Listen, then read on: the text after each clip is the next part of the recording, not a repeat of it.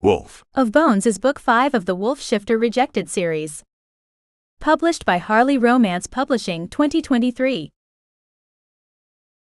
Chapter 1. Talia. Montana was in the rearview mirror. After Galen received the call about Max's passing, the summit was over for the Longclaw Pack. There were no more meetings to attend. No briefings to give, or alliances to be made. Galen had lost the most important ally he'd had. His father. The news hit him hard. It hit us both hard. Max and I had become fast friends in the short time we lived together, and I'd taken care of him. Some may have felt the level of care he needed was a burden, but I enjoyed our time together. I loved him as if he were my own family, and he filled the void that had been left in my life after my father died. The hole in my heart had been ripped open once again, even bigger than before. The summit wasn't the only thing we left behind in our haste to get back home. I left Valerie and Victor in my wake, along with any information they may have had about my mother, her connection to the lost demon princess, and my red eyes. I was so close to uncovering the truth about who I was, where I came from, and why my eyes turned red without warning. But the timing couldn't have been worse. Galen needed me, and I would be there for him for whatever he needed and however long. Even if it meant I gave up on my search for the truth, and continued living a lie. I could hold up the charade for as long as I had to, if that's what it took to help him through the loss of his father. Word that Max had succumbed to his mysterious illness spread through the pack bond. Galen's shared pain through the bond had been enough to call every Longclaw wolf home to the pack's territory. They lined the streets of the main town on either side of the road like a parade route, heads bowed in communal mourning for the loss of one alpha, and to honor another stepping up to lead them. Galen white-knuckled the steering wheel, a muscle in his jaw twitching as he made the turn onto Cypress Lane. The small two-story house Max called home, with its cut grass and trimmed shrubs, looked the same as it had when Galen backed the truck out of the driveway and headed for Montana. Despite appearances, nothing would ever be the same again.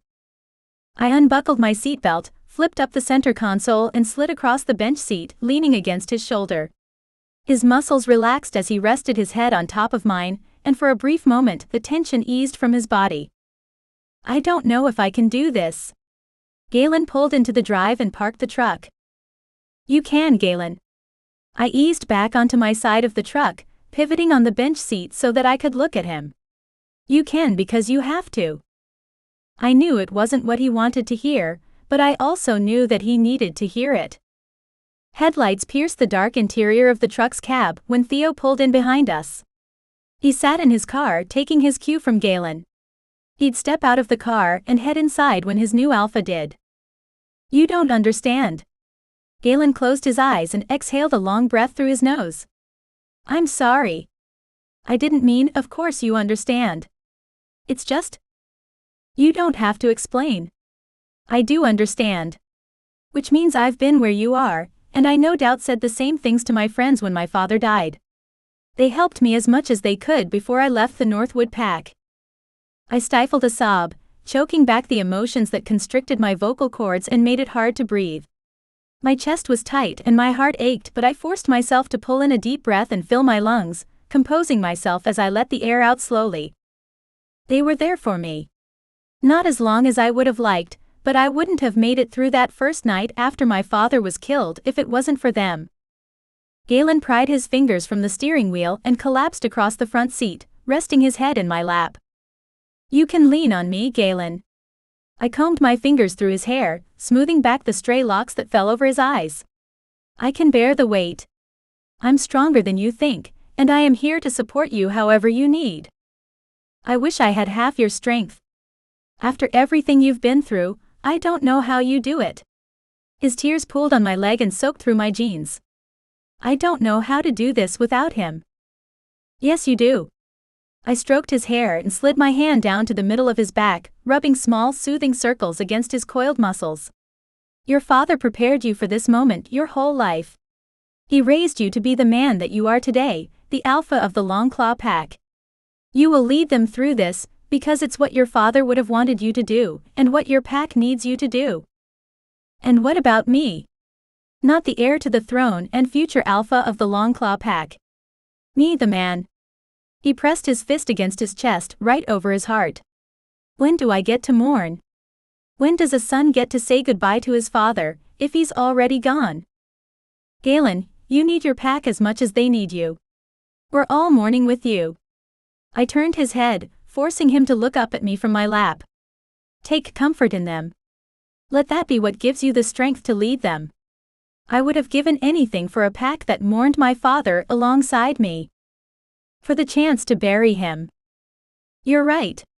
He scrubbed his hands over his face, sat up and stared out through the windshield at the house where his father had raised him. His hand hovered over the door handle, but he didn't open it. I hopped out of the truck's cab, walked around the front of the truck and yanked open the driver's side door. I know you're still doubting your strength right now. I can feel you holding back, trying to keep that uncertainty and self-doubt from seeping into the pack bond. I leaned against the side of the truck and extended my hand.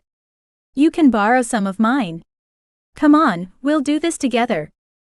He dropped out of the truck and grabbed a hold of my hand as tightly as if it was a lifeline I'd offered. He laced our fingers together and held on tight. The security lights mounted on the corners of the house flipped on as we made our way up the concrete sidewalk that led to the porch, where David and Marcus already waited to usher us inside. Theo rushed up the walk behind us, taking the front steps 2 at a time to close the distance and fall in line behind his alpha. Apart from the soft glow of the overhead light, mounted above the sink emanating from the kitchen, and the warm yellow glow of the bedside lamp in Max's room spilling out into the hall, the house was dark. But we didn't need light for our enhanced vision. It was as if Max called to us, his body waiting to be prepared for the funeral service, a magnet that pulled us down the hall and into his room. Galen dropped into the chair at his father's bedside, rested his elbows on his knees and propped his head in his hands. His betas formed a semicircle behind him, and I moved up and stood at his side. We stayed with him until the sun peeked through the blinds, and the mortician came to collect Max's body. Max's final orders as alpha for the Longclaw pack had been in relation to preparation of his funeral service. He gave specific instructions to David and Marcus, handling every last detail so that his son wouldn't have to bear the burden of making the arrangements while working through his grief and assuming the full responsibilities of becoming the new alpha. Galen conceded to his father's wishes one last time, even if he didn't agree with the decisions. Still, he adhered to the formal and regimented schedule Max had set for the funeral service. Lying in state, Galen crumpled the trifold paper program with a full schedule printed inside and tossed it in the trash can by the desk in his office at the bar. This is the part one hate. Is it selfish of me not to want to share this with everyone? There are members of the Longclaw pack that haven't been home in years. They just want to pay their respects. I grabbed a bottle of spring water from the mini fridge, along with a protein bar from the bottom of my bag, and set them on the desk. You need to eat. They could have paid their respects by being present and accounted for while he was alive. Galen peeled the wrapper from the granola bar and chucked it in the trash. And I'm not hungry. I know, but you still need to eat. You're no good to anyone if you let yourself get run down. I nudged the water bottle over the desktop calendar until it brushed his fingertips. You need to hydrate too. Thanks. Galen cracked the twist top on the plastic bottle, chugged half the contents and set it beside the protein bar. He went through the motions. Eating and drinking just enough to keep from being nagged to death by me or his betas. Galen had run himself ragged fielding calls from allied packs offering their condolences and conference calls with the council. Despite the preparations his father had made, there were some things Galen just couldn't avoid. The council was one of them. Grief and stress had taken their toll on him mentally and physically. He was sleep-deprived and well on his way to being malnourished. The protein bars I stowed in my messenger bag for him weren't enough to maintain a shifter metabolism. He needed to eat a substantial meal. The refrigerator and freezer at Max's were stocked with meals that pack members had prepared for their new alpha. Nothing said you cared quite like a casserole. They were all covered in foil, ready to be popped into the oven, but Galen had no interest in going back to his dad's to raid the fridge. We should probably head over to the funeral home. I glanced at my phone to check the time. David, Marcus and Theo are probably wondering where you are. It had been hours since he'd checked in with his betas. Galen had withdrawn since he got the call about Max's death in Montana. I don't even think he realized he was doing it, but it wasn't like him to leave texts and calls unanswered. I'm not a hard man to find. If something is wrong, they know where to look. Galen grabbed his suit jacket off the back of the chair and slipped his arms into the sleeves. They're worried about you. I held out my hand and pulled him close when he collapsed his hand around mine. I'm worried about you too. I spared him the lecture of distancing himself from the people who loved him. Given the way I'd handled the problem with my wolf's eyes, I was the last person who needed to be giving a speech about trust and relying on others. Who wanted advice from a hypocrite? Nobody, that's who. I know. He brought my hand to his lips and brushed a kiss across my knuckles. After Jamie died, I spiraled. Marcus, Theo and David were there for me. But I never would have clawed my way out of the pit I was wallowing in without my dad. Galen pulled his cell out of his back pocket with his free hand and pressed his thumb against the screen to unlock it. It opened to his contacts. Max was at the top of the list. When things were good, bad, or in between, he was the person I turned to. I keep reaching for my phone to call him, or my keys to jump in the truck and drive over there to talk to him. My dad and I were close, nothing like you and Max, but he was the one constant in my life. I know what you're going through, and I know it's not the same, but you can talk to me. He leaned in and rested his forehead against mine. It's like there's this hole in the pack bond that nothing will ever fill. I'm hanging on by a thread here. How am I supposed to take care of the pack if I can't even handle going to my own father's funeral? Oh, Galen. I pressed my lips to his in a tender kiss. You're handling this the best you can. You're grieving. No one is judging you. Maybe not today, but they will. His breath skated across my skin, raising goosebumps when he sighed. Someone will sense my pain in the bond and take it as a sign of weakness. You've been leading them for months. I cupped his face in my hands. Look at me, Galen. No one is going to challenge you. Someone will. We're werewolves, Talia. It's in our nature. He pulled away and stepped out of reach. We should go. I wanted to console him, to reassure him that his pack would stand with him and not against him. I wanted to tell him that he was wrong. Except he wasn't. Chapter 2. Galen. We buried our own. An alpha's life could be violent. It all depended on the man, what type of person and leader he was. But an alpha's death. Violence was all but guaranteed. They fought their way to the top, and fought even harder to stay once they got there. The scars inside the body and out, combined with the manner of death, raised questions. We preferred to keep that out of the public eye. Although, with demons on the loose and rampaging our communities, the secrecy seemed unnecessary. Old habits die hard. My father lived and died as the exception, not the rule. He led the Longclaw pack unchallenged until he drew his last breath. Firstborn sons inherited the title and the reins of power when the alpha died unchallenged, or, on rare occasions, retired. In some ways, pack hierarchy functioned like a monarchy. In others, it functioned like a cell block in a state prison. Still, just because a son inherited the title of alpha didn't mean they kept it. Like their fathers before them, anyone with the alpha title had to fight for it. More often than not, they lost. Political dynasties were all but unheard of in our world. The town's only funeral home had 3 rooms they used for viewings. For my dad's funeral, we reserved them all. The Longclaw pack was smaller than most in the surrounding territories, but my father had been well liked amongst his peers. Friends and allies from neighboring packs came to pay their respects. The mahogany casket, clear-coated and polished to a high shine, sat at the end of the aisle, on top of a metal gurney. White plaster pedestals molded in a Greco-Roman style were situated on either side, and topped with 2 large arrangements of creamy roses, lilies, and sprigs of lavender. A small pulpit stood to the left in invitation for attendees to step up and share their experiences and fond memories. Talia helped me prepare a speech the night before.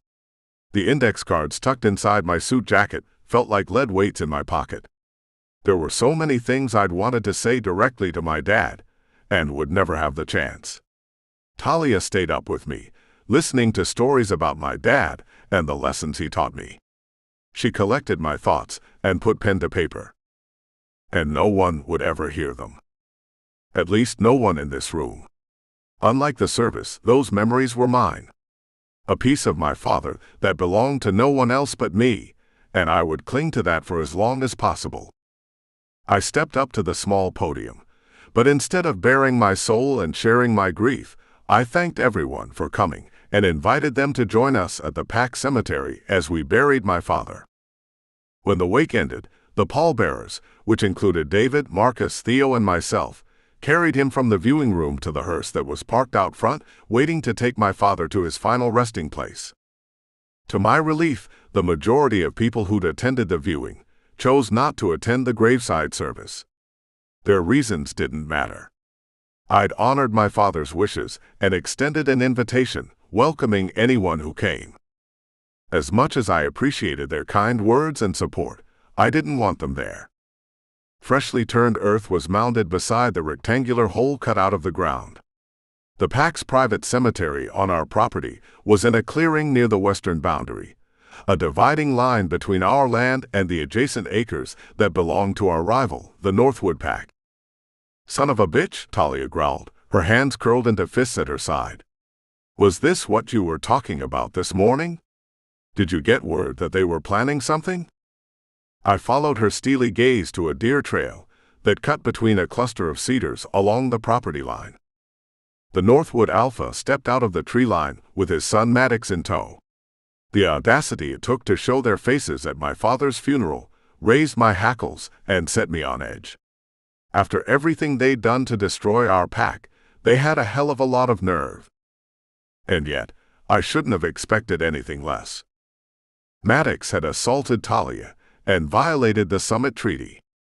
He and his father were more than capable of orchestrating an attack during the service when they no doubt perceived us to be at our most vulnerable.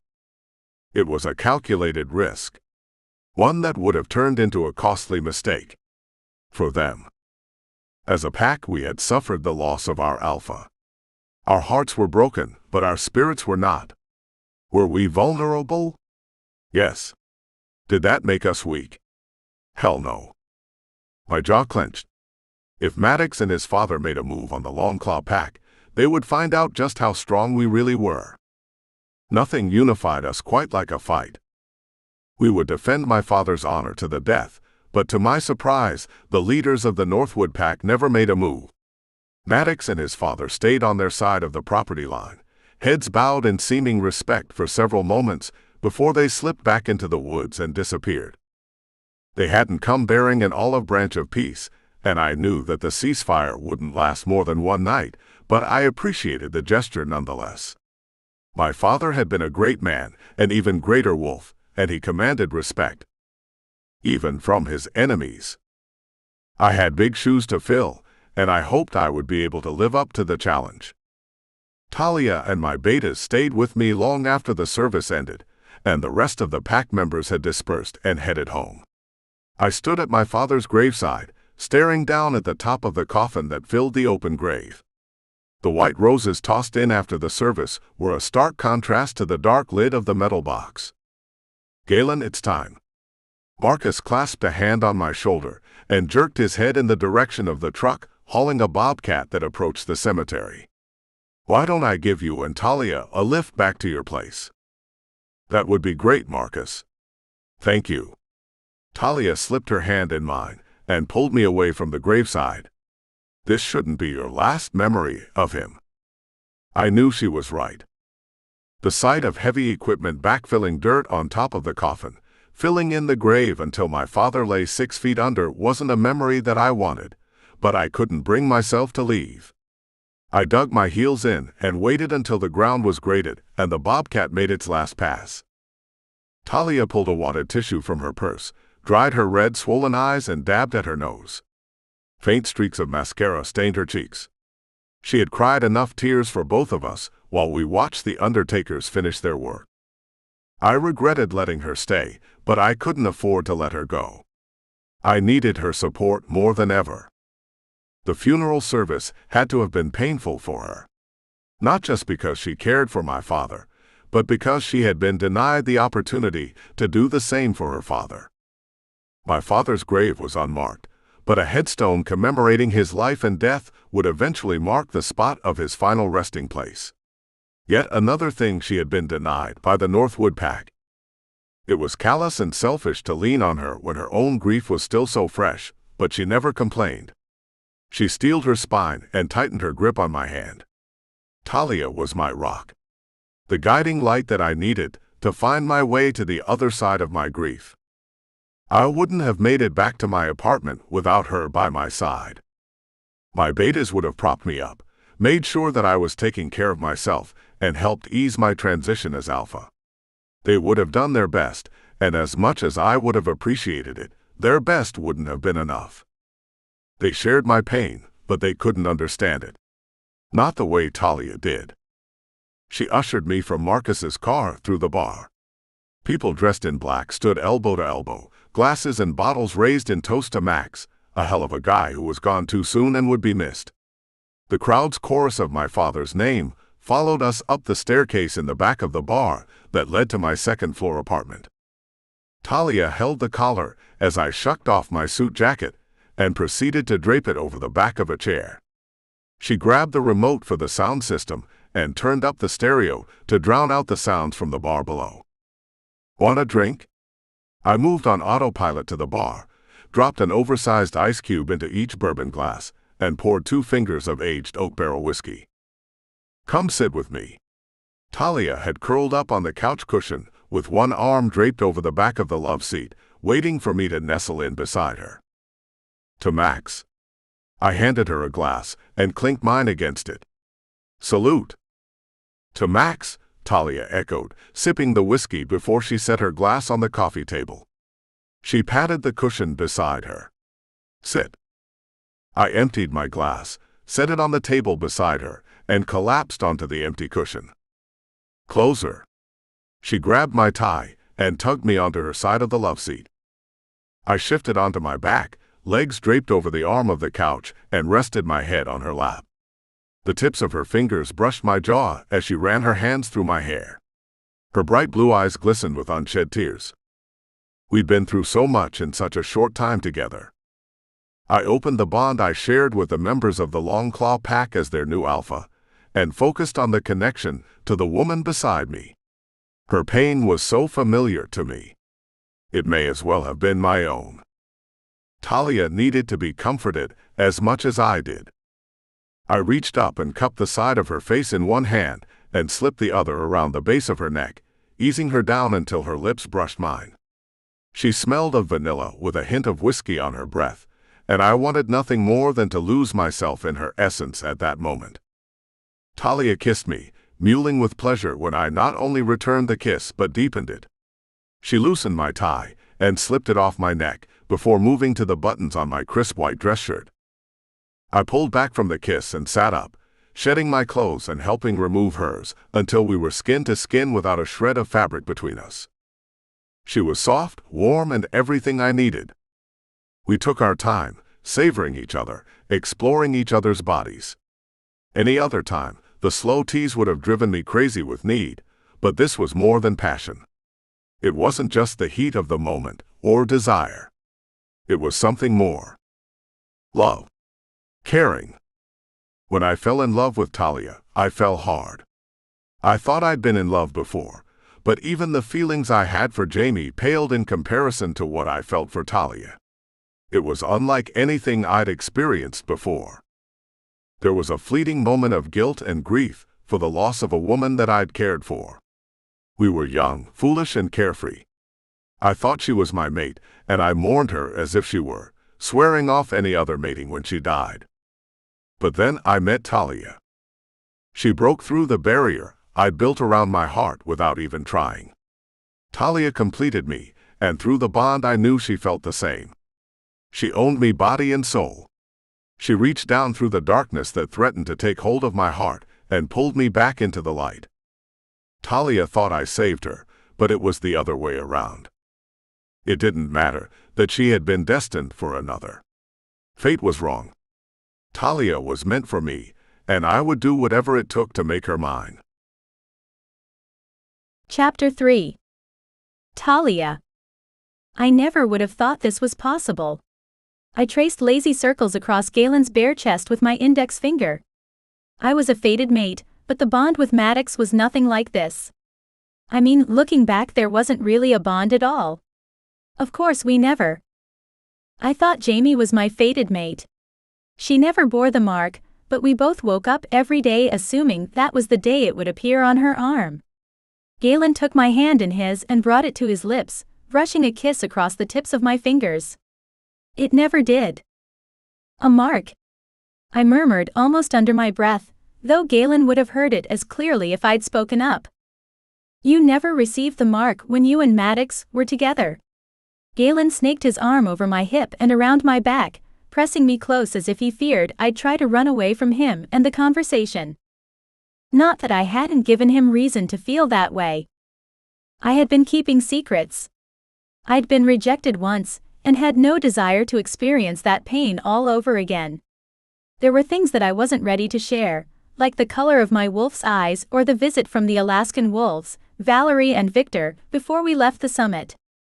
As for my relationship, or lack thereof, with Maddox, there wasn't anything Galen could have asked that I wouldn't have been able to provide an honest answer for. No. I flattened my palm against his chest over his heart, and took comfort in the steady rhythm. Everyone said we were. My father, his father. I can't remember a time when I wasn't Maddox's fated mate. It was like part of the pack canon, and I never gave the lack of a mark a second thought. It's unusual, given the Northwood Alpha's disdain for you, that he would be so certain you would be fated to marry his son. Galen rested his forehead against mine, the warmth of his breath sending shivers down my spine. It is, isn't it? If I had any doubt about Maddox's feelings for me, he made them clear at the summit. He'd never loved me. Anger, disgust, hate. All of those emotions boiled beneath the surface. It was no wonder, with the way his father felt about me.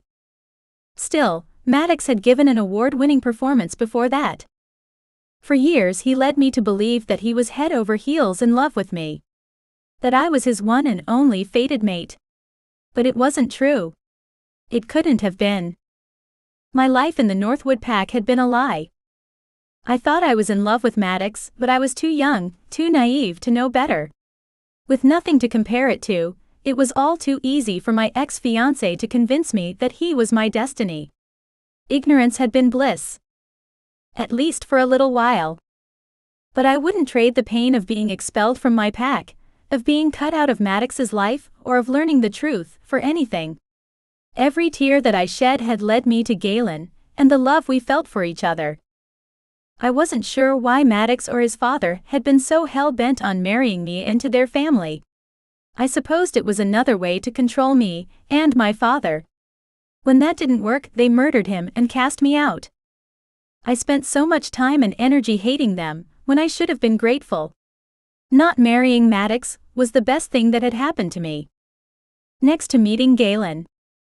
I know this is going to sound crazy, Talia, but I know in my heart that you are my fated mate. You have to be. Galen tightened his hold on me, our bodies molded together. I feel it too, Galen, but... The words wedged themselves between a sob and the back of my throat. There's no mark. I don't give a shit about a mark. I know what I feel. It's there in the bond.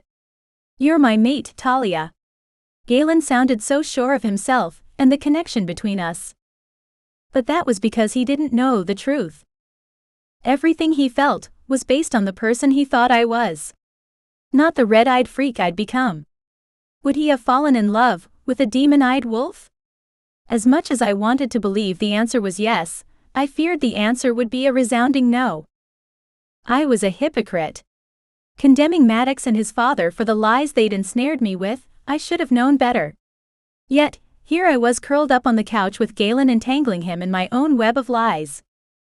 I want to believe that, to be that more than anything. I buried my head in the crook of his neck, hiding the unshed tears glistening in my eyes from his view. After everything the Northwood pack put you through, I can understand why you'd have doubts. He nuzzled into my hair and breathed in my scent. It's okay, I believe enough for the both of us. He adjusted his position on the couch, shifting me beneath him and wedged himself between my legs. In the meantime, I'll do whatever it takes to prove that we're fated mates. Galen's voice dropped to a husky primal baritone that raised goosebumps across my skin. Whatever it takes. I rasped, my heart racing and anticipation coiling within me. What can I say? I'm a dedicated man. He trailed kisses down my neck and slid his hands beneath the hem of my black dress, inched it up my thighs and proved what a dedicated man he truly was. Chapter 4. Galen. The Alpha was dead, but the world kept turning. It seemed cruel that life marched on without my father, but I found solace in the imprint he left behind in our pack. There were glimpses of him everywhere around me, if I knew where to look for them. Talia made sure that I did. She used the expansion of the bond between us to sense my mood and search for examples of my father's guiding hand among my wolves whenever I needed it most. She soothed me in a way that felt effortless. We fell into an easy rhythm, and each day that passed solidified my belief that Talia and I were meant to be together. Her presence in my life was fate. It had to be. Whether Talia believed it or not. I had my work cut out to convince her, though. A faded mark had yet to appear on her arm, and she seemed to take that as a bad omen, especially after being convinced while growing up that Maddox was her fated mate. I wished I'd never mentioned a fated mark to her at all, but the fact that she'd never had one with Maddox felt like more proof she was meant for me. If only she believed the same. But we loved each other, and that was enough, for the time being. We had our hands full with the increased demon attacks. Things ramped up after my father's funeral. Almost as if his death and the attacks were connected, but for the life of me, I couldn't understand how. My father hadn't conjured or ever been marked by a demon. Still, there was no denying a correlation to his illness, the demon attacks, Talia's arrival, and her demon mark. It felt like various pieces of a puzzle were spread out before me, but no matter how hard I tried, I couldn't make them all fit. One evening I was seated at my bar, pondering my dad's illness and how it might fit with the rest of what was going on with the attacks, when my phone danced across the counter with an incoming call from Theo. There's been another attack. Theo broke off speaking with me to shout orders to secure the property line to a wolf talking in the background, a wolf whose voice I couldn't quite place through our shoddy cell connection. Think of the devil and a demon will appear, I muttered, sliding off my stool and heading around behind the bar to grab my keys. What? Theo asked, sounding confused by my remark. Nothing. I'm on my way. I'd spent more time working and sleeping at the bar since we buried my father, but it was only a short drive back to the packland. I contemplated grabbing Talia from the bedroom upstairs to accompany me, but she'd been so tired since we buried my dad that in the end I decided not to disturb her. The death of my father and Alpha, her friend, had dredged up a lot of memories about losing her own father, I knew. 8 minutes and 3 tripped red light cameras later, I pulled up to the gate that separated Northwood property from the rest of town. A shifter stepped out from the cover of the evergreens that lined the property, unlocked the heavy chain, and swung open the metal gate. Darius. Theo and Marcus are waiting for you at the northeastern marker. Darius raised 2 fingers to his brow in mock salute and moved to secure the gate as soon as I drove through. A plume of dust kicked up behind the truck as I veered down the dirt road at double the posted speed limit for the main drag that wound through our small community. My trio of betas came into view as I rounded the bend toward the property marker. Shit. The cab jerked forward and back when I slammed on the brakes and threw the truck into park. I hopped out of the truck, headlights glaring and engine still running, ran at a full clip to join my betas at the scene of the attack. Fallen trees and broken branches littered the ground. It looked like a tornado had ripped through the woods that created a natural barrier between our property and the Northwood Pack's land. The ground was mounded in some places, splintered and cracked in others, as if the demons had burst through the soil in a surprise attack. The witches who had set up home on our pack lands had crafted a magical ward around our property to keep the demons out. They reinforced it on a weekly basis, rotating through members of the coven to ensure their magic wasn't depleted and the ward remained intact. They worked hard to keep us safe and honor our alliance. But the demons had obviously worked harder, at least in this instance.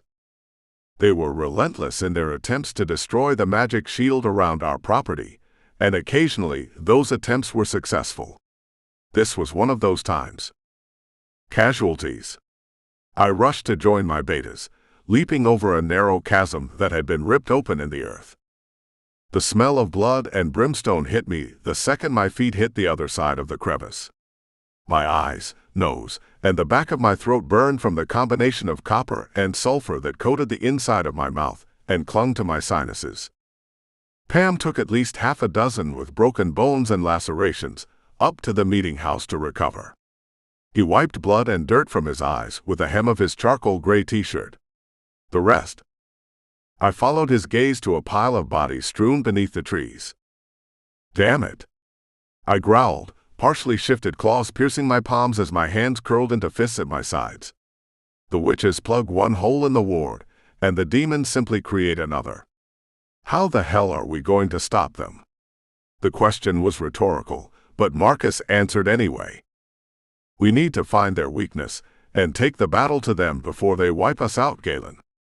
Marcus squatted down at the edge of the massive crack in the ground and stared into the black depths as if he could see the demons down below. Don't you think I'm working on that? My lip curled, baring elongated canines.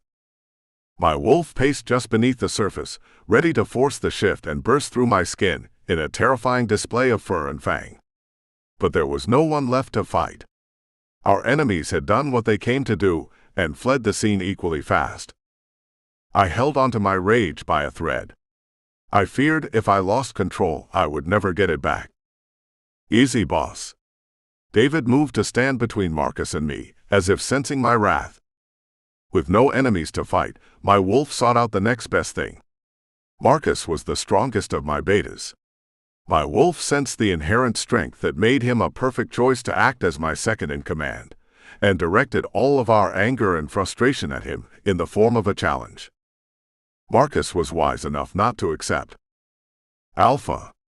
Marcus took a submissive stance, bowed his head and spoke soft and slow. We need to bury the bodies. Some of the pack members are afraid the dead will attract more demons. David mirrored Marcus's posture when I turned my still irate gaze on him. That's ridiculous. I sounded more animal than man as I battled my wolf for control of my body. If that were true, the town's morgue would be ground zero for demon activity. The families need to be notified and given time to arrange a proper burial. Galen, we don't have time.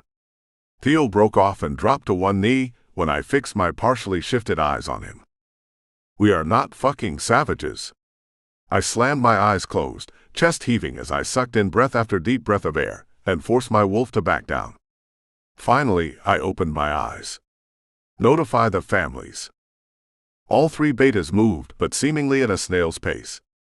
They knew to tread lightly when I was in that condition. I knew what needed to be done to keep the peace among the pack, but that didn't mean I liked it.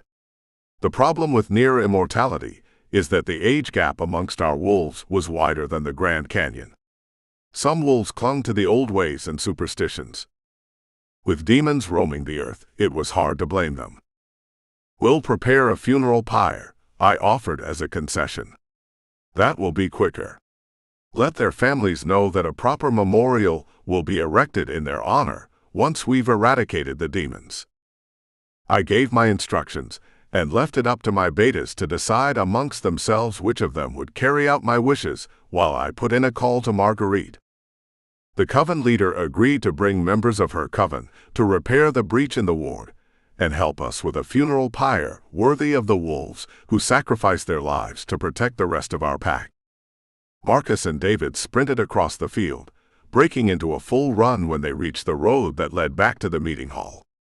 Theo stayed behind, most likely to keep an eye on me and make sure I didn't wolf out while I waited for the witches to arrive. Within minutes, Marguerite, Sarah, and several other witches appeared and set to work repairing the ward. Once the tear in the magic had been patched, they knelt before my fallen wolves and offered up a prayer to their goddess for the protection of their souls beyond the veil. "I am sorry, Galen." Marguerite bowed at the waist and offered her condolences. "You and your wolves have given so much to protect us all from the demons. But they're getting stronger. There's only so much my girls and I can do. Our magic is not without limits." "No one blames you, Marguerite." I wanted to reassure the High Priestess, but fell short with clipped words and a harsh tone. "Alpha." Marguerite lowered the hood on her cloak and met my gaze. "If you wish for me and my coven to leave your land, there will be no ill will between us. We have each repaid our debts to one another in kind. I'm not rescinding my invitation anytime soon, Marguerite. You and the coven are welcome here." I raked my fingers through my hair and sighed. I hoped my father's funeral would be the last one for the pack. At least for a little while, you know. "All too well, my friend." She clasped a hand on my shoulder and briefly shared in the burden of my grief, one leader to another. All too well. Faced with the death of several more pack members, it was easy to forget that Marguerite had suffered more losses in her coven than our pack had. Marcus and David returned with the victims' families in a caravan of vehicles. The four of us stayed by their sides, remaining steadfast as the funeral pyre burned. Words were shared and tears were shed while Marguerite and the coven tended to the bodies.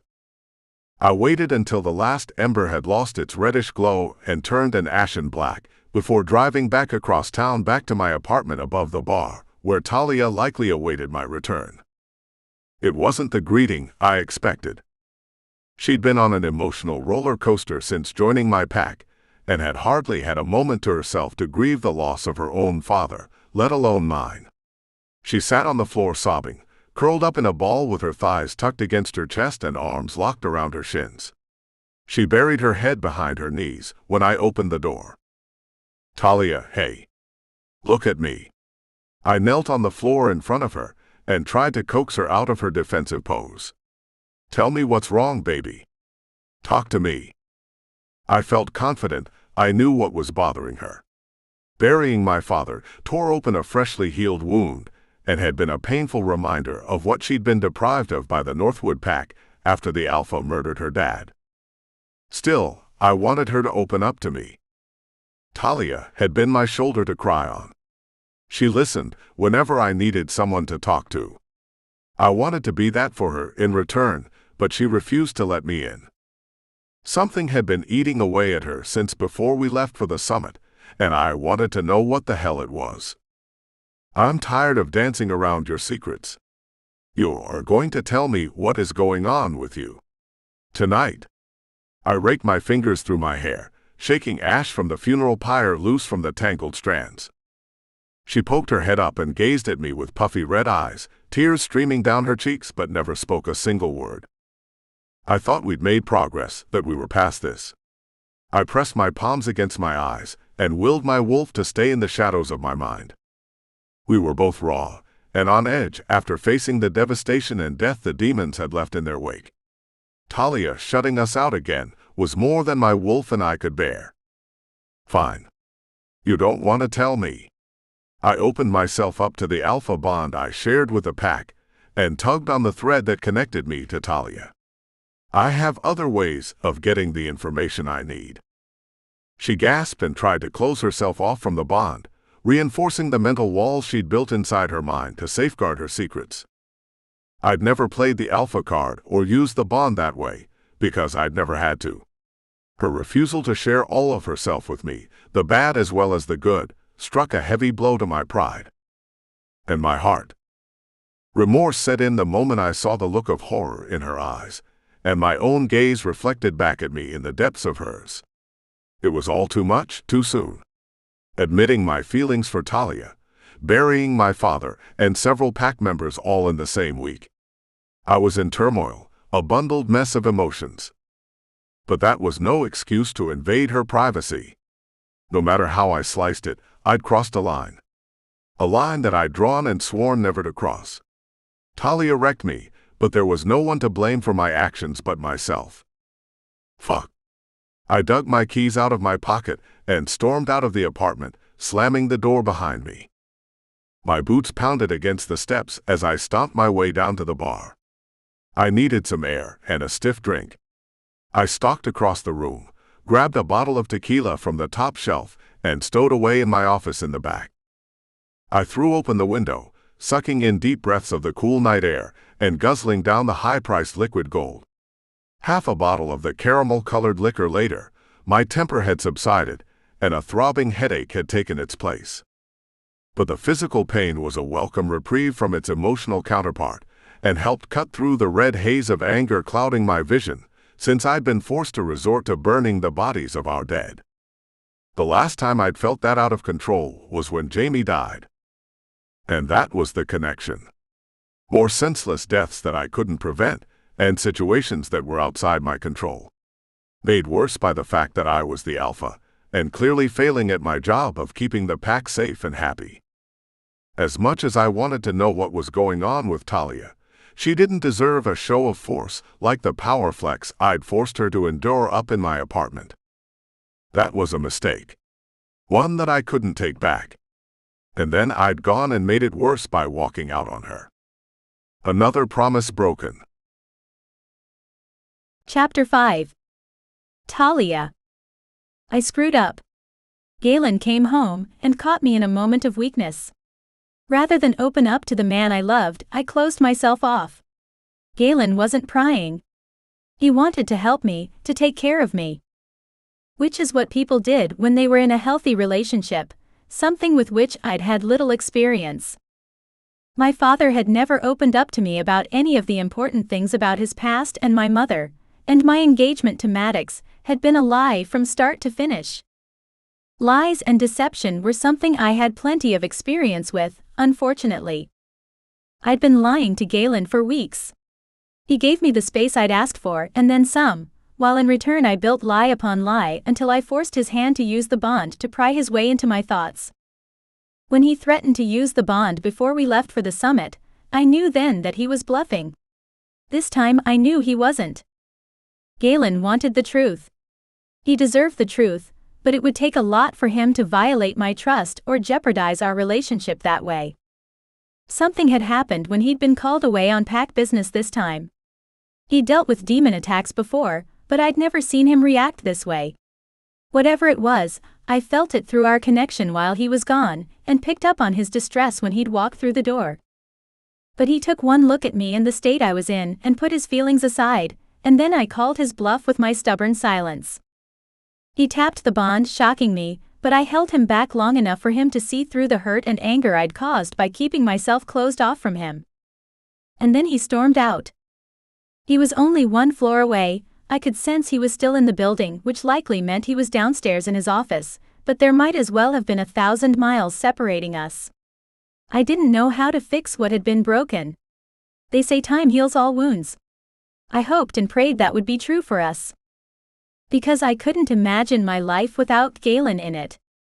My wolf paced within me, begging to be let free. She was anxious and needed to run, but I couldn't let her out and risk Galen finding out the truth on his own. I needed to be the one to tell him. If only I'd had the courage to do it before I broke his trust. The clunk of Galen's boots hitting the treads echoed in the stairway, on the other side of the door. I watched the knob turn for what felt like an eternity before he walked through the doorway, with his shoulders hunched and head low. I called a pack meeting. I'm heading back now. You're welcome to join me if you want. He stared at the floor, refusing to look at me. But if you prefer to take your car and go on your own, I'll understand. After the way I treated you, I wouldn't blame. Of course I'll go with you. I grasped the olive branch he'd extended, and jumped up from the same spot on the floor I'd been sitting on when he stomped out. Let me just grab my purse. Galen waited on the landing, holding the door open for me, his body tensing when I brushed past and bounded down the stairs. We rode to the Northwood property in suffocating silence, the tension building between us with each street we passed, until I couldn't bear it any longer and managed an awkward apology. "I don't know why I'm like this, Galen. It has nothing to do with you." I emptied my lungs, exhaling the breath I'd been holding since we turned onto the private road that led to the property.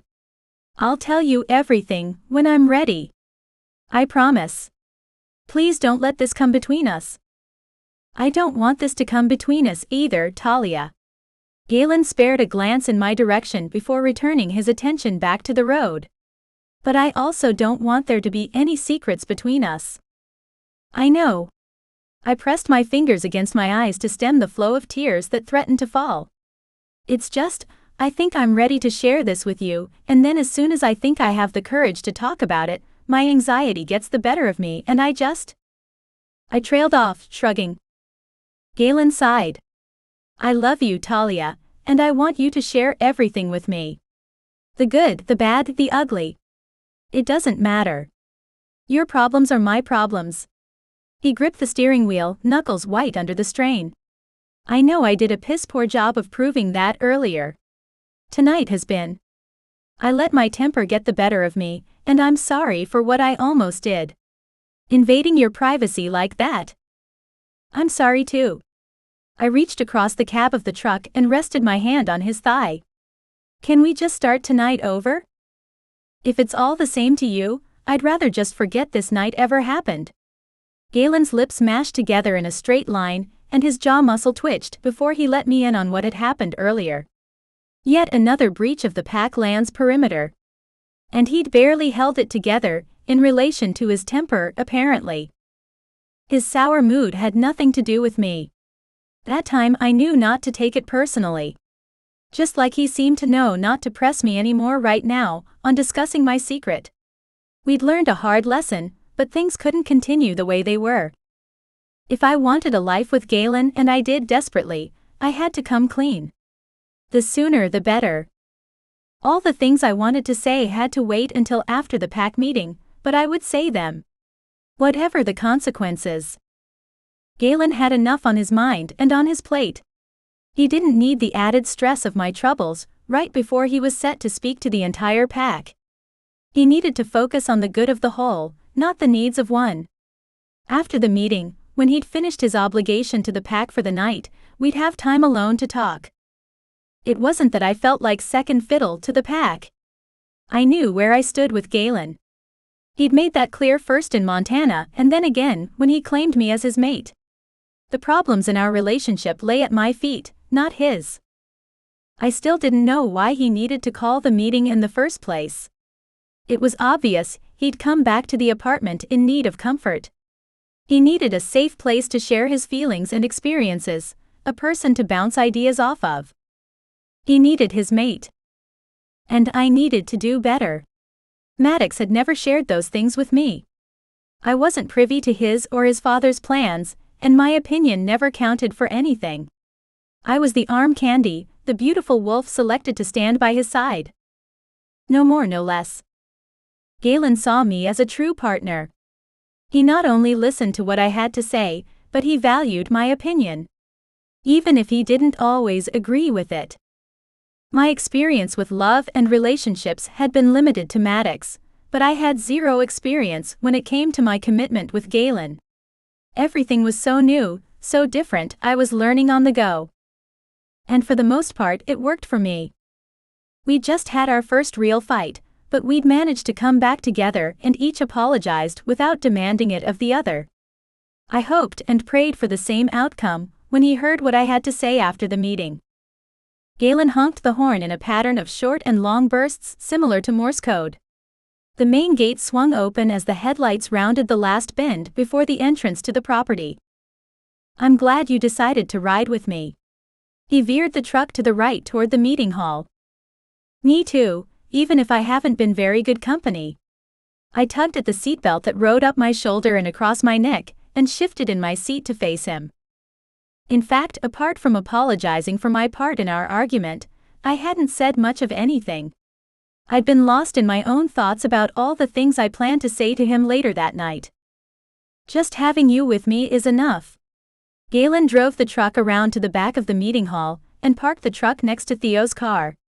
I really need you by my side in there. There's no place I'd rather be. I opened the passenger door, hopped out of the cab, and came around the front of the truck to join him. We entered the meeting hall side by side, hand in hand, like a celebrity power couple, but I felt Galen's trepidation through our connection. Whatever he planned to say, it was a major announcement. I followed him through the community kitchen and out into the main meeting room. A hush fell over the crowd, and the pack dipped their heads in a show of respect for their alpha as Galen moved through the room and took his place behind a small lectern positioned in the front of the large hall. Thank you all for coming out tonight on such short notice. Galen's voice boomed throughout the open room. I'm sure by now most of you have heard about the losses we suffered during the demon attack tonight. He'd mentioned the attack in the truck, but I hadn't realized the pack had lost members. I'd been at Galen's crying over my own problems, worrying about myself while the pack was under attack and wolves had died. I kept a stoic expression, revealing nothing about my ignorance to the rest of the pack. Instead, I put my regrets aside and listened to our alpha as he explained in more detail what had happened. First, I need to thank everyone who stepped up tonight to tend our wounded and assist the witches with the remains of our fallen.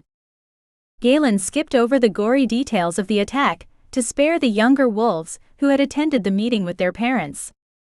I've spoken with Marguerite, and going forward, there will be a witch on patrol for every shift. I know we've had a few attacks here on the property, but with the wards the witches have created, it's still safer here than in town.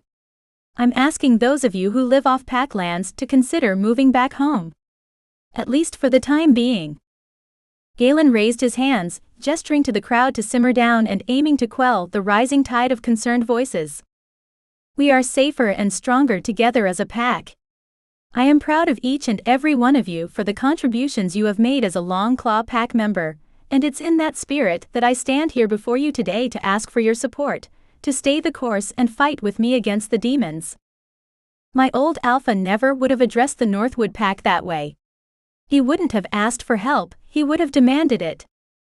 But that's how Galen maintained the respect of his wolves, by giving them the respect and support they deserved. By offering them a choice. I know you're tired. I share your pain and your grief. I feel it through the pack bonds and in my heart. Remember what my father always said, there is strength in numbers but the real power is unity. We've lost parents, brothers, sisters, loved ones, but I won't let their deaths be in vain.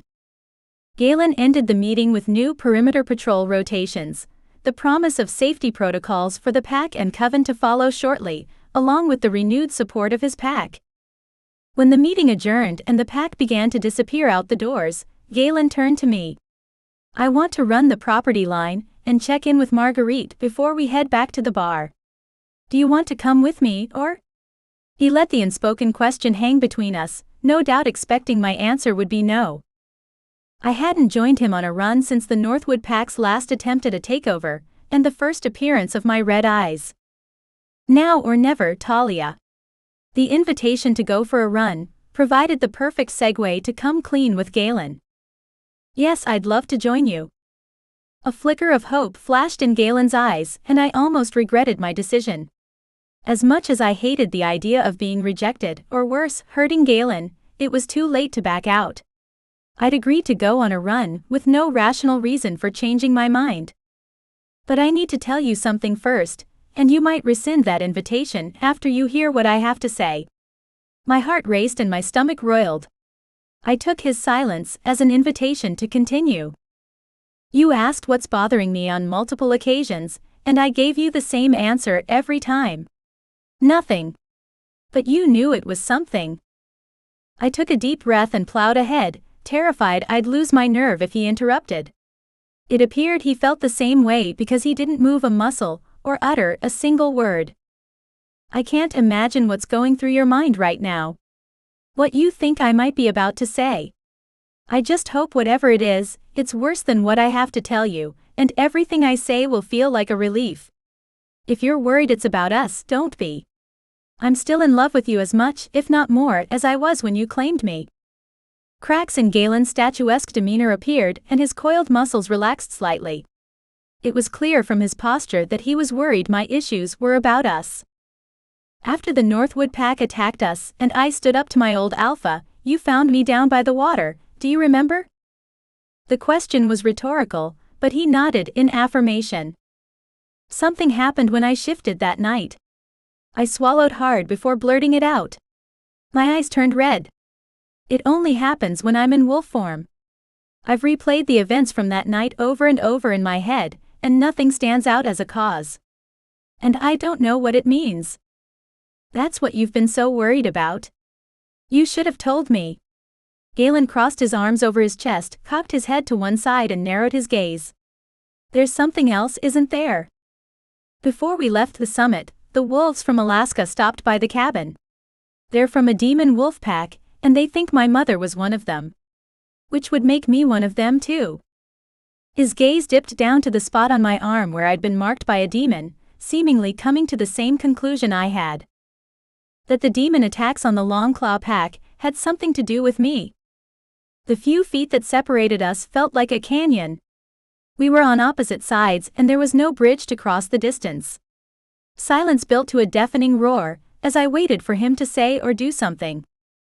Galen had asked for the truth and I gave it to him. What came next would be up to him. I hoped for the best, but I would have been a fool not to prepare myself for the worst.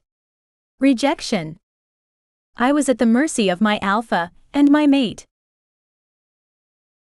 Chapter 6. Galen. Be careful what you wish for. You just might get it. I begged, pleaded, and threatened Talia, just to get her to tell me the truth. Now that she had, I was faced with another problem I had no solution for. And I had no idea where to begin to try and find one. Talia had been marked by a demon shortly after the attacks began. I knew that the demon mark meant something, but I assumed Talia, being the one that was marked, was a coincidence. A demon appeared in my father's house and attacked. She fought back. He marked her. End of story. But Talia being the cause of it all.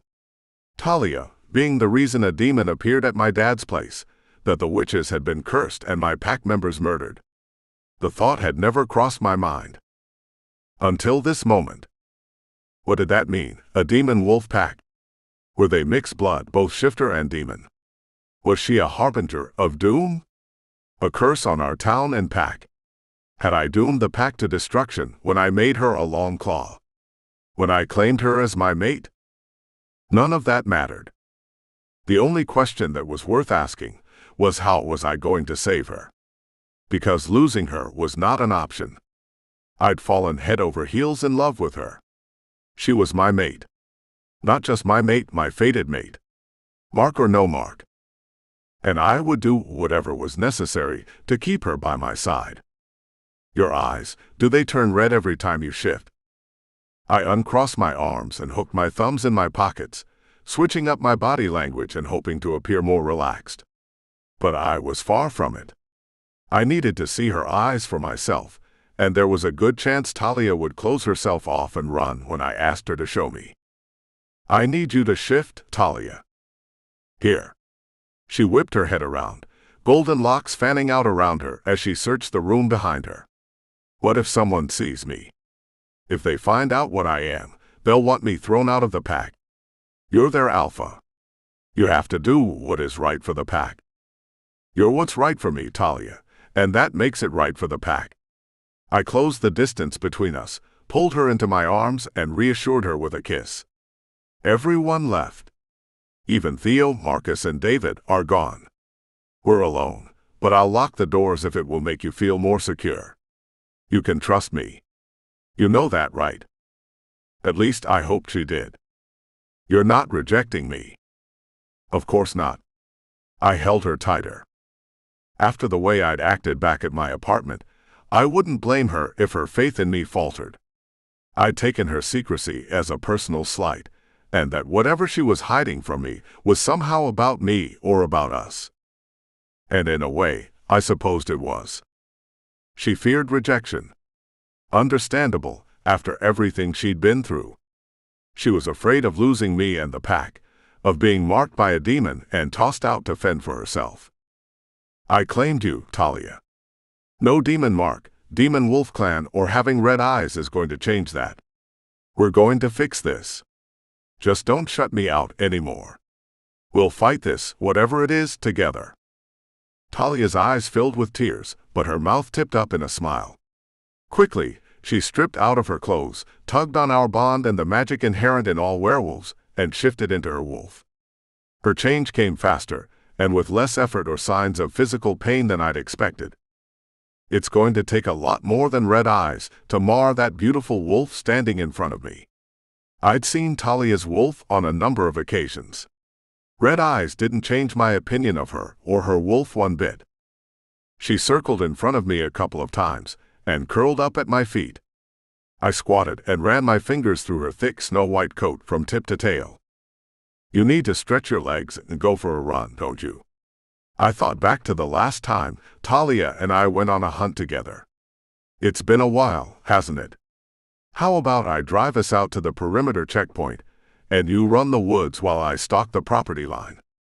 No one will bother you. Talia turned those big round eyes at me and pulled me into their ruby depths. All of the obstacles she had to face, that we had to face together, made me love her that much more. She was my warrior wolf, and gave new meaning to my life. She opened her mouth, tongue lolling to the side as she panted her approval of my plan. Afterwards, we'll swing by the apartment and pack a few things. We should come back here to stay. I can't ask the pack to hunker down on the property, and not do the same. I stroked her fur and scratched behind her ears. We'll stay at my dad's place.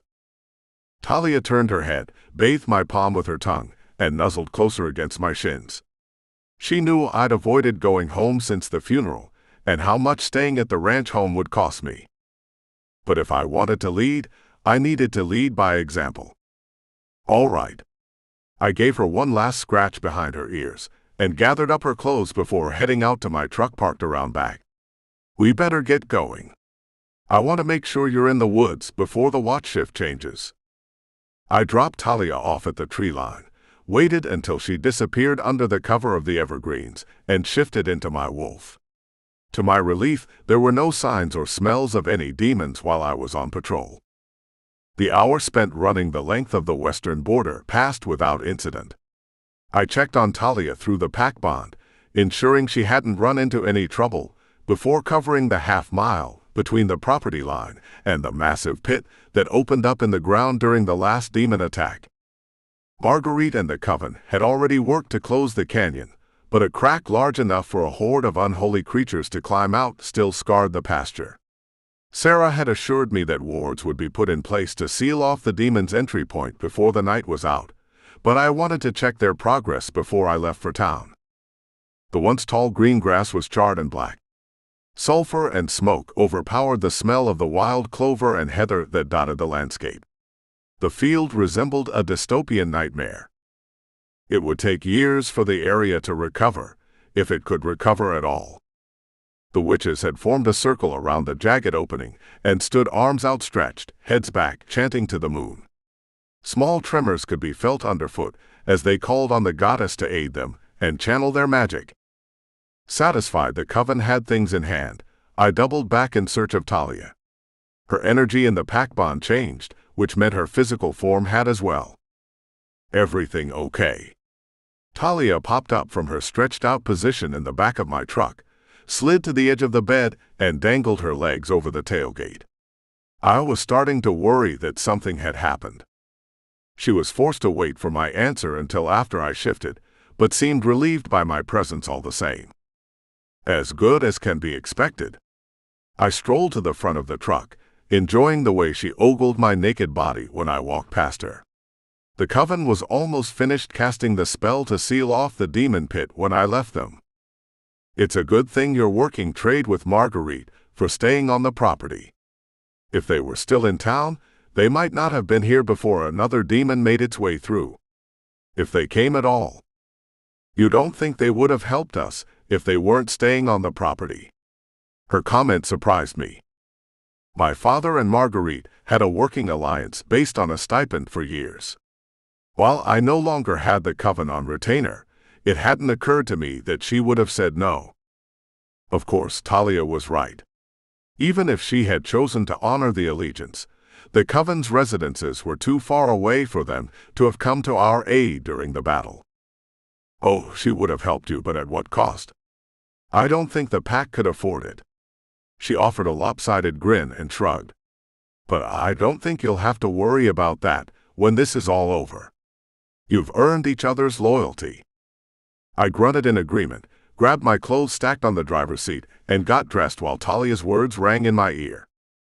Had I done enough to earn Marguerite's loyalty, and if not, at what price could she be bought by an enemy of the Longclaw pack? Between the demons and the pack battles, our numbers were a fraction of what they were a year prior, but I refused to raise dues on the pack. Our business ventures and investment holdings were tied to the local economy and suffered right along with us, thanks in part to the demon attacks. The pack's finances were on the same downward spiral as our luck. But luck can change with the wind, and I had a feeling ours was about to turn. It could have had something to do with the sapphire eyes beaming at me from the back of my truck. No matter how bad things were, I felt like anything was possible with Talia at my side. If push came to shove, I would sell the bar to pay for Marguerite's loyalty to the Longclaw pack. For the time being, the coven and the pack's missions were aligned, and we had an agreement that worked for both of us. Stop the demons and stay alive. But Talia and I had another mission. One that didn't involve the coven. Or the Longclaw pack. At least that's what I hoped. We needed to know more about who and what Talia was. The red eyes, the wolves from the demon clan that had approached her at the summit. It had to mean something. We just needed to find out what that something was. And I had an idea about how to find out. I think we should go have a little chat with your aunt. I started the truck and turned on the heat on low, enough to take the damp chill out of the air. I reached out to her after my expulsion from the pack, and she agreed to let me stay with her after Dad died, but she's been estranged from the family for years. Talia drummed her fingers against her thigh and tapped her foot against the floorboard of the truck. I doubt she knows anything. I'm willing to bet she does, and that's why she hasn't spoken to your family in years. I shifted the truck into reverse and backed out of the parking lot. It's possible. Talia stared out the window, lost in her thoughts. Not that I blamed her. She had a lot to process. We both did. I think it's more than possible. It's probable. I pressed my foot on the gas, increasing my miles per hour to almost double the posted speed limit, and drove to my father's house. It's only a few more blocks. Talia gripped the dash with one hand and the console with the other. I think you can slow down now. Sorry. I eased off the accelerator and dropped my speed to a respectable 9 miles over. It's just, we're running out of time, and after the last attack, I hate to leave the pack. I get it. The sooner we leave, the sooner we get back. Talia rested her hand on my forearm and squeezed. But we can't figure anything out if we die in a car accident. That would slow things down a bit. I spared a glance in her direction and gave a playful wink. Just a bit. She used her index finger and thumb to gesture a small unit of measurement. Pack whatever warm clothes you have, I instructed as I pulled into the driveway and shifted into park. Talia was out of the cab and in the house before the truck's engine stopped running. I followed her inside, pausing at the door before shaking off the sudden melancholy thinking of my father, and we made short work of packing a couple bags for the trip north to her aunt's homestead. We tossed the suitcases in the bed of the truck, agreed on what details were essential and which we were omitting, and met up with my betas at the bar to explain the situation. I hate to leave you guys again so soon. I offered an apology to all three of them. They'd pulled more than their share of responsibilities in the weeks prior, and even more so after my father's death, when I didn't have the capacity to handle anything outside of mourning him. Talia and I stuck to our story, and left out the part about her eyes and a missing princess that may or may not have been her mother. Instead, we said that it was Talia's Aunt Victor and Victoria had mentioned, along with a demon wolf clan who lived in Alaska somewhere near the Arctic Circle. Demon clan. Marcus narrowed his gaze, zeroing in on Talia. Our town is a hot spot for attacks. Is there a connection to her family? Maybe that's why she was marked. David lowered his gaze to the tip of the scar on Talia's forearm, where it peeked out from under her sleeve. The mark was another item we agreed to fully disclose to my betas. I hated the thought of keeping them in the dark about anything, but I promised Talia not to share what happened when she shifted with anyone, until after we'd met with her aunt. Their reaction to the news of a demon clan confirmed Talia's fears of causing a panic if they knew the whole truth. I'd convinced myself the secrecy was for the good of the pack and my beta's peace of mind. Only time would tell if I was right. Chapter 7. Talia. Galen kept his word and my secret. I hated asking him to lie for me, even if it was by omission. But he agreed that the pack wasn't ready to hear about my direct connection to a demon clan, or my red eyes. Not after they'd just lost so many of their loved ones. The initial reaction of his betas had been proof positive that we needed to be careful what we shared. In times of tragedy, people often look for someone to blame, and Galen feared the pack would blame me for what was happening. I wasn't sure they would be wrong if they had. The attack started around the same time Galen brought me to the Longclaw property. My mother supposedly hailed from a demon wolf clan, and I bore a demon mark. It certainly felt like I was to blame. Galen left Marcus, David, and Theo in charge. Again. Yet another thing that I could have been held responsible for. As their new alpha, Galen had delegated more responsibilities to his betas since I had arrived. I wondered if they regretted going along with Galen's ridiculous plan to kidnap me for leverage against my ex in the first place, but I was too afraid to ask. The truth often hurts. And that was another reason why we had decided to keep it from them. At least until we got back from our trip to Kansas. 200 miles of cornfield separated us from my aunt. It had been years since I saw her last and weeks since I'd called her in tears and all but begged for her help. We were less than half a day's drive from her doorstep, with no more than a voicemail telling her when to expect us. If she answers the door, it'll be a miracle. I dug my phone out of my bag and scrolled through my contacts for her number. Maybe I should call her again. The sun is barely up, Talia. Galen reached over and rubbed his hand along my forearm. I doubt she's even out of bed yet. If she hasn't gotten back to you by the time we hit Wichita, we'll make a pit stop somewhere and try to call her again. I could use a pit stop now, actually. I pointed to the reflective blue sign on the side of the road that advertised a few gas stations and fast food restaurants. Galen topped off the tank and ran into the convenience store for a few snacks to tide us over while I hit the restroom. All good? Galen asked when I joined him at the checkout counter. He dropped the coins from his change into a pet shelter collection cup on the countertop, grabbed one plastic bag filled with a variety of sweet and salty snack options and another with bottled water. As it will ever be. I sighed and grabbed a cardboard drink carrier with what I assumed from the scent were 2 cups of coffee. It's going to be all right, Talia. Your aunt was willing to take you in. There's no reason she wouldn't be willing to tell you about your family.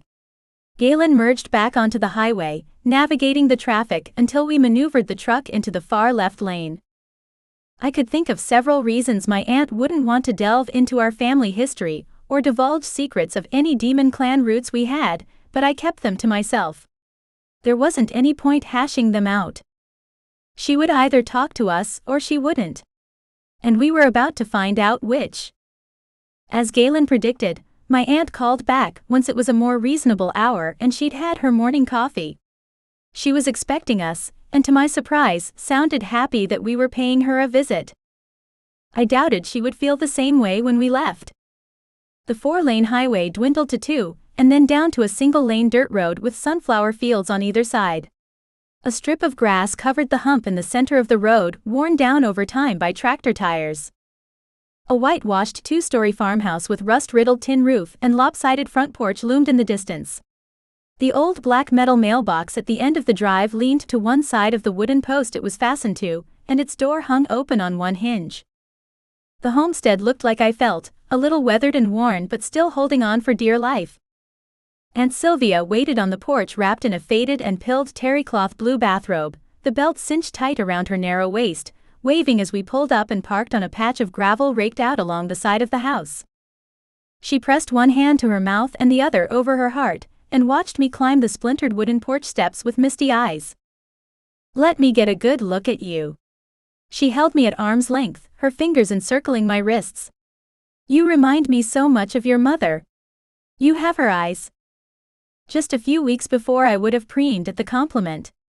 It had been so long since my mother passed, my memories of the way she looked began to fade away by the time I reached my teens. But faced with the possibility of a demon clan lineage, it was hard to take that comparison as a compliment. "Now who's this handsome man you've brought with you?" Aunt Sylvia released my wrists and turned her attention to Galen. "I thought you broke off the engagement." "I did." "Well, he did." My face warmed, and no doubt turned a light shade of red as I pointed at Galen. "I mean, he didn't. This isn't my ex. I'm Galen, Alpha of the Longclaw Pack." He climbed the porch steps and introduced himself, saving me from my embarrassment.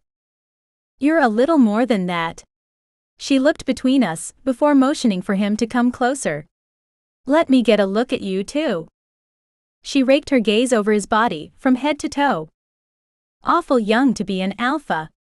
Longclaw Pack, you say? What happened to the old alpha, Max?" "My father recently passed." Galen did his best to hide the pain in his voice, but I heard it, and I assumed my aunt did too.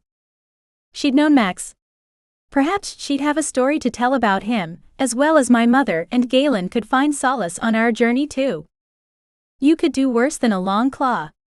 Aunt Sylvia winked at me and wrapped her arm around my shoulders, steering me toward the front door. "Another alpha, huh?" It doesn't matter if Galen is an alpha or not. I didn't plan it that way. Unsure if that was a good thing or a bad thing, I hedged my answer. "It just sort of happened." "Of course you didn't, dear. These things are never planned. They're destined." My aunt ushered me into her living room, sat me down on a worn-out black leather sofa and motioned for Galen to join me. She plopped down into a matching recliner. The tanning on the arms had faded away to a light gray, and there was a patchwork quilt draped over the back of the chair. "So, fate brought you two together." She watched as I wiggled free of my jacket and folded it in my lap, her gaze fixed on my arm. "Just not in the way I expected. That's not the mark of a fated mate on your forearm, but something else entirely. You know what it is." I'd planned to ease my way into the conversation about demon eyes and the mark one demon had left on my arm, but I'd been careless when I took off my coat. "Oh yes, I know more about demon marks than I care to admit, and if your mother were alive today, so would you." Aunt Sylvia planted the soles of her feet against the floorboard and pushed to get the recliner rocking. "Her mother? You're sure it wasn't something to do with her father?" Galen must have seen the surprise in my eyes at his question, because he reached over and rested his hand on my knee. "Your father was killed by his own pack." It seemed like a valid question. "Because it is a valid question," I said, reassuring him despite needing a little reassurance myself. The validity of his question didn't make the circumstances of my father's death hurt any less. Though ties to a demon would have been a better reason for permanent exile or death than simply not following orders. "No, it was definitely your mother." Aunt Sylvia eased back into the chair, pulled the wooden lever on the side to raise the footrest and stretched out her legs. "How can you be certain? I mean, how well did you know my dad? Mom died when I was little, and I don't remember you while I was growing up." I winced at my choice of words and hoped she didn't think I was being rude. "We came for information, and we wouldn't get any if I started off by offending her. Your mother and I shared more than a last name, Talia." She offered a weak smile that did little to hide the pain in her stormy blue eyes. The question you should be asking isn't how well I knew your father, but how much do you really know about your mother? I don't. I tried over the years to get my father to tell me something, anything, about her. But he dodged my questions and drank himself into a stupor whenever I brought up her name. Galen turned his hand palm up, offering his support, and I took it, entwining my fingers with his. You're not Northwood Pack. Not really. Aunt Sylvia closed her eyes and let out a heavy sigh. Neither were your parents. Either of them. Dad was a member of the Northwood Pack. He raised me as a member. I shook my head, refusing to believe what she'd just said. You're wrong. She had to be. My days with the Northwood Pack were over. My membership had been revoked and I'd been exiled, but that didn't erase my upbringing or my father's lineage. Unless that was yet another lie. There were so many. The ones I'd told Galen, the ones Maddox told me, and it seemed my father had told his fair share as well. It became impossible to keep track of them all. I take it, he never told you the story of how they met. She sucked a breath between her teeth and pursed her lips. I'm not surprised. But you know. There were no secrets between me and your mother, but it just so happened I was there. Aunt Sylvia raised her hand to stave off any more questions or interruptions. Your father was a rogue. He lived on the outskirts of our village. You expect me to believe my father was a lone wolf? I scoffed, unable to hold back. He could barely take care of himself. He needed the pack, and was as loyal as a golden retriever to the very end. Some might say your mother tamed your father or broke his spirit, but it's not true. She soothed something wild, something dark deep within him. If I had to use one word to describe their relationship, it would be fierce. Aunt Sylvia stopped rocking and leaned forward, the metal mechanism clanking as she forced the footrest closed. You said your father couldn't take care of himself. Did you ever stop to wonder why? And don't say because he was an alcoholic. She pointed her index finger at me, pinning me to my seat with her glare. That was a symptom, not the problem. Your mother had demons of her own. Real ones, and your father fought them. He protected her. He didn't talk about the things he'd seen because he saw some scary shit. Galen sat in silence, transfixed by every word my aunt spoke as my parents' story unfolded. It wasn't the story I expected. I'm not sure why I thought it would have gone differently for my parents. When I looked back on my childhood, there weren't very many sunny days or rainbows. Silver linings were few and far between. I was well cared for and my father loved me. I had no doubt about that, and I never wanted for necessities, but there was a cloud that hung over us. A storm settled over our house the day my mother died, and it followed us wherever we went. A fog of sadness that rolled in and clung to everything. It seemed like things had finally taken a turn when I was in my teens. My father continued to rise in the pack ranks, I had a job in town, and I'd caught the eye of the alpha's son.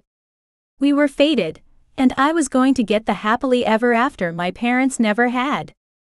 Nothing turned out like I'd planned. Not that I was complaining, at least when it came to being mated. I dodged a bullet there. The jury was definitely out when it came to my demon pack lineage, but something told me that whatever my aunt had to say, it wasn't going to be good.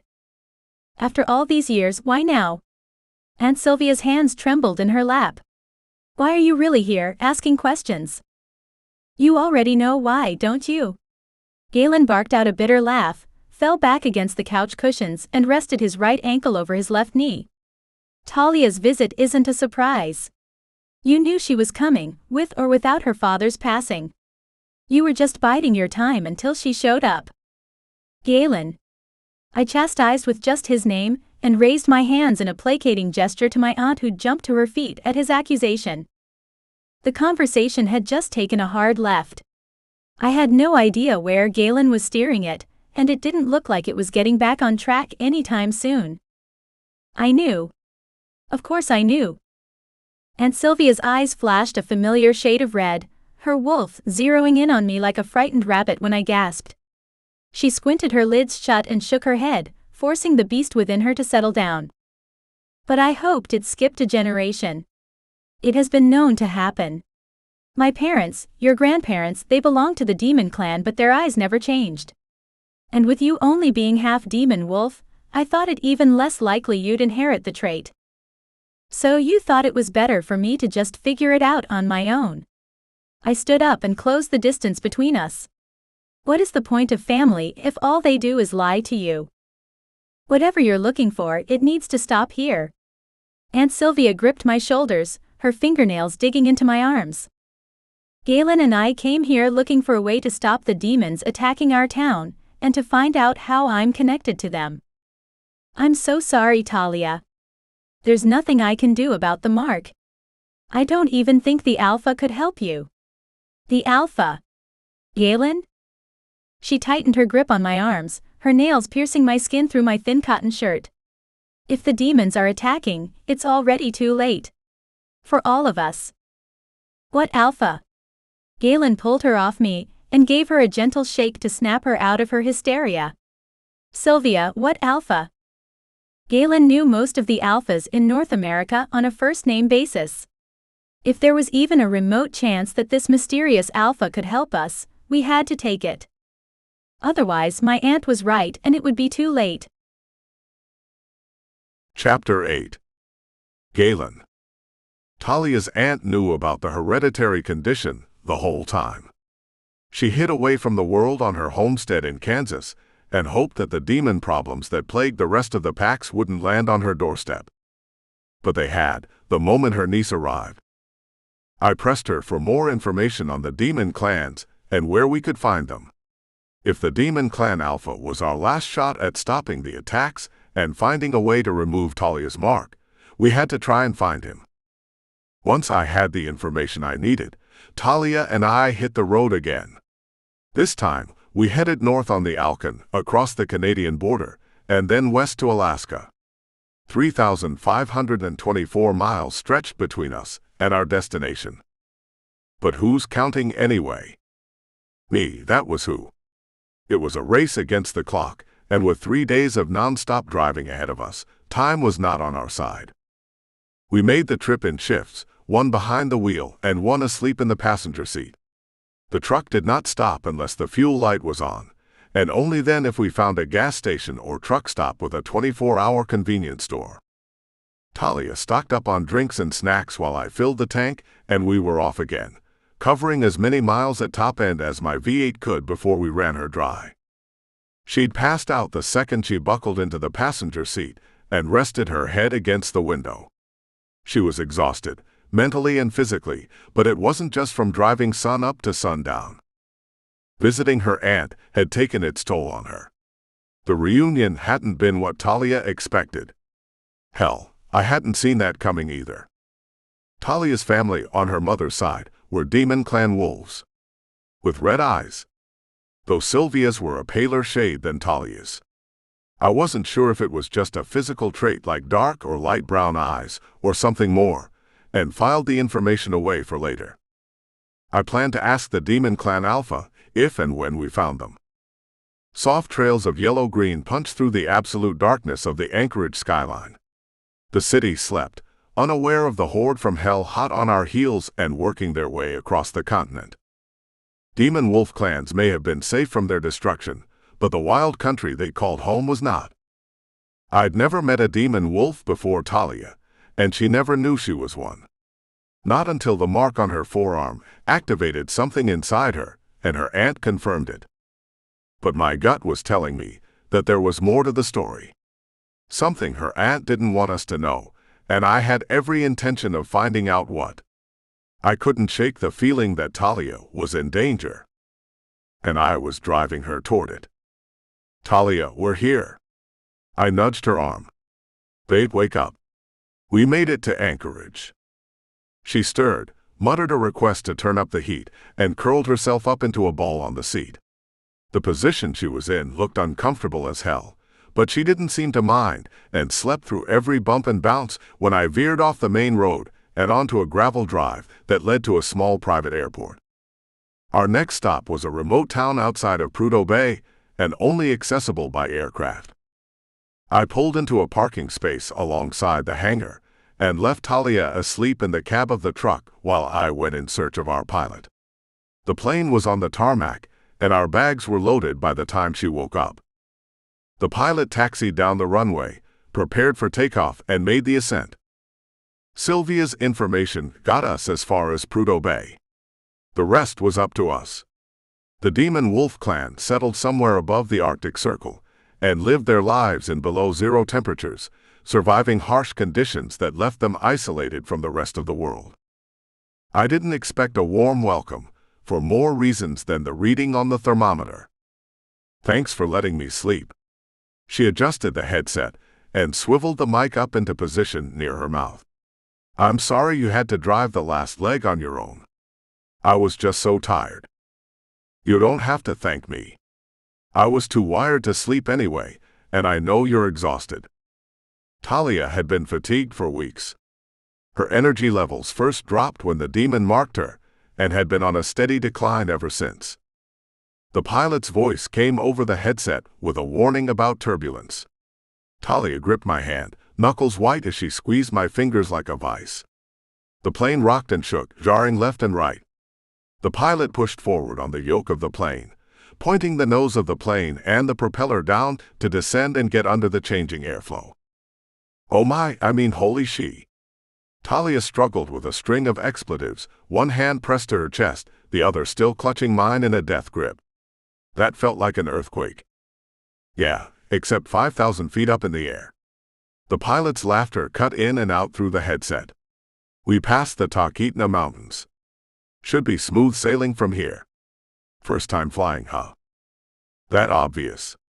Talia's laughter reminded me of wind chimes, at the mercy of her frazzled nerves rather than gusts of air. She released my hand and wiped the sweat from her palms on her jeans. "Sorry. That's a bad habit. One I'm going to have to break you of." I stretched my hand and shook off the pins and needles feeling in my fingers. "What do you mean?" Talia sat up straight in her seat and blinked away the surprise from her sapphire eyes. "What did I do?" "Apologized. Again." I explained with a wink and a lopsided grin. "You do it all the time, when you have nothing to apologize for. Old habits die hard, I guess." Her meager smile and heavy sigh confirmed my suspicions, that she'd accepted the blame and been made to apologize for things that were never her fault to stay in her pack's good graces. "You will never have to say you're sorry for being yourself with me." I cupped her face in my hands and leaned in, pressing my lips to hers in a tender kiss. "Never again. That life is behind you. Right behind me." Talia rested her head on my shoulder and nuzzled into the crook of my neck, the warmth of her breath raising goosebumps across my skin.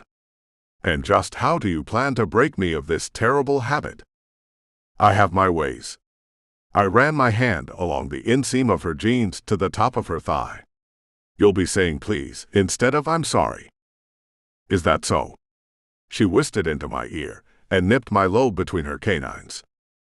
"Oh, it's a promise." I slid my hand over her hip and cupped her ass. "The next time I hear you say those words." "I'm sorry," Talia teased, her voice raw with need. She opened the bond between us, drowning me in a wave of emotion and flooding my senses. I could hear her desire in her hitched breath and racing heart. Smell and taste it in the air. She drove me and my wolf wild. But we wouldn't be joining the Mile High Club. At least not on that flight. Privacy was not a feature of the Kodiak bush plane we'd chartered to fly us into Prudhoe. Something I hadn't considered when I made our travel arrangements. The mountains gave way, and the landscape changed from peaks and valleys to a flat frozen tundra that looked uninhabitable, let alone capable of sustaining and hiding a demon wolf pack. "Attention passengers, if you look out your windows you will see the Dalton Highway and the town of Deadhorse." The pilot squawked over the radio. "I've turned on the fasten your seatbelt light. We'll be making our descent into Prudhoe Bay in a few minutes." He landed the plane and taxied down a runway dusted with snow that would have caused most pilots to ground their planes and cancel their flights. For him, it was just another Tuesday. Talia and I bundled up against the cold, slipping on knit hats and fleece-lined gloves, and hiking the collars of our down-filled winter coats higher to block the blasts of cold air against the back of our necks. In other words, we blended in with the locals. Or tried to. Something told me we were overdressed compared to the few residents who'd acclimated to the bitter wind and temps. We left the airstrip, luggage in tow, and headed into the small town that consisted of 2 hotels with the only eateries and enough infrastructure to support the oil workers who called Prudhoe home. "Welcome to Days End Hotel." The concierge greeted us, before the automated doors even closed behind us. Checking in. "Yes, we have an online reservation. The name is Lanetti." Talia hitched her backpack up on her shoulder and crossed the high-shine white commercial tiled floor. "Ah, yes. Miss Lanetti." The concierge flicked his gaze between Talia and the bulky, outdated monitor connected to the desktop computer whirring beneath the counter. "I regret to inform you that we're all booked up for the season." "What? That's impossible. I booked a room on your website 3 days ago." Talia's bag slid down her arm and fell to the floor beside her feet. She rested her elbows on the counter, peering over the concierge's side to catch a glimpse of the information displayed across his screen. "Check it again." "I assure you, Miss Lanetti. I checked it twice." The concierge ran his finger between the collar of his uniform cinched around his oversized neck and tugged at the navy blue wool fabric. "There must have been a glitch in the system. I am sorry. I've been in a car and a plane for days. I haven't showered, slept in a bed, or had a meal that wasn't pre-packed and overpriced from the snack aisle in a convenience store. And you're saying I don't have a reservation because of a glitch?" She growled, elongated nails tapping against the countertop. "There's going to be a glitch in your system if you don't figure out what my overtired and underfed girlfriend is trying to say is that we would really appreciate your help." I reached into my back pocket for my wallet, pulled out a few 20s and slid them across the counter. It was all the cash I had on me, but if the upturned nose and disdainful look in the concierge's eyes was any indication, we needed more than $80 to grease his palms. "Certainly, sir. I'd be happy to assist you," the concierge replied, sarcasm dripping from each word, and swiped the bills off the counter. His fingers flew across the keyboard, keys clacking as he punched information into the system. "Yeah, I'm sorry. We're still fully booked. May I suggest the hotel across the street?" "Well, that was $80 well spent," I muttered, snatching Talia's backpack off the floor and steering her through the lobby and out the door into the Arctic winds. "I cannot believe this." A cloud of condensation carried Talia's frustrations with it into the atmosphere. "I booked the room. They debited my account for a non-refundable deposit. We both know it wasn't a glitch." I glanced over my shoulder at the concierge, warm and comfortable behind his desk, in the midst of an animated phone call. "They don't want us here." "Obviously," she huffed, inching her scarf up over her ears. "What are the odds that the only other hotel in this town has a vacancy?" "Is that a rhetorical question?" I hooked my arm through hers and stepped off the curb. "Let's go find out." We braved the cold and trudged across the icy street, only to be met with more of the same. The Best Days Inn did not live up to its name. Talia huddled over the cup of complimentary coffee she'd helped herself to, while we waited for another concierge to deny us a room. "Nope." I brought my hands to my mouth, exhaled a breath of warm air over them, and rubbed them together to keep the blood flowing into my extremities. "They knew we were coming, and they're hell-bent on making sure we don't stay." "You think the Demon Clan is behind this?" Victor and Valerie seemed pretty interested in getting to know me. Why go through all the trouble of stalking me at the summit just to shun me after I came all this way? Why, indeed? Talia's question was a valid one, and I didn't have an answer. She was right, it didn't make sense. The 2 demon wolves in attendance at the summit had sought her out. They were the ones who set us on this path, in search of more information about Talia, and the pack she belonged to by birth and by blood. I think we better start by tracking down your friends. Come on. I grabbed our luggage and started the trek back to the airstrip. Let's see if our pilot is still here and we can catch a lift back to Dead Horse. Someone in Prudhoe Bay went to a lot of trouble to run us off, and they succeeded. At least for the time being. We retreated to Dalton's Dead End and the town of Dead Horse to regroup. But we would be back. We came for information, and we weren't leaving until we got it. Chapter 9. Talia. The residents of Dead Horse were just as tight-lipped as their neighbors in Prudhoe, but at least they were hospitable. We found an available room in a boarding house and bar that had been a part of the town since its founding in the 70s. The room had a draft, the water was tepid and the bar was dry. I'd hoped for a hot bath, followed by a hot toddy, but settled for a hot chocolate and a hot-blooded alpha, on the brink of losing his temper. We'll catch more flies with honey. I sipped the steaming liquid chocolate, and licked the whipped cream mustache from my upper lip. This coming from the woman who damn near went over the front desk to get her hands on a concierge. Galen glanced at his phone and checked the time. Not even 2 hours ago. That's fair. I chuckled and nudged him with my shoulder, careful not to spill any of the decadent drink in my hands. Want to order another round? Are you hoping that if we keep ordering $4 mugs of hot chocolate, the woman behind the bar will be compelled to spill her guts and tell us everything she knows about a clan of demon wolves roaming Alaska's frozen tundra? When you put it that way, it sounds like a ridiculous plan. I winked at him over the rim of my mug. But it's the best plan we have. We're off-grid and out of allies and almost out of time. It's the people in this bar or bust. Marshmallows or whipped cream? Galen asked, his hand already in the air to signal the bartender who doubled as our waitress. Marshmallows, please. Our server returned with our drinks and set fresh mugs in front of us, cautioning us that they were piping hot. So, it's pretty obvious the two of you aren't from around here. Or Alaska for that matter. The leggy brunette cocked a denim-clad hip to one side and tucked her black plastic tray under her arm. The green and brown flannel she wore brought out the flecks of yellow in her eyes. Wolf. I kicked Galen's shin under the table to get his attention, without making it obvious to our waitress. How had she managed to hide her scent from us? If not for the specks of yellow in her iris, I never would have suspected a thing. It looked like we could add spy to her list of job duties at the Dead End boarding house. So what brings you to Dead Horse? She smacked on a piece of gum before stretching it over her tongue and blowing a small bubble. You with the pipeline or something? The boys and I have a bet going. My money's on corporate. She jerked her thumb in the direction of a table on the opposite side of the room. 3 men, ranging in age and size, shared a pitcher of what I assumed was cola and 2 baskets of fries. Really, why do you say that? Galen reached for his mug and brought the steaming hot chocolate to his lips.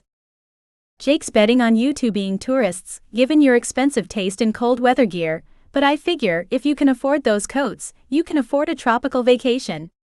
She pulled the tray from under her arm and loaded it with our empty mugs. Is there a third guess?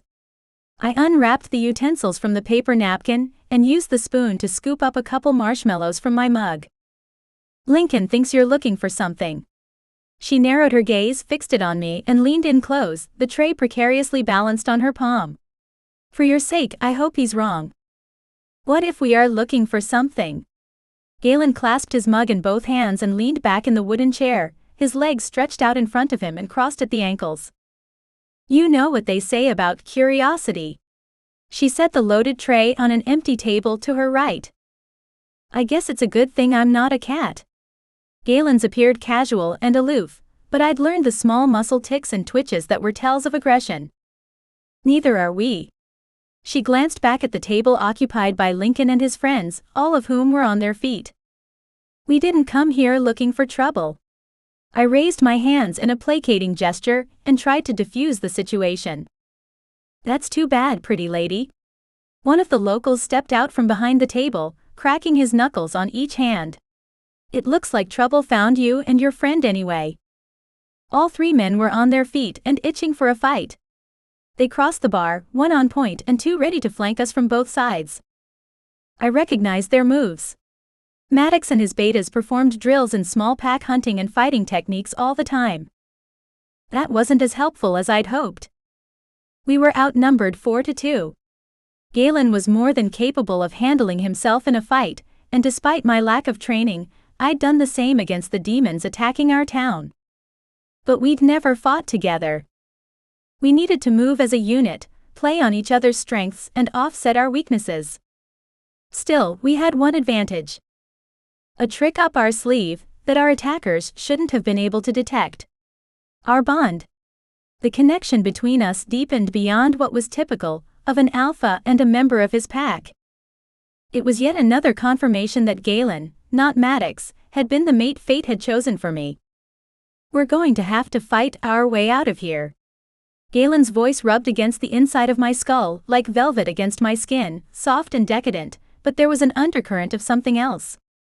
Something I wasn't used to hearing in my mate's voice in the face of a fight, an edge of concern. Galen. What is it? I asked through the bond, fighting against the nervous energy that circulated between us. They're armed with more than just their claws and fangs. His warning, which he'd spoken aloud, came just before the man our waitress identified as Lincoln drew a gun from his waistband. Right you are, and I'll give you one guess as to what they're loaded with. Lincoln sneered, a glint of light reflecting off his gold-capped incisors. His other teeth had been filed to points, and added to his menacing look and danger as an opponent. We were a long way from home with no allies, limited resources and about to be in the fight of our lives. The odds were stacked against us. Galen reached out through the bond, sharing his thoughts with me before he conceded to Lincoln. Well, gentlemen, it looks like we've got ourselves a good old-fashioned standoff. Galen uncrossed his legs and sat up straight, wood cracking as his hands gripped the arms of the chair. Click, click, click. Lincoln and his friends cocked their revolvers and steadied their aim. I don't think you understand the situation. Lincoln turned his head to one side and focused on me. But you do, don't you, honey? You can see this isn't any old revolver. You know what it is. He twisted his wrist, rocking the gun back and forth a little. This one's an Alaskan special, named it after us because we hunt big game. This little Ruger snubnose will take down a bear. Now imagine what it will do to a wolf when it's loaded with silver bullets. Lincoln's upper lip curled in one corner and he sucked in air between his teeth. I think she's getting the picture now, Lincoln. The waitress snickered, fished a cell phone out from the pouch pocket on the faded green apron tied around her waist, punched in a number and brought it up to her ear. Hey John, yeah, it's Lydia, got it. The boys will bring them in, yep, they're on their way. Lydia pointed at Lincoln and his lackeys, and then to us. Her scowl and rough, aggressive motions seemed to indicate the person on the phone wasn't happy, and was in a hurry to meet us. Let's go. Lincoln jerked his head in the direction of the door. And don't even bother trying to make a run for it. If I don't kill you, the weather will. Galen and I communicated through our bond, agreeing to do as we were told, until the right opportunity presented itself for us to escape. We needed answers to the questions we had about the demons and my family's connection to them, but that information was useless to us if we were dead. The men led us out of the restaurant and boarding house, to an SUV parked in the alley along the left side of the building. Turn around and face the truck. Lincoln lashed nylon rope around our wrists, bound our hands and then covered our heads with dingy grease-stained cloth sacks from inside his vehicle. We were shoved into the back storage area of the SUV. The Arctic cold penetrated the steel frame of the truck, seeped through my clothes and settled into my bones. The accelerated metabolism that caused a werewolf's abnormal body temperature was useless in below-zero temperatures. My teeth chattered hard enough to chip a molar and caused searing pain in my lower jaw. 3 doors slammed shut, the engine fired up and radio blared a skull-rattling bass through the speaker system in the cargo hold. The throttle revved and held steady at a high RPM for several minutes before the vehicle took off. Ice and snow crunched under the tires. The SUV rumbled over the frozen ground for what felt like hours. My shoulders burned, threatening to pop free of the sockets as I struggled with the bonds and worked my arms beneath me and slid my legs through. Galen did the same, and we worked to loosen the ropes on each other's wrists enough to provide relief and better circulation, and inched up our hoods to see, but stopped short of freeing each other. Instead, we laid there, the short abrasive automotive carpet fibers rubbing the small of my back where my coat rode up, and contemplated our next move. Lincoln was right. We could run. But we had nowhere to go. With no heat, shelter, and food, death in the Arctic was imminent. We could free ourselves and go for a surprise attack. Fighting Lincoln and his lackeys in close quarters increased our odds. It also increased the odds of an accident. And then we would be in the same situation, as if we'd made a break for it. Sure, the truck would provide some shelter, but only if it sustained minimal damage, and if it was in working order, the heat only lasted as long as the gas in the tank. We were at their mercy, but it seemed crystal clear that the first pack of wolves we'd crossed paths with in Alaska was less than compassionate. We had one option, and that was to play our capture out. Galen seemed to think that we were being taken to a camp or compound that belonged to the pack. I agreed. They were bound to have supplies stockpiled on site. We'd take what we needed, and get the hell out of there the first chance we got. The Demon Wolf clan was out there somewhere, and we had to find them. Our pack, our town, and even the Alliance were depending on us. Lincoln gave orders to his underlings and eased the truck to a stop. Galen and I scrambled to tighten the knots on our bonds and secure our makeshift hoods before they came around to the back of the SUV and opened the rear door. "I thought I told you to tie their hands behind their back," one of the men shouted, followed by a meaty thump. "Oomph. I did." Another grunted. "What the hell, Wylan?" "Well, why are their hands in front of them then, Jerry?" Wylan must have whacked his partner again, because it sounded like a fight broke out behind the SUV. "Knock it off. A storm's moving in and it's effing cold out here, man. Grab 'em and get 'em inside before we freeze our asses off." Lincoln barked at his crew and got them back in line. I was by no means a fan of our captor, but he and I saw eye to eye on at least one thing: it was effing cold. Bitter winds whipped through the cargo area. Every inch of exposed skin felt like it was jabbed with 1,000 tiny needles. Tears leaked out of the corners of my eyes and left frozen tracks on my cheeks. The storm threw a wrench in our plans. We had no choice but to wait it out before making our escape, but we were determined to get out of there alive. Chapter 10. Galen. Talia kept up a brave face, and I did the same for her. But neither of us were fooled. Our bond had been wide open since we encountered Lincoln and his buddies in the bar. Which meant so were our feelings. Everything was laid bare between us. She was afraid. So was I. In a way, I hoped she took comfort in that, in knowing that it was okay to be scared and that I didn't think less of her or think she was weak. Any wolf who saw my mate as weak was making a huge mistake. She'd survived grief, rejection, banishment, a demon attack, and a demon mark. She was stronger than anyone gave her credit for, including herself. Lincoln and his idiot henchmen led us by gunpoint from the SUV into a massive encampment that consisted of dozens of prefab buildings, common to research facilities in remote locations. The site was remote, but based on the number of inhabitants, it felt anything but temporary.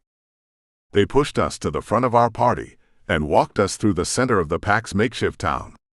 Blinds and curtains were cracked as its inhabitants peered out their windows for a glimpse of the commotion outside. The front door of a metal-framed building that resembled the shape of a tunnel, with weather-resistant fabric stretched over its arches, opened up. A large man with ruddy skin and a white beard struggled against the wind to hold onto the door. "Take them straight to the pens." He cupped his mitted hand beside his mouth and shouted over the howling gusts. "Pens." Talia's thoughts echoed my own through the bond. "It's going to be all right. Whatever happens, we're going to get through it together. I'm right here with you." I did my best to reassure her, sending all the love I felt for her through the bond. "Come on, move it." Lincoln jammed the barrel of his pistol into my back and nudged me forward. Make a left between those two buildings over there. Talia and I trudged along a snow-packed path between the two buildings. The sounds of barking dogs drowned out the rattle of the wind battering the metal structures. You two mangy dogs ought to fit right in. Lincoln chuckled, stepped in front of us, and pounded 3 times on the door. The door cracked open, and a raven-haired kid that looked to be no more than 15 poked his head out. He took one look at the party gathered outside and scurried back in the building. Finish feeding the sled dogs and get your ass back home. This should have been finished an hour ago. Your mother will be looking for you. Waylon forced his way through the door, yanking me behind. I was just prepping the fish for the morning. The boy stammered, slipping on his puffy coat and outer gear. Good. Now get the hell out of here, and you keep your mouth shut about these two, you understand? I don't need you worrying your mother over 2 rogues. Waylon grabbed the kid by his collar and heaved him toward the door. The kid opened the door and disappeared into the snow that began falling in large wet flakes. It occurred to me that Waylon assumed we were rogues. I'd made the same assumption about them. That they were a ragtag pack of misfit wolves with no real lineage or alpha. That was an error in judgment on my part. And theirs. The smells of urine, feces, and rotting fish were sucked up in a backdraft of air when the door opened and closed. The putrid combination was like a sucker punch to the olfactory, and a jump-starter to my gag reflex. Saliva built in my mouth, my stomach convulsed, but I held down the ridiculous amount of hot chocolate I'd had back in Deadhorse. Talia looked green around the gills as well. She swallowed hard a few times, her body jerking as she fought through a bout of nausea. There are a couple open crates in the back. Lock 'em up. Bryant will deal with them in the morning, Lincoln instructed, pulling a blue and white bandana from his coat pocket to cover his nose. I hate coming in here. It reeks. You two finish up and meet at my place when you're done. An ear-piercing chorus of dog barks erupted when we entered the kennel. Waylon and Jerry led us down an aisle with metal crates on either side to the empty boxes against the back wall. The mix of huskies and malamutes paced circles inside crates just large enough for them to stand at their full height inside. The barking increased in fervor and decibel as the 2 men led us to our cages. Cages that were not meant for humans, or at least werewolves in their human form. But I had a feeling we were not the first shifters to occupy these holding cells. Get your hands off me. Talia spat at Jerry's feet and jerked her arm free of his grip. I don't your help. She dropped to her knees and crawled inside the crate. Looks like you've got experience on your knees. Jerry snickered, elbowing his friend in the side. That's good. It'll make things easier for you when you meet the alpha. He likes his women subservient. I'm impressed, Jerry. Talia took advantage of Jerry's confusion and kicked him in the shin, landing a physical parting shot along with her verbal one. I wouldn't have guessed you knew what that word meant. Bitch. Jerry kicked the door of her crate and punched a few numbers into the keypad secured to the right panel of the metal box. You're not going to make trouble now, are you? Waylon grabbed a cattle prod hung from a hook on the back wall and pointed it at me. Rather than waste my strength in a fight with 2 shifters and 4,000 volts of electricity, I dropped to my knees and crawled into the cage. That's what I thought. Jerry kicked the door shut and punched in the lock's code. Welcome to Boot Hill, where hell is literally frozen over. Jerry followed Waylon out of the kennel, ran the barrel of his gun along the bars in the window panel of the crates as he went to rile up the dogs, and slammed the door behind him. Talia, are you okay? It was a stupid question, and one I knew the answer to, but I asked it anyway. Neither of us were okay. The whole situation was not okay, and had been screwed up since the moment we stepped foot in Alaska. Yeah, how about you? She wrapped her fingers around the small bars in the window pane and peered out across the aisle.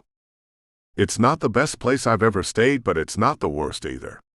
The service leaves a lot to be desired. I give it 2 stars. I joked, hoping to lighten the mood and our spirits. Easier said than done over the incessant barking and concentrated ammonia smell. If I could leave 0 stars, I would. Talia laughed, and her blue eyes sparkled from behind the bars. 2 stars, really. It's good to hear you laugh. It was music to my ears on the best of days, but on my worst it was a symphony. There's no use crying over spilled milk or pending death. Talia's blonde hair brushed the bars as she shook her head. Besides, crying never solved anything. Trust me. I speak from experience. Laugh or cry, huh? I reached through the bond and used the magic ingrained in all alphas to soothe our wolves. I thought we moved past bottling things up. Oh, don't worry. A good long cry bordering on full-blown breakdown is coming, but I am saving it for when this nightmare is over. I'm no good to either of us if I fall to pieces. The woman was so much stronger than she knew, and I fell harder for her every second of every day. Note to self, go to the wholesale store and buy a bulk package of tissues. Got it. I pulled in a deep breath and let it out slowly, preparing myself for the shift in our conversation. I wanted to keep things light, but it was time to get serious and come up with a plan. Talia, at some point one or more of the wolves in this pack will come back in here. When they do, we need to keep our cool. Listen to their conversations and gather as much information as we can. How many of them there are, what if any supplies they have easily accessible. Do they have any wheels we can steal, like snowmobiles or a snowcat? They remind me of my old pack. Maddox and his ilk would have paraded us in front of his father by now. I ignored so many red flags. Ignorance is bliss, right? She blew out a heavy breath. Anyway, if they're anything like the Northwood pack, they'll be coming in here sooner rather than later, and we'll get an audience with the ranking officials. We should pay attention to the pecking order. Find the weakest link in the pack. The kid who feeds the dogs, Waylon's boy, he might be a good place to start. My lip curled back, and my canines elongated, pressing against my bottom lip when I recalled the way he'd treated his son. Maybe. Talia seemed to chew on my suggestion for a moment. But he's just as likely to go the other way and rat us out due to a fear of repercussions. Yeah, you might be right, but you're going to try anyway. Talia's smile came to life in her voice and through the bond. You want to save him too? If I can. I rested my head against the steel bars. I still felt the sting of losing my father, and watching the teenager recoil from Waylon struck a chord and stirred my alpha's primal need to protect. I know it's crazy. I don't even know the kid. Maybe it's because we just buried my father. Hell, I don't know, maybe it's because you're a good man, Galen. There doesn't need to be any other reason than that. Talia reached through the bars and stretched her fingers. The aisle was too wide for us to touch each other, but it had the comforting effect she'd clearly hoped for. We should try and get some rest if we can. I cleared my throat and the emotion that clogged it up. We're going to need our strength. The sound of metal slamming against metal jolted me awake. I just dozed off when a couple wolves returned to collect us. The only wolves we'd been introduced to, or at least knew by name, were nowhere to be seen. 6 wolves dressed in knockoff U.S. military-style extreme cold camo gear, complete with a digitized disruptive pattern of white with gray tones, marched down the aisle and split off into 2 groups of 3 in front of our cages. One from each team operated the keypad on the locking mechanism and entered the codes. I focused on the tones, listening for the slightest variation, and memorized the sequence. If I could get my hands on some sort of stick or rod, I could try to match the tones to the numbers on the pad. From there, I could unlock the door and get Talia the hell out of Alaska the first chance I got. Let's go. Get a move on. The leader on each team barked orders at me and Talia, shoving us forward when we tried to stretch our cramped muscles. We hadn't been in the cages long, but it was enough to put a crick in my neck, back, and every joint in my body. I would have given almost anything to shift. They marched us out into the cold, back through the alleyway we'd come when we first arrived, and out into the center of the encampment, where a large group of wolves had gathered around a ring of 55-gallon drums filled with split wood. The silver-haired, white-bearded Santa Claus, who'd ordered us to be kept in the kennel, stepped out of the crowd, poured off road diesel on a chunk of wood. Red drops of the fuel fell onto the snow, staining it pink as it tunneled its way down to the earth below. He lit the accelerant-soaked kindling with a cigar torch lighter and tossed it into one of the barrels. A blast of warm air whooshed out from the barrels as the fumes from the gas-soaked logs packed inside them ignited. "My name is Bjorn, Alpha of the Diafol clan." He raised his arms above his head, and the crowd behind him roared. He gestured for his wolves to settle down and continued to make his introduction. "We don't get many visitors to the town of Boot Hill. Least not uninvited ones. I'm sure you can understand our need for caution." The audience laughed and threw slurs and jeers at their unwelcome and unwanted outsiders. I scoured the crowd for any sign of empathy on the faces of the Diafol pack members, but found none. But something else besides kindness was missing in the group gathered around us, the kid from the kennel. My wolf stirred, worry and anger churned within me, but I tamped them out before the dangerous combination caused me to combust. If something had happened to him, I would make sure the person responsible paid and suffered in kind. It might surprise a couple of soft city dwellers like yourselves to know that we have 5G this far north, but lucky for you we do. Bjorn turned away from us and gave his attention to the wolves at his back. "Brothers and sisters, I gathered you here in the town square for a celebration, not a public execution. One of our missing has finally come home." The Alpha spun around, his silver hair fanning out around him, and pointed at Talia. "Welcome, Sister Linetti." Bjorn stretched his arms high above his head, and the crowd echoed his words, welcoming Talia to the pack. "Galen." Talia gasped, 100 words spoken in one breath of air from her lungs. This was the pack we'd been searching for, and hoped to gain information to use against the demons and save Talia from the demon mark. The same one who'd threatened to kill us and held us captive in deplorable conditions. They were nothing like the wolves we'd met at the summit. I couldn't help but wonder if Valerie and Victor weren't from a different demon clan. Maybe we hadn't found the one we were looking for after all, but some dangerous extremist offshoot instead.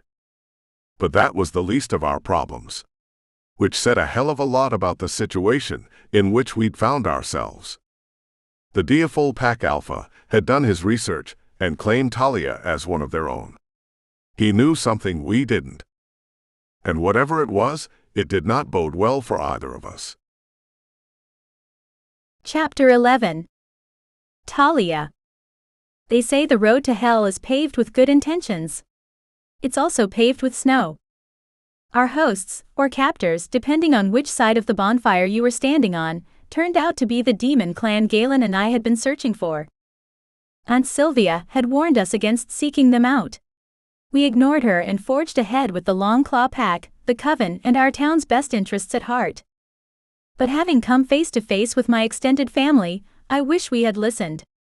They were nothing like I'd hoped, and worse than my aunt feared. Things had gone from bad to worse in record time. Bjorn introduced me to the pack as a lost sister. He'd done some homework while Galen and I were locked up in the kennel with their sled dogs. The information he found online confirmed what Valerie and Victor told me at the summit.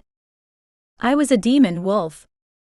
Part of me had hoped that they were lying, and that my aunt had been mistaken about our lineage. The other part hoped for a happy reunion, that I'd have a family again and they'd help us stop the demons. Neither of those things happened. Talia, your mother left us and chose to start a new life and family with a rogue wolf outside of the Diafol Pack clans. She paid her debt in blood and we hold no ill will toward you. Bjorn called out a man named Coulson and beckoned him forward. In fact, Brother Coulson welcomes you into the Bone Clan with open arms. Come forward, sister, and embrace your family. No. I raised my hands and backed away. I have a pack now.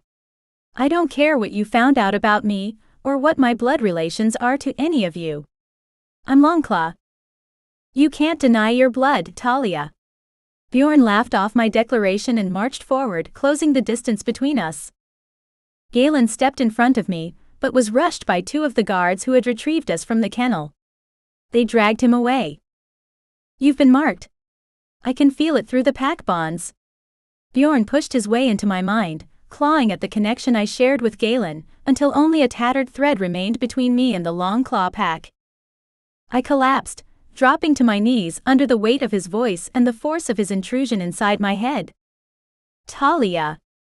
Galen struggled against the shifters who'd pinned him to the ground. "Don't touch her. Get your fucking hands off her, or I will break every bone in your body." Tough talk from a guy face down on the ice. One of the guards reared back and landed several kicks to Galen's ribs and face. Galen coughed up blood, dotting the stark white snow with crimson spots, but he never stopped fighting to break free. "You better get more men, Bjorn, because if I get loose I will end you." Galen spat out a mouthful of blood on the boot of the wolf who'd assaulted him. "Is that a challenge from the Longclaw pack that I hear?" Bjorn sneered, a silver-capped incisor poking out from behind his curled lips. My mate fell silent, and his body stilled beneath the guards holding him. The next words he spoke were spoken only for me through our bond. His voice was a comforting caress for my soul, even if what he said broke my heart. "I'm sorry, Talia. I can't challenge him. Not now." Galen's personal torment leaked through the bond before he shut it down and closed me off completely. The silence was deafening. I hadn't realized how much space he'd occupied in my heart and mind until he locked himself away. I understood why Galen had made his choice.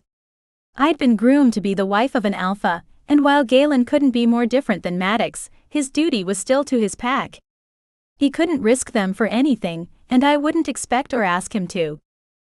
A sentiment I would have shared with him if he hadn't gone radio silent. I didn't think so. The alpha knew Galen wouldn't formally challenge for the Diaphol pack. He'd won the standoff without a drop of his own blood spilled. Without anyone left to stop him, Bjorn was free to proceed with his show of dominance. "Look." He grabbed the hem on the back of my coat and yanked it up over my head. "She's been chosen. She bears the mark." I cried out, from the physical and mental pain of yet another public violation and humiliation. A second mark? On my back. As if one wasn't bad enough. I thought back, scouring my memories for a time that the second mark could have happened and came up empty. The demon had marked me a second time, and I hadn't even realized it. And that terrified me. Fate has chosen Talia, the Bone Clan princess, as the demon mate. Bjorn clasped Coulson on the shoulder, congratulating him and the other clan members for the blessing bestowed upon them. "Blessing?" I screamed at the top of my lungs. "This isn't a blessing. It's a goddamned curse. I'm cursed." "My dear child." Coulson knelt down before me and pinched my chin between his forefinger and thumb, pressing harder when I tried to jerk away. "Our demon wolf god has chosen you as his mate. A great honor has been bestowed upon the House of Bones." "Since when are demons honorable?" I spat disdain with every word. "Do you even care about the destruction happening outside your borders?" It hadn't escaped my notice that the only place left untouched by the demon hordes that were running loose in wolf territories all over the country were the towns associated with the Diaphol pack and their clans. Of the 4 houses, the Bone Clan was chosen. The demon wolf god looked upon us with favor despite your mother's betrayal. Coulson tightened his hold on my chin to the point of bruising. "You will accept this mating, or suffer the consequences as she did." "Did you kill my mother?" I clasped my hand around his wrist and dug partially shifted claws into his skin, until I felt the warmth of his blood well up around my fingertips. "She chose her fate." Coulson wrist damage to his cephalic vein and yanked his hand free from my grip. The skin damaged from my razor-sharp nails had already begun to scab over. Karma came for her. Accept the demon wolf god's proposal and sit at his side as his mate, or reject him and kneel at his feet as his concubine. Bjorn stepped in front of me, his fur-lined tan suede snow boots obscuring my field of vision. Either way, he will claim what is rightfully his. I would rather die than accept his proposal. As much as it would pain your brothers and sisters to witness your death and have shame cast upon their house again, that could be an amicable solution. Bjorn ripped my knit hat from my head, grabbed a fistful of hair. His nails dug into my scalp as he forced me to look up and meet his gaze. That would free you of your physical obligation. Of course he'd still lay claim to your soul. Bjorn tossed me aside and strolled back to the circle of burning barrels to warm his hands over the flames. Whatever you decide, the demon wolf god will have you. He always gets what he wants. The alpha wrung his hands over the fire, soaking in the heat as flames licked his skin. Not this time. I snarled and pushed myself to my feet. Talia, wait. Don't back him or yourself into a corner. Galen's voice was distant through our weakened bond. Please, let's think this through. We'll come up with something together. Your lover clings to hope. A fool's hope, but I have to agree with him. Bjorn broke through our connection, terrorizing my most private thoughts and the safe place I'd found with Galen. You don't want me as your enemy, and you really should give this some thought. Rash decisions so rarely pan out. Just ask your mother. Oh, that's right, you can't. What a pity. I'm sure she would see things the demon wolf god's way if given another chance. You son of a bitch. I growled, unable to control my wolf any longer. The change came hard and fast. Bones cracked, skin split, fur sprouted. Every inch of me burned with a rage so hot it threatened to consume every cell in my body. The Deaful wolves killed my mother and sentenced me to a fate worse than death. My wolf demanded vengeance, and she wasn't taking no for an answer. A hush fell over the demon wolf clans clustered around the burning barrels. They gawked, eyes wide and mouths agape like fish out of water, cooking beneath a blazing summer sun. My wolf, covered head to toe in a coarse-haired Arctic white coat, stared back at them with her piercing red demon eyes. I recognized the bewildered look in their expressions. I'd been just as struck by my new appearance as they were. Except my reaction had been born of horror, and not of awe. She carries the trait. More proof that she is the next Bone Clan princess and our lord's fated mate. Bjorn thrust his index finger in my face, but jerked his hand back before my gnashing teeth snapped around it. A low growl vibrated up from the darkest depths within me and out of my mouth. I gave myself over to my wolf, and she took the reins without hesitation. Hackles raised, she lunged for Bjorn and her teeth found their mark, clamping down on his leg. He dropped a hammer fist on the top of our skull. Black spots danced around the corners of our vision, but we didn't let go, sinking our teeth deeper into his calf. The coppery taste of blood coated our tongue, fueling my wolf's need for vengeance by way of violence. Bjorn grabbed us by the scruff of our neck, tearing our incisors through his own muscle and sinew as he yanked us off him. He shifted into his wolf as soon as our jaws let him go. He was a massive hulking beast, with a coat the same shade and texture as mine. The sounds of another fight breaking out behind me reached my ears. Galen howled. Whether from pain or rage I couldn't tell, but I didn't dare take my eyes off my opponent to find out. I put my trust in Galen's wolf to keep him safe. The Deaful Alpha fought with the ease and experience of a wolf that had earned his place at the top of the pack. He circled, stalking his prey, waiting for my inexperience to provide the perfect opportunity. And when it did, he seized it. Bjorn found an opening and bit down on the underside of my neck, ratcheting his jaws closed until he blocked off my air supply, and I was forced to submit. I was outmaneuvered and outmatched. His shift back to his human form was as quick and effortless as the one to his wolf. And from the relaxed look of his pack members, he did it without pulling on their bond. Which spoke volumes about just how strong he was. Maybe a night in the box will change her mind. Take them back to the kennel. Bjorn barked orders at the security team, and checked himself for any injuries that might not have fully healed during his transformations to and from wolf. Galen lay in a battered heap. One of the guards fastened a leash around his neck and dragged him over the snowpack to the kennel, while I limped along beside him, with another guard at my side and a Rutger aimed at my head. They tossed us in our crates, locked the doors and switched off the lights. I reached out to Galen through what little remained of our bond, but he didn't respond. His breath was labored, but I took comfort in the fact that he was still breathing. He needed time for his wounds to heal. I left him in peace and curled up in my cage to lick my own wounds. Metaphorically and physically speaking. As my crappy luck would have it, it turned out Valerie was right. My mother was the Lost Bone Clan princess. She had obviously rejected the demon wolf god's claim, and in doing so, her clan. No wonder she ran as fast and as far as she could from Alaska. She probably believed fate was on her side when she crossed paths with my father and joined the Northwood Pack. But nothing could have been further from the truth. Fate sided with the gods, one in particular, and passed her rejected destiny on to me. Chapter 12. Galen. I woke naked and sore, covered in crusted blood, and back in a cage inside the kennel. Red flakes cracked and peeled off my skin, coating the concrete floor around me. It was still dark. The sun's restorative rays hadn't penetrated the cracks and crevices in the kennel that had been overlooked in its construction. Wind whistled through the gaps invisible to the naked eye. The sled dog slept through the previous night's activities. There were times that I envied wolves with only one form, ruled by their basic needs and survival instincts. They weren't bound by greed or hate or evil and selfish desires for power. They hunted, slept, and reproduced. They survived. Talia's wolf was a survivor too. She stood up for herself, for us, and fought like hell against Bjorn and the Deerfool pack. I had been terrified the Alpha would kill her for her disobedience. He reminded me of the Northwood Alpha, irrational and unforgiving. Except Bjorn was worse. Much worse. Alaska and the Arctic Circle proved to be a wild, harsh frontier, and the wolves who lived here adapted to it. They were as hard and cold as the ice their town was built on.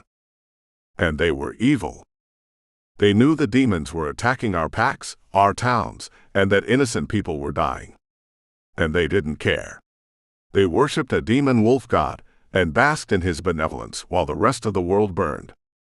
No wonder Talia's mother ran away and never looked back. I couldn't blame her for that, and would have done the same if I were in her shoes, but I wished she'd had the chance to prepare her daughter for what was to come.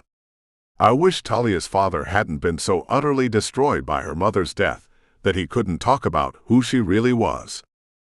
He had done his daughter a huge disservice in not sharing details of her mother's heritage and what she had run from. Someone should have told Talia the monsters were real and that they were coming for her. Talia's mother was the Bone Clan's lost princess, and Talia was their new heir. A role she couldn't refuse, outrun, or escape. The demon wolf god wanted her for himself in this world or the next. There was just one problem with that scenario. He couldn't have her. Talia was mine. I fell in love with her the moment I saw her walking through town. The day she'd been cast out of the Northwood Pack. The same day she was supposed to move to Wichita and never look back. How I'd never seen her before that day when she worked at the cafe was a mystery to me, but the threads of our fate had been entwined. We were orbiting around each other, waiting for the right cosmic moment to collide. Talia was my Big Bang Theory. She didn't just create a new world, she created a new universe for me, and she was at the center of it. My son. With her golden hair and sapphire eyes. I didn't need a mark to tell me she was my mate. It was fact as far as I was concerned. I knew she was meant for me, felt it in my heart and my soul. And nothing or no one was going to come between us. Not even a demon wolf god. My wolf and I had failed yesterday. We fought a dozen wolves and were bested, leaving Talia to defend herself against another pack alpha. That would not happen again. We spent the night in a cage, licking our wounds and plotting our next move. The plan was simple. Save Talia. Level anyone or anything that stood in our way. Galen. The melody of Talia's sweet voice soothed my soul and the savage beast that lived within me. At least for the time being. I'm here. I'm awake. I reached through the bars, wishing for nothing more than to feel her satin-smooth skin and the warmth of her body against mine, instead of cold steel. Oh, thank goodness. Talia paused, swapped out 1 gram word for another, then laughed off the silliness of it. No sense accidentally invoking anything, right? With the way things have been going lately, I wouldn't push my luck either.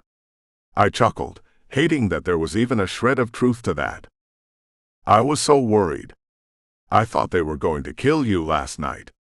Talia fought back tears, but I heard them in her strangled voice.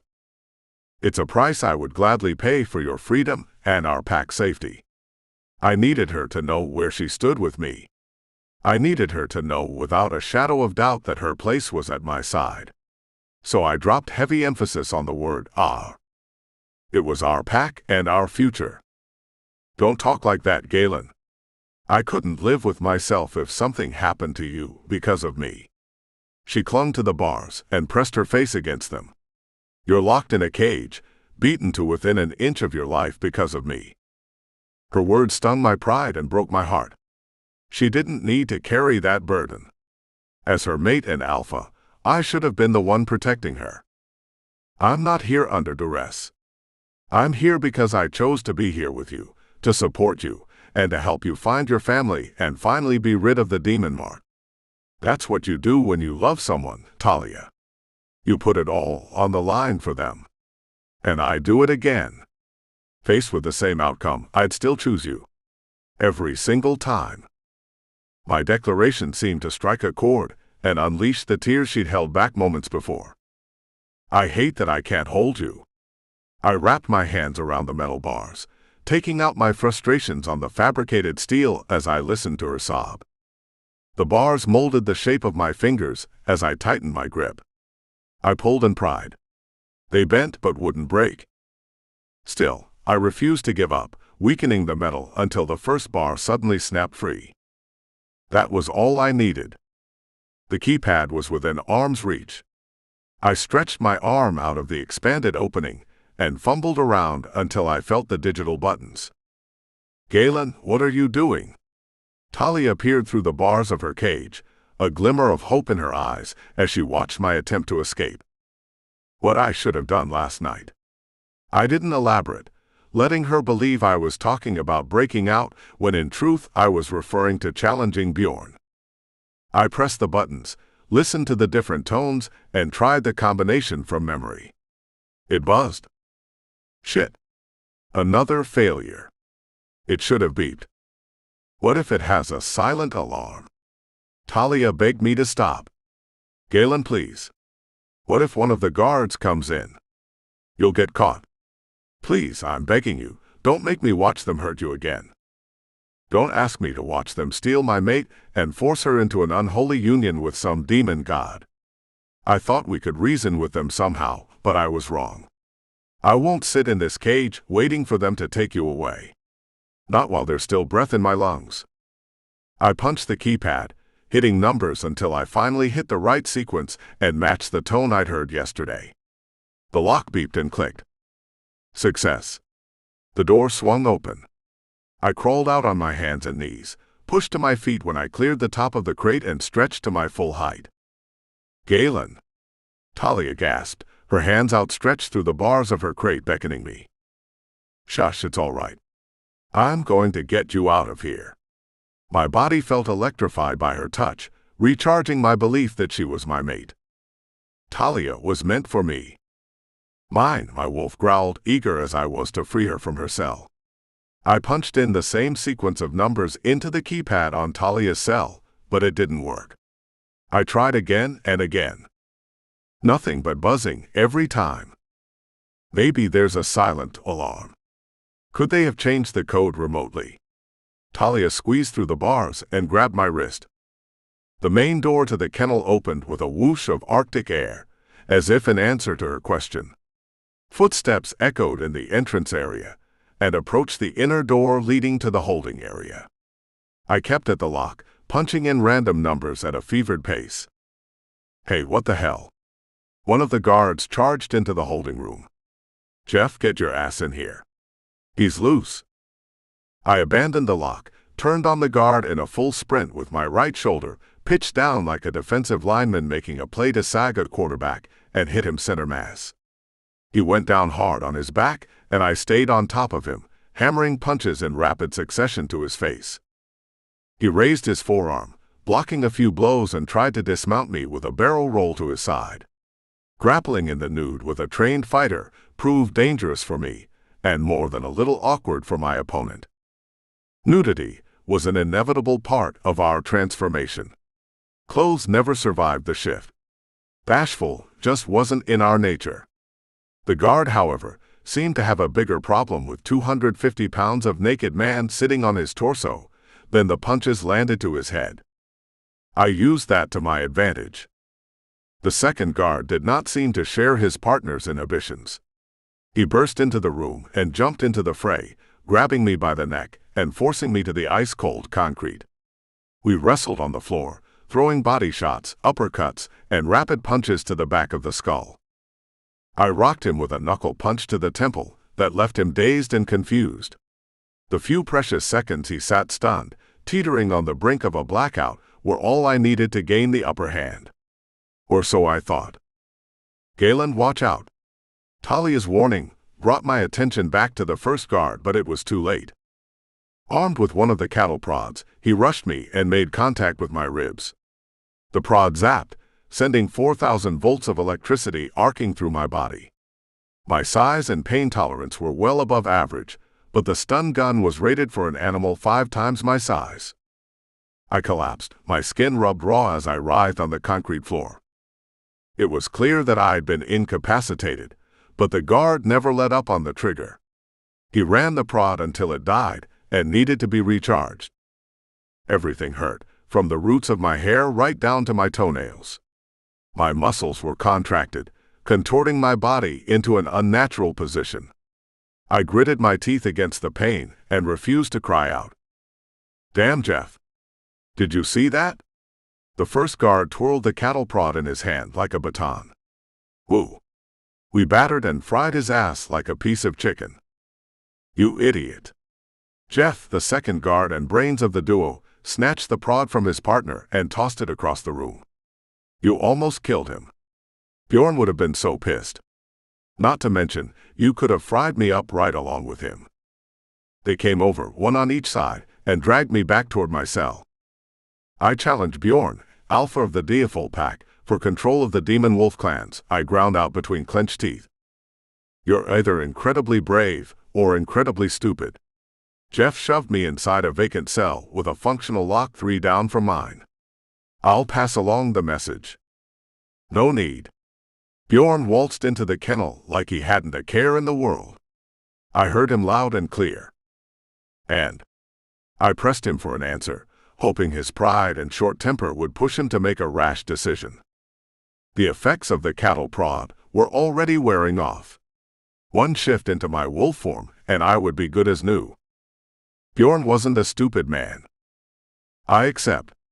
The alpha's smile said it all. He saw the play for what it was and counter-maneuvered. The challenge will take place in 3 days. And by the way, there are 3 demon wolf clans. Just so you know what you'll be fighting for. Dying for. 3 days? Are you worried you'll lose, Bjorn? I asked, taunting him to fight me sooner, then swiped at the blood trickling from my left nostril with the back of my hand. I wouldn't want anyone to accuse me of taking advantage of an injured man and question the validity of the challenge. Bjorn flicked his gaze to Talia's cage and back to me. Besides, we both know I am well within my rights to choose the date of the challenge. He was right, of course, but I'd hoped to piss him off enough that he would have forgotten that particular rule. Be sure to shift. I want those wounds healed before the challenge. I don't fight wounded wolves or lesser men. When you come to claim my throne, you better be ready and at your best. Bjorn strolled over to Talia's cage and dropped to one knee. Good morning, Princess. I'm happy to see you didn't partake in this unpleasantness. A member of the Bone Clan will be along to collect you shortly. Bjorn stood, pivoted on one heel, and marched over to his guards with promises of discipline to come, and made his way out of the kennel with a parting shot at me. You want to fight the inevitable, Longclaw. You think you're brave enough, strong enough to stop what's in motion. Take it up with our demon wolf god. See what that gets you. Bjorn hadn't meant to, but he'd just given me an idea. An insane idea more likely to end in death than success. But I didn't care. Talia was worth the risk. It was high time the demon wolf god and I had a conversation. Chapter 13. Talia. Just as Bjorn promised, members of the House of the Bone clan came to retrieve me. But instead of armed guards, 2 women had been assigned as my escorts and arrived at the kennel with fresh clothes and a foil-wrapped plate of hot food. Galen had been served the same meal as the sled dogs, one bowl half filled with scraps and another filled with clean water. I peeled back the aluminum foil, my mouth watering over the breakfast foods piled onto the plate, and crammed a buttered toast point into my mouth. I picked through the bacon, sausage links, and country ham, and ate half of the portion, reserving the rest for Galen. Thanks. I padded across the kennel floor and shoved food through the narrow steel bars of Galen's cage. What are you doing? One of the young women protested. She reached out but stopped short of touching me. That food wasn't prepared for him. Do I look like I care? I handed Galen the last of the bacon and a hash brown patty. No, Your Highness, you do not. One of the older women spoke up, dipped her chin toward her chest and dropped into a half curtsy. Please forgive Aaron. She spoke out of turn. Galen's wide-eyed expression mirrored my own. Don't call me that. I rounded on the woman, who by my best guess was 3 times my age, and pointed my index finger at her. I'm not your princess. My apologies, ma'am, but you are the Bone Clan heir whether you like it or not. She tucked an errant strand of her salt and pepper hair behind her ear. You cannot deny the title. No. I dropped the paper plate on the floor and charged toward her. Let's get something straight right now. I will never swear allegiance to your clan, and I am not binding myself to your demon god. My mate, the one I chose, is sitting right there. This is blasphemy. The other woman, Erin, had ginger hair and a blotchy complexion. She clutched her gloved hand to her chest. If the alpha were here, I'd say everything I just did and more. I had more than a few choice words for Bjorn and the rest of the Diafol pack. You bear the mark, Talia. The other woman, whose name I had yet to learn, tried to rationalize the situation and their position. In fact, you bear not 1 but 2 marks. This is your fate. Yeah, like I haven't heard that before. I barked out a bitter laugh. This isn't the first time a wolf claimed to be my fated mate. It's not even the second. So this demon wolf god is going to have to get in line. Which, for the record, starts and ends with Galen. I don't understand why she was chosen, Maria. Look at her. Erin looked to her packmate for support. She doesn't deserve this. Well, at least there's one thing we can both agree on, Erin. I spat out her name, knowing full well she hadn't meant what she'd said the way I'd chosen to interpret it. Erin, please. Maria raised her hands and let them fall at her sides with an exasperated sigh. Just shut up. We can't stand here arguing all day, and you're not going to change her mind any more than she is yours. Maybe you should be the one to shut up, Maria. The women glared at each other, animosity that probably went back more years than I'd been alive, simmering between them. If looks could kill, Maria and Erin would have dropped dead in the middle of the aisle. Galen laughed, seeming to enjoy the show as he licked bacon grease from his fingers. Are you going to come with us, or do we need to have one of the guards brought in? Erin rested her hands on her rounded hips with a huff. That depends on where we're going. I leaned against Galen's cage and crossed my arms over my still naked chest. Bjorn has arranged for you to meet the princesses from the other clans. They're participating in your coronation and wedding ceremonies. Maria explained in a chipper tone, as if I should have been excited about the upcoming festivities. Then the answer is no. I bent down in front of the barred window on Galen's cage. Whatever happens, I want you to know that I love you. I love you too, baby. Bolstered by his declaration of his feelings for me in front of 2 members of the Bone clan, I steeled my spine, went back to my cage and crawled inside. I knew she'd be like this. Just like her mother. Erin grumbled her complaints to Maria, the only person in the room remotely willing to listen. Flattery will get you nowhere, Erin. I took advantage of the added legroom while the cage door was opened and scooted against the back wall, stretching my legs out in front of me. Maybe you should go, Talia. Galen was quick to offer an explanation before I shot down his suggestion. It can't hurt to meet some of the pack members. We need information. Do you see, Maria? Aaron huffed. I mean, are you listening to this? She's openly agreeing to be a spy for the Longclaw pack. We need to tell Bjorn about this immediately. Aaron. Maria ground out her colleague's name. Are you familiar with the old adage, you can catch more flies with honey than? If you're asking me to be nice to this woman, after everything she's said and done in the short time she's been here, my answer is going to be a resounding no. Erin pulled a gray knit Bernie hat out of her coat pocket and jammed it over her curly auburn hair. The feeling is mutual. I crawled back out of my cage and rifled through the Arctic gear they'd brought along for me. I'd decided to take Galen's advice and go with the women from the Bone Clan in the hopes of unraveling the secrets of the Deafol pack and their role in the Demon Wolf God's plan. And potentially make some allies to aid me and Galen in our escape. Because it was clear Erin would not be filling that role. She made her allegiance clear and was definitely on Team Bjorn. The jury was still out on Maria. Out of the two of them, she seemed more concerned with winning over her clan's heir. That gave me something to work with. How many princesses are there?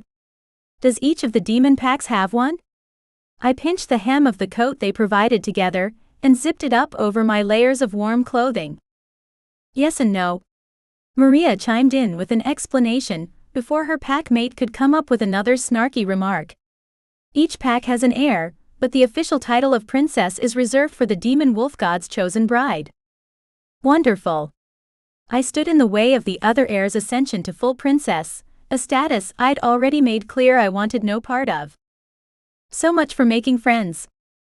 I hated leaving Galen alone in the kennel. It felt like a betrayal, leaving him locked up in such a manner while I roamed free. Or as free as a person could be with 2 chaperone guards. But my situation beat the 4x3 metal box I'd left him in. Maria and Aaron escorted me across the encampment from the kennel to a large arched building with an architectural style that mimicked an igloo. This is our meeting hall. Maria opened the airlock and stepped inside the tunnel. This is where we hold all of our community gatherings and ceremonies. It's considered neutral ground. Are there problems among the factions? I stayed close to Maria, preferring her company to Aaron's. The latter shadowed me and pulled up the rear. No more than your average pack. Maria shed several layers until she was down to a pair of black wool dress slacks and a black scoop neck cashmere sweater. Their pack was far from average, just like our problems. You have territory disputes here? I asked, unable to hide my surprise that anyone would fight over what amounted to a massive ice skating rink with outbuildings. I missed the grass that covered the fields and the woodland that surrounded Longclaw's territory. I missed the sound of rural nightlife, like owls and crickets and even the bullfrogs croaking an evening chorus. The Deafol territory was ice and snow in every direction. The only sounds to break the eerie quiet of their Arctic environment were the generators and the sled dogs. As far as I was concerned, there was nothing to fight over. Our territory is rich with resources. Do you know how much revenue Prudhoe Bay generates with the oil fields? The Deafol pack controls all of that. We run the drilling operations, the refineries. All of it. Millions of reasons why the clans fight, and they all involve barrels or dollar bills. Maria opened the interior door leading to a sprawling antechamber. Basket lights were suspended from the ceiling by long steel cables and cast a soft natural glow throughout the open space. Lush fabrics and furs decorated their meeting room. It was a welcome contrast to the harsh, unforgiving outdoors and unkempt kennel. Don't look so shocked, Princess Talia. Erin spat out my title like it left a bitter taste in her mouth and rolled her eyes. We have heat and running water too. We're not living in the Dark Ages. Bjorn is trying to force me to marry a demon god. That's pretty dark, Erin. I fired back, putting the same tone and emphasis into her name that she'd used with mine. We brought you to the meeting house, as the Alpha asked. We fulfilled our duty to the Bone Clan pack. You're on your own. Aaron grabbed Maria by the arm and pulled her to the side. Come on, leave her. I need a drink. Maria looked like she wanted to apologize for her packmate's behavior, but Aaron whisked her away before she had the chance. An awkward hush fell over the room, conversations coming to an abrupt halt, as everyone in the packed room turned their attention to me. The crowd parted into 3 groups that I assumed represented different clans. Everyone in attendance was dressed in their ceremonial best. Except for me. My fleece-lined jeans and plaid flannel shirt were a far cry from the suits and sweater dresses worn by the rest of the event's attendees. Which I suspected was not an accident. I searched the sea of faces for Erin's and found her smirking at me over the rim of a clear plastic cup. Bitch. I mouthed the word, hoping she could read my lips. To which she raised her cup in mock salute and downed its contents. Welcome, Princess Talia, daughter of the Bone Clan and heir to the throne. Bjorn's baritone voice boomed through the room and commanded the full attention of every wolf in his pack. This is a joyous occasion. After too many years without a true heir, the Bone Clan can finally fulfill their obligation and satisfy our god. The group of wolves in the center of the room dipped their heads and bowed to their alpha. A familiar face rose to address her leader. Valerie. It is not an obligation but an honor, Alpha. The Bone Clan offers our heir willingly. The silver-haired beauty I'd met weeks before dropped into a deep and flawless curtsy, sparing a sideways glance in my direction. She never mentioned anything about the Bone Clan, or her allegiance to it, when she approached me at the summit. The nefarious plan she'd concocted with her brother Victor back in Montana became crystal clear. They had planted the seed of curiosity. Teased me with just enough information to lure me here, with the intention to offer me up to the demon wolf god once I showed up. I felt like a first-rate sucker and worse for having drawn Galen into this with me. We thank you for you and your family's loyalty. Bjorn wrapped up his welcome speech and encouraged everyone to enjoy themselves and the festivities. Talia, it's wonderful to see you again. Valerie moved with a fluid grace, gliding across the floor as she approached me. Victor was sure we'd overplayed our hand and you wouldn't come. Oh, you played your part quite well, Valerie, I ground out between clenched teeth and a forced smile. My aunt warned me not to come, but I followed your little trail of breadcrumbs and here I am. Sylvia. Valerie slipped her arm through mine and clasped her hands together. I haven't spoken to her in ages.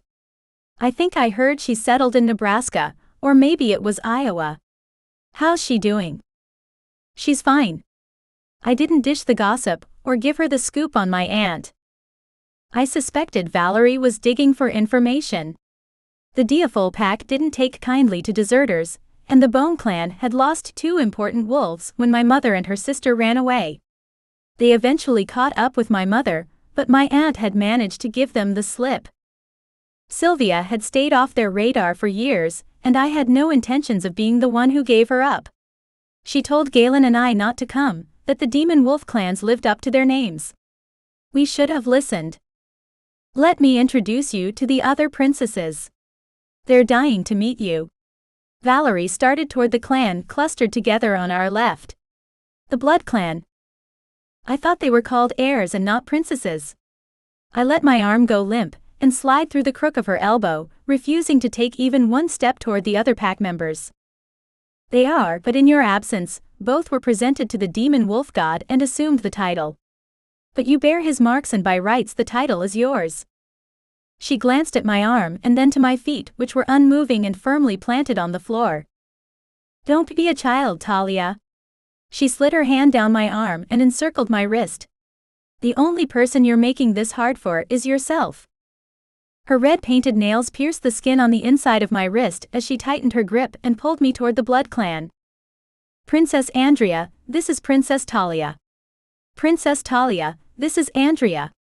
Valerie made a sweeping gesture with her hand to acknowledge the rest of the group.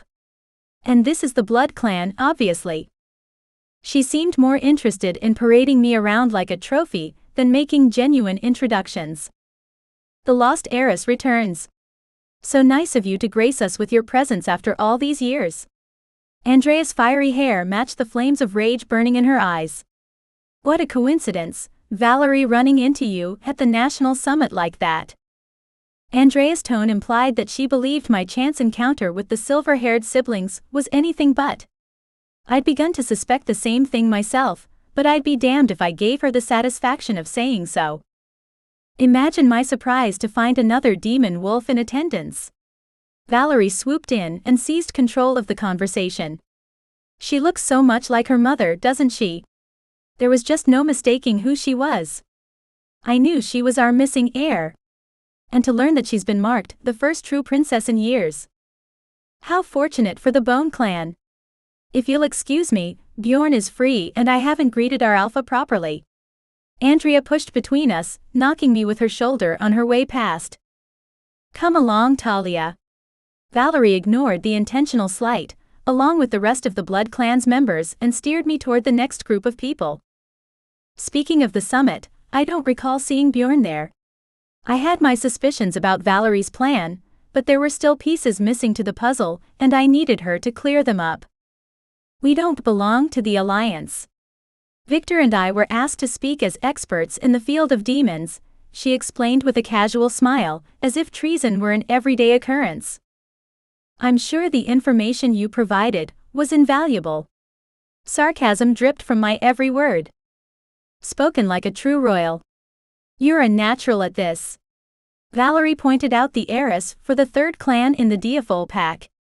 The raven-haired beauty is Jacinda. The Fang clan have been business partners and political allies with our clan for centuries. Despite their alliances, my reception with the Fang clan went about as well as it had with the Blood clan. I was neither welcomed nor wanted by any of the other Demon Wolf clan members. I'd hoped to make alliances of my own, but the only friendly face in the crowd was Valerie's. And that friendliness was obviously all fake. Galen and I were on our own. Somehow, we needed to come up with a plan, preferably before Galen had to fight Bjorn in the challenge, and before I was mated to a demon wolf god. Chapter 14. Galen. Talia had been gone for hours, and I was out of my mind with worry. My wolf stirred, treading on my frayed nerves as he paced the dark corners of my mind. I would have done the same, had I not been confined to this tiny metal box. The longer we stayed with the Diafol pack, the weaker my bond with Talia became. I reached out several times. I couldn't hear her thoughts or feel her emotions, but I could sense her presence at the other end of the thread that connected us. She was still alive. That would have to be enough to satisfy myself and my wolf until she was with us again. My ears perked at the sound of the main door opening, but I was met with disappointment when I caught the scent of another guard, and not my mate. That made 2 shift changes since she'd left. The new guard made the rounds, and dished out bowls of salmon and root vegetable scraps for me, and the sled dogs confined in the cages around me. It was the best meal I'd had since we surrendered ourselves to the Diafol pack. Grateful for the small comfort of having a full stomach and enough protein to refuel my body, I forced my eyes closed and willed myself to sleep. The relief of rest didn't come easy or last for very long. Even in sleep, my mind still managed to play out every possible scenario of why Talia had been gone so long and what could have happened to her. The familiar whoosh and click of the airlock opening and closing echoed through the building, but I refused to get my hopes up until the faint smell of honeysuckle permeated the air. Talia. She'd been brought back under the escort of 2 wolves I recognized from the summit. Victor and Valerie. The same wolves who set Talia and I on the path to finding the demon wolf pack. Seeing them on either side of Talia, it was obvious what had happened. They had obviously sought her out at the summit and fed her just enough information to make sure she found her way here to the pack. But not enough to give any hint that she would be in danger if and when she returned to this clan. Galen. As soon as she saw me, she broke free of their grip, rushed to my cage and reached through the bars. Her fingertips grazed my cheek before finding my lips. Have they let you out at all? For a few minutes? Enough to stretch my legs, I lied, knowing full well she would sniff out the truth eventually, but the truth seemed pointless when it would only serve to upset her. Let him out. She pushed to her feet, rounding on her escorts with her finger pointed. I know you know the code. Open the cage. Now. I think her new title has gone to her head. Victor chuckled, flicking his gaze from Talia to his sister and back again. We're about to lock you back in your cage. You're not really in a position to order us around. Oh, just open the door and let him out. Valerie let out an exasperated sigh as she walked to the back wall and retrieved one of the cattle prods. If we grant you this small favor, Talia, we expect you to do us one in return. What kind of favor? Much to my relief, Talia appeared to be thinking with her head and not her heart, and asked for terms before she agreed to anything. If she wanted to survive, there needed to be a limit to what my freedom, especially a temporary one, would cost her. I reserve the right to call the marker in at a time of my choosing. Valerie tapped the end of the cattle prod against her palm. That's my offer, and it's non-negotiable. The hope drained from her eyes. I was helpless inside my cage to do anything to help her, except refuse before she could make a mistake and accept the offer. No. My muscles cramped in protest of the lost opportunity, but I refused to have Talia indebted to either of them because of me. Galen, let me. I'm fine. I lied again, disappointed with how easy it was to do so with our bond broken. But her happiness was on the line, and I needed to step up. She deserved nothing less than my complete honesty, and I had failed her. Just like I failed to protect her from Bjorn and the demon wolf god. See, Princess, he's fine. Victor strolled over to her cage and unlocked the door. If you would be so kind. Talia knelt before my cage, pressed her face against the bars, and kissed every inch of my skin available to her through the narrow slits. Victor cleared his throat and coughed into his fisted hand. Princess. She left my cage for her own on the opposite side of the aisle and crawled inside. Victor entered the code, took the cattle prod from his sister, and returned it to its place hanging from a hook on the wall before escorting Valerie out. You've been locked up in there the whole time, haven't you? Talia peered through the bars on her cage, daring me to lie to her again. Yes. I sighed, unable to hold her gaze or tell another lie, and pressed my forehead against the cold metal door of my crate. But they're going to have to let me out of here eventually to use the bathroom or clean up the mess if they don't. Galen, you should have at least let me try to set you free. Just because Valerie said the offer was non-negotiable doesn't mean it actually was. She turned on her side and mirrored my position. Strands of her golden hair spilled out of the slots between the bars in the window. Tell me about the gathering. Gain any intel or find any prospective allies. I avoided the argument I knew was coming and changed the subject. No to finding any allies. I'm pretty sure everyone here hates me. Well, almost everyone. Valerie and Victor seem like they have taken an interest. Because they have an ulterior motive. I wasn't telling her anything she didn't already know. Talia was a smart woman and would have already figured that out on her own. And I find it hard to believe everyone hates you. It's impossible to hate you. Well, apparently, now that I've returned, the other princesses had their titles revoked. That title is reserved for the chosen one. Lucky me. I didn't need to see her to know that she rolled her eyes when she said that. Okay, maybe the other former princesses hate you, I teased, finding it easier to laugh and breathe since Talia had returned unharmed. How about information? Any loose lips at the soiree? Hopefully Boot Hill isn't a dry town.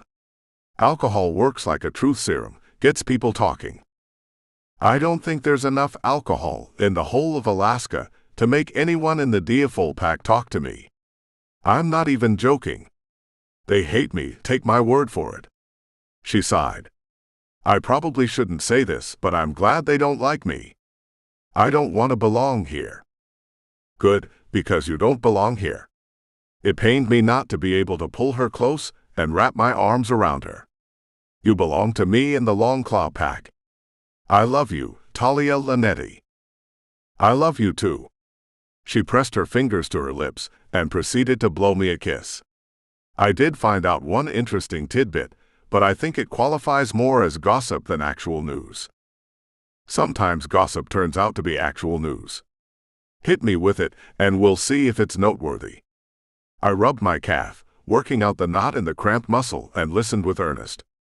I hoped it was news we could use, and that we had finally caught a break. The Deafole Pack isn't a member of the Alliance, which is why we never crossed paths with Bjorn in Montana. Victor and Valerie were invited to the summit by the Council as experts on demons and to educate other packs. I don't recall seeing their names listed on the itinerary or hearing them speak at any of the meetings I attended. I raked my fingers through my hair, scratching at my scalp as I worked through a thought nagging at my brain. Did you see them anywhere outside of the social events, or when they approached you specifically? I don't know. I mean, I spent most of the trip at the cabin or attending the networking events with you. I probably wouldn't have crossed paths with them if they hadn't sought me out, but we know why they did that now. Why do you ask? What are you thinking? I could almost hear Talia's brain working through the bond. I hated not knowing exactly what she was thinking, and missed the depth of the connection we'd shared. She was there in my mind, but just out of reach. Is it really just a coincidence, them running into you at a summit about demons attacking the packs? I scrubbed my face with my hands. The stubble along my cheeks and jaw scratched my palms. Or something more.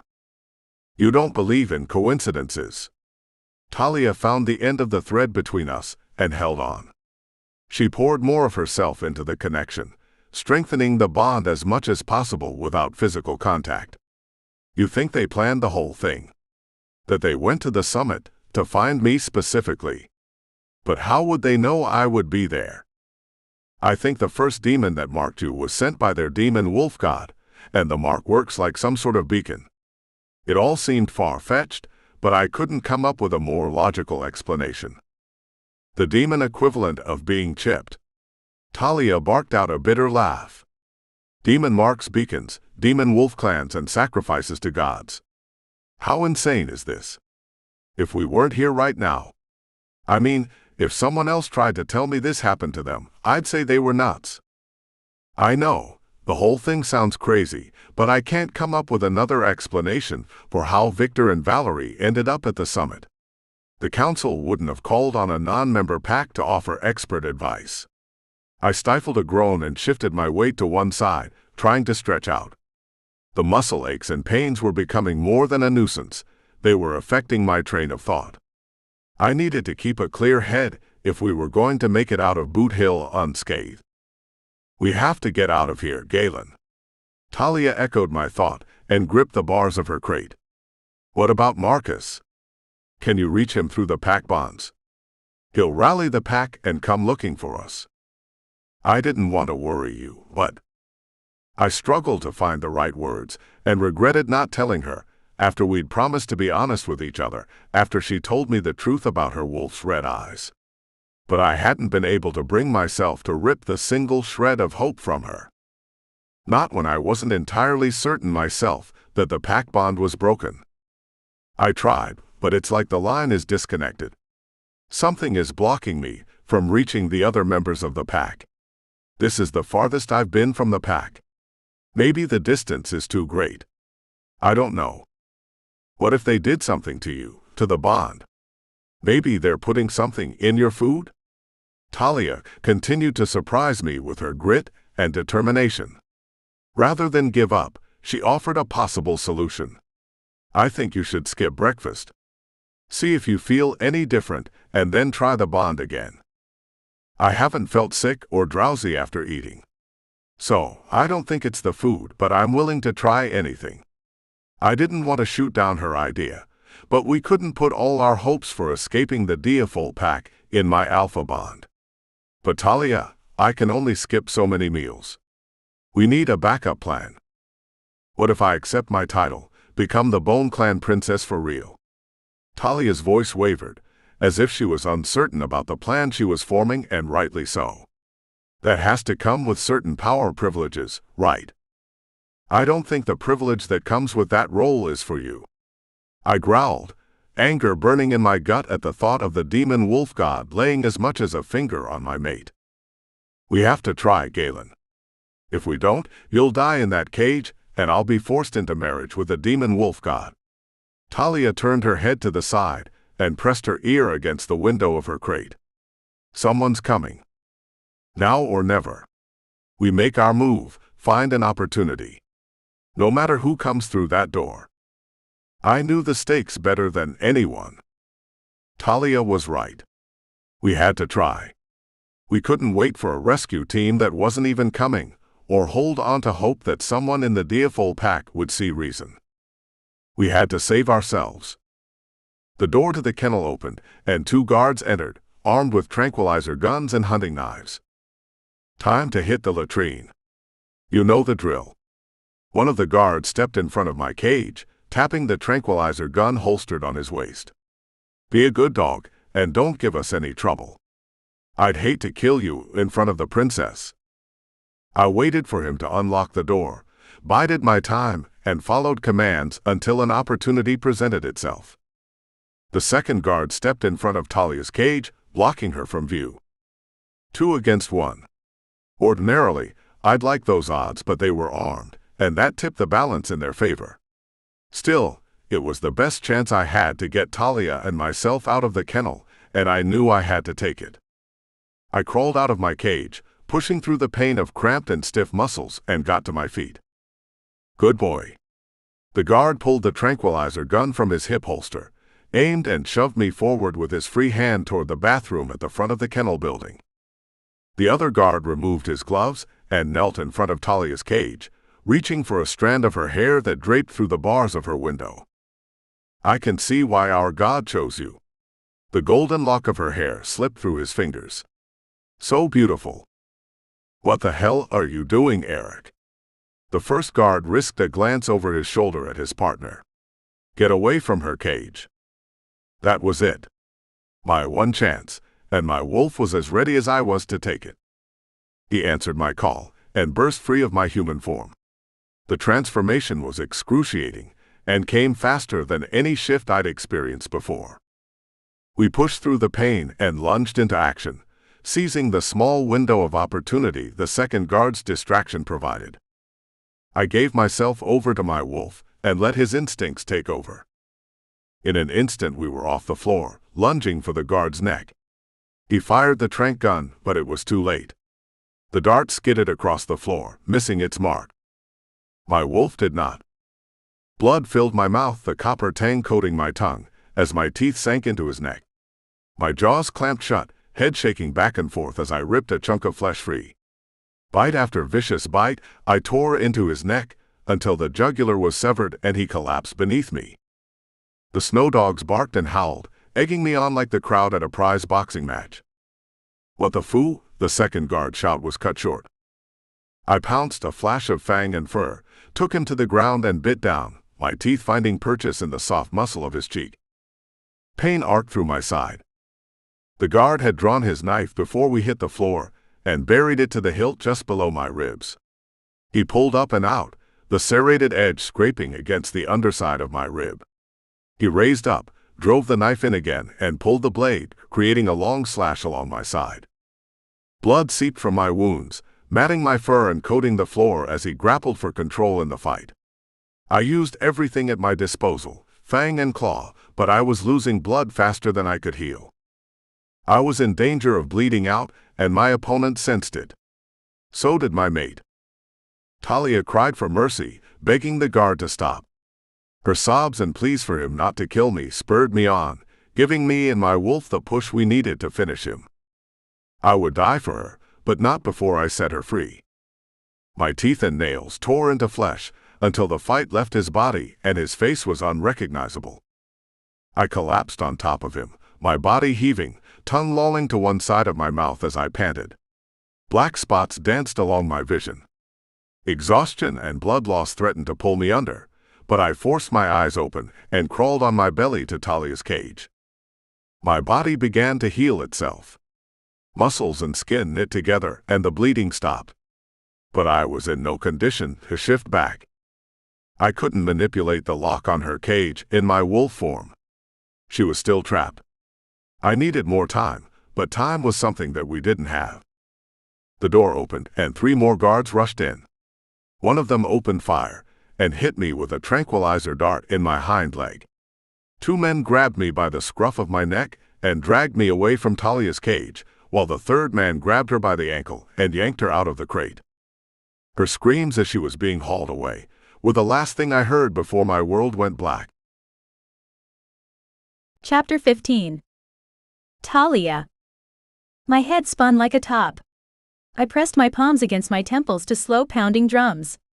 I nestled into the soft down pillows and duvet, pulling the covers over my eyes to block the assaulting light blaring in from the large window with its curtains drawn on the opposite side of the room. Pillows, blankets?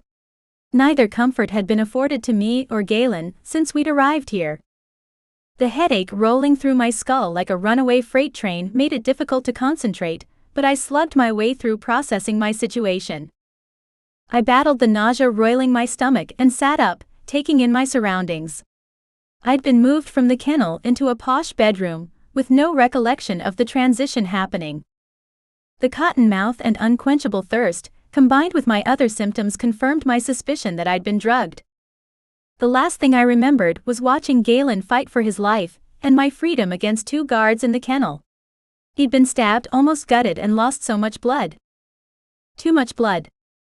He crawled to me and collapsed in front of my cage. His coat was matted, eyes half-lidded, and his breathing was shallow. Fear and pain like I'd never experienced gripped my heart. They'd killed him. My mate, the man and wolf to whom I'd pledged my life, was gone. I ripped back the covers and jumped out of the 4-poster bed, collapsing under my own body weight. The drugs were still in my system. I needed to shift to remove the sedatives from my system and called to my wolf. She didn't answer. The magic inherent in all wolves that binds our animal and human forms was still there. My wolf was still there. I felt her presence in my mind, but no matter how many times I tried, she refused to answer my call. Whatever drugs the guards had given me did more than knock me out. They incapacitated my wolf. I'd been stripped of my ability to heal and defend myself. The Diafol pack had taken my wolf and my mate from me. They'd taken everything, left me broken and at their mercy. And the mercy of their demon wolf god. Oh good. You're awake.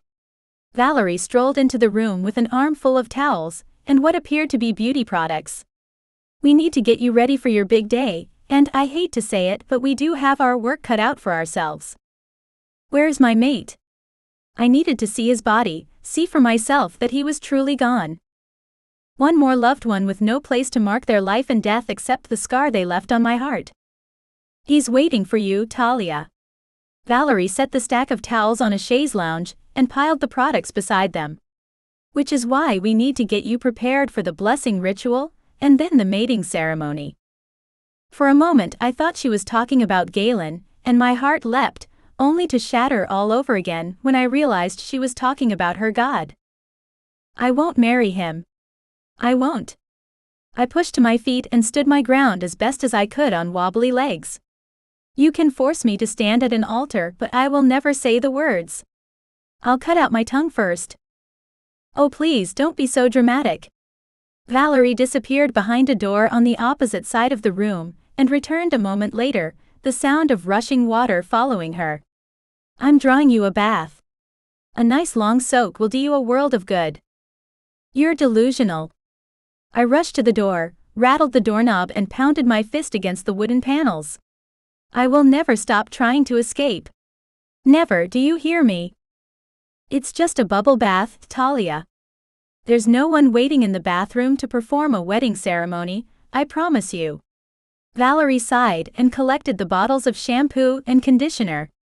I understand how overwhelmed you are with your new role and responsibility.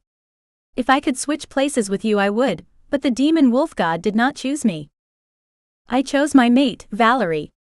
I clutched the doorknob, holding on for dear life, as my world dropped out from under me. My heart, my soul belongs to Galen. A queen is allowed her consorts, Talia.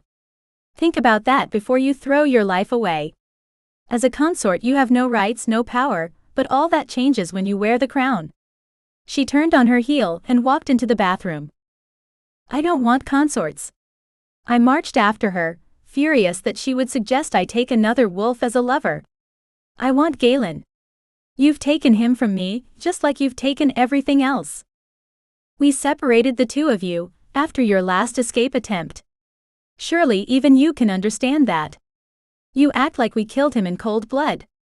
She ran her hand through the cloud of bubbles floating on the surface of the bathwater, and glanced over her shoulder. Wait, you thought he was dead? He's not dead. My heart leapt at the shock of that news. Of course I thought he was dead. I can't feel him through our pack bond anymore. Was she really telling the truth about Galen? The last time I saw him, he was lying in a pool of his own blood. I can't speak for the Alpha's plans for him, but as of now Galen is still alive. My heart raced at the realization that he wasn't dead, but after everything Valerie had done, I couldn't fully trust her. Take me to him. I wanted proof of life, and the only proof I would accept was seeing him with my own eyes. And if I do that, if I take you to him, what are you willing to do for me? She flicked the water in the tub, splashing it onto the marble tile tub surround. I stripped out of my clothes, stepped over the side of the soaker tub and sank into the steamy water. There's a good girl. Lean your head back. Valerie raised a white porcelain pitcher and poured water over my head, soaking my hair. What do you know about our God? Nothing. It didn't cost me anything to admit I was ignorant of their ways. My mother went rogue and ran away from the Diafol pack. That told me all that I needed to know. This pack was obviously one to be feared. He is a benevolent god, Talia. He will treat you like the goddess you are. Valerie squeezed a puddle of shampoo that smelled of rosehip and bergamot into her hand and lathered it into my hair. He cursed witches, attacked innocent people and wolves. You call that benevolent? I think we have very different definitions of what that word means. I swiped the back of my hand against my forehead to stop a trail of bubbles from reaching my eyes. No wonder you're so resistant to marriage. That couldn't be further from the truth. Valerie refilled the pitcher from the faucet and rinsed the shampoo from my hair. Our God isn't the one responsible for the curses or the attacks. His wife is. His wife. I rounded on her, sending a wave of bathwater splashing over the side of the tub. He's already mated? Why would he take another? He's a god, Talia. It's not our place to question why. Valerie took me by the shoulders, easing me around until she had access to my hair again, and applied a generous amount of conditioner. The goddess is a cruel and jealous creature. She fell out of favor with our God, but refuses to let go of her position and power. If you are looking for someone to blame, it would be her, not your future husband. My mind reeled, struggling to process what Valerie had just revealed. First and foremost, Galen was alive. And the demon wolf god was not responsible for the curses and demon attacks. It was the demon god's wife. He had a wife. A demon wolf goddess. Stories of Zeus and Hera came to mind. A woman scorned. I scoured my brain for anything in the myths that could help me, but I couldn't recall a single tale where Hera had shown mercy to the mortals and given their freedom back. Something told me it would be the same way with the Diafol pack's goddess. Blinded by love of her mate and jealousy of his desire to claim a mortal bride, she took out her rage the only way she could, on the mortals. Our packs, our allies and the towns we called home, bore the brunt of her rage over her mate's indiscretions. But if he was already mated, then the blame lay equally as squarely on the demon god's shoulders, not just hers. Valerie had made the demon wolf goddess out to be the villain of her story, but I disagreed. The blame for the death and destruction happening should be laid at the god's feet, as much as his wife's. Valerie was right about one thing though. The bath had done wonders for me. It gave me an opportunity to glean information I might not have otherwise, and cleared my head. And while she scrubbed at my hair to clean it, an idea began to form. It was crazy and likely to get me killed, but if Galen and I were going to have a future together, I had to try. I just needed a little more time, something Galen and I never seemed to have enough of. But I was finally starting to put things together, and if I played my cards right, the attacks would stop and my mate and I would walk out of Boot Hill together. Thank you, Valerie. You were right, I do feel better. My gratitude was genuine, but not in the way she expected. Valerie hoped to convince me that I was chosen for a great honor. In a way, I supposed she was right. I had been chosen to bring an end to the Deaful pack and their gods. You're welcome, Princess. It's an honor to attend to your needs before the ceremony. She grabbed one of the large plush towels and held it open, turning her head to the side to offer a semblance of privacy. When can I see Galen? I stepped out of the tub and into the towel, wrapping it around my body. I doubt we'll have time before the blessing ritual. Valerie motioned to a small wooden stool and reached for a paddle brush on the vanity. You promised. I grabbed her wrist and jerked her forward. The brush fell from her hands and clattered against the tiled floor. And you are going to keep that promise, aren't you? I caught a glimpse of my red-eyed reflection in the mirror, but for once I didn't shirk away from the woman staring back at me. The Deaful wolf on my mother's side was as much a part of me as the Northwood wolf on my father's side. It was time I accepted her and started acting like it. Besides, I had more than enough demons to fight. I didn't need to add personal ones to the battle. Talia. Calm down. Valerie's confidence wavered along with the strength in her voice. Her fingers trembled as she grasped my arm. I only said we wouldn't have time before the blessing. I never said I wouldn't take you. I know I haven't given you reason to trust me, but I am a woman of my word. When I give it, I keep it. Tell me about the blessing ceremony. What do I have to do? I released her wrist with a shove and adjusted my towel before it slid to the floor. You don't have to do anything really. Recite a few words, light some incense, but mostly our priestess will pray over you and offer a blessing on your union to the demon wolf god. Valerie followed me out of the bathroom and retrieved a billowing white gown and matching fur cloak. The dress had an empire waist heavily embroidered with gold thread in a herringbone ladder stitch pattern. The long sleeves were slit down the middle from shoulder to wrist and had similar stitching around the cuffs. It's beautiful. And it was, but it looked more appropriate for a wedding ceremony than the simple prayer circle Valerie described. That looks an awful lot like something a bride might wear on her wedding day. This. Valerie held up the dress and spun the hanger in her hand to show off the front and back of the gown. Your wedding gown is made of the finest silks and chantilly lace.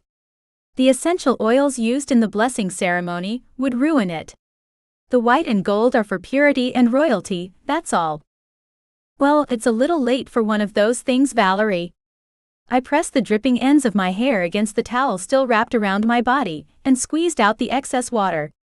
Your god wants a virgin bride, so I guess that leaves me out. Who's the next candidate? The princess from the Blood Clan? She seemed like an absolute joy. I'm sure the demon god will love her. You have both marks, Talia. Valerie was not amused. The only person who does not see this as the honor it is you. I think there are a lot of people outside of the Prudhoe Bay area who would agree with me. You should probably widen your poll to include more zip codes. You'd get more accurate results. Talia, the sooner you get ready, the sooner we are at the ceremony and the sooner you see Galen. Valerie's patience had worn thin, and with my eyes back to their normal shade of blue, so had my threat of violence. Fine. I slipped the dress over my head and swept my hair out of the way for Valerie to fasten the buttons on the back. She plaited my hair into a loose fishtail braid and wove in fresh sprigs of baby's breath and lavender. They're all done. She ran her fingers along the crown of my head and smoothed the flyaway strands of hair. You look beautiful. Fit for a king. Or a god. The only person whose opinion matters to me is Galen. I growled, hating the thought of him seeing me glammed up for someone other than him. Valerie draped the mink and rabbit fur cloak over my shoulders, tied the leather cording to secure it around my shoulders, and escorted me to the blessing ceremony. The DEOFOL pack meeting room had been rearranged to accommodate all of the clans and their members. The furniture was gone. A small wooden altar draped with white and gold linens and fresh greenery took its place. A long gold runner with pillar candles on wrought iron floor stands lining either side ran down the center of the room, directing me to my destination. A priestess with a garish wolf headdress stood behind the altar, her arms outstretched as she beckoned me forward. The cloak dragged the ground, rippling the runner in my wake as I walked down the aisle to the altar. Again, I was struck by the similarities to a wedding ceremony. Still, it was nothing like I'd imagined my wedding to Galen would be like. And for that I was grateful. The priestess retrieved a brass triangle from beneath the altar and struck it with the metal stick. A hush fell over the crowd with the first chime. The ceremony had officially begun. She opened with a prayer in a language I didn't understand, and proceeded to light incense, wafting the scented smoke as she walked circles around me. The crowd responded, chanting the closing line of her prayer over and over again until the incense burned away. My head swam. I felt nauseated and dizzy from watching the priestess rotate around me. A lack of food and water didn't help my condition either. To my relief, the ceremony was brief and ended with another prayer to the demon wolf god and triangle chimes. Bjorn stepped forward, thanking the priestess for preparing me, the demon wolf god's new bride, for the long-awaited union. Servers carrying trays laden with glasses filled with ale moved through the room. Princess Talia has been returned to us, and our clans are united once again. The Alpha raised his silver goblet in a toast. Tonight we celebrate. The Bone clan rejoiced, raising their glasses and clashing them together. Music played, alcohol flowed, and the pack members danced to the rhythmic beat of the drums. This is all for you. Bjorn spoke over the crowd, spearing me with his gaze. The swaying mass of people parted for their Alpha, who came over to stand in front of me. It has been a long time since we have had a crowned princess among us. What happened to the last one? I asked, unsure. I wanted to know the answer. I'd foolishly assumed there hadn't been any other actual brides, apart from the goddess herself. The demon wolf goddess killed the last princess to accept her husband's proposal. He tipped his goblet back, emptied it of ale, and signaled for a refill. The other women chose consort over the goddess's wrath. Did that mean I was about to have to fight the demon wolf goddess? For something I didn't even want. You might have mentioned that. I turned and glared at Valerie. Would it have changed anything if I did? Valerie tipped her glass in my direction before she raised it to her lips and took a sip. As much as I hated to admit it, she was right. It wouldn't have changed a thing. I hadn't accepted either role, princess or consort. I wasn't a willing participant in their plans.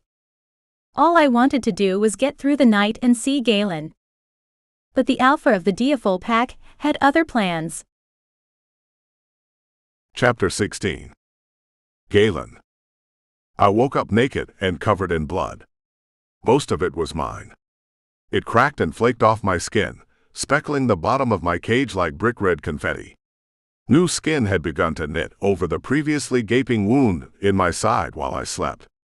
Taut and tender scar tissue was the only evidence I'd almost been disemboweled the night before.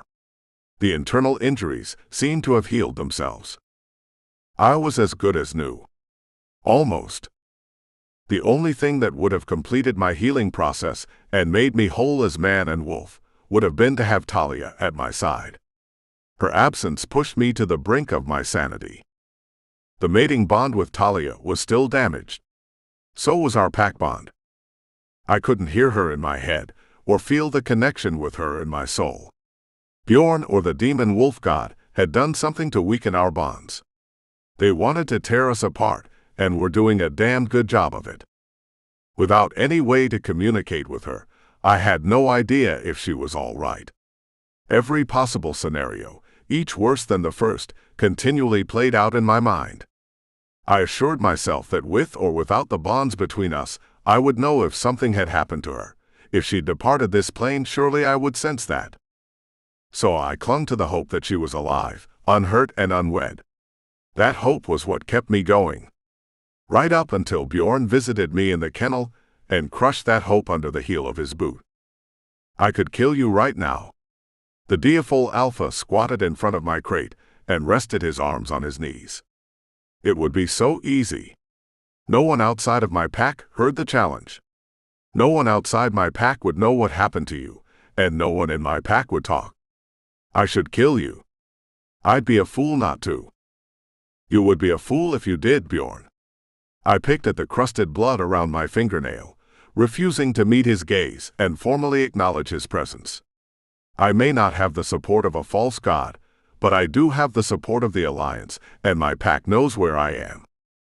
They may know you're in Alaska, but not precisely where. Bjorn cracked his knuckles, first on his right hand and then his left. This is wild country, and a lot could happen to a big city wolf like yourself out here. There are things more dangerous than you or me in the Arctic Circle.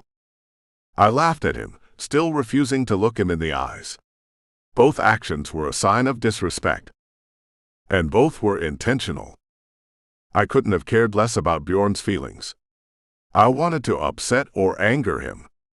He wanted me out of the picture, permanently. I wanted to push him to try. The Diaphole Alpha didn't strike me as the type of wolf who understood discretion. No, I knew his type. I'd met alphas like him at Alliance functions. Wolves that fed on the spectacle and were driven by their own ego.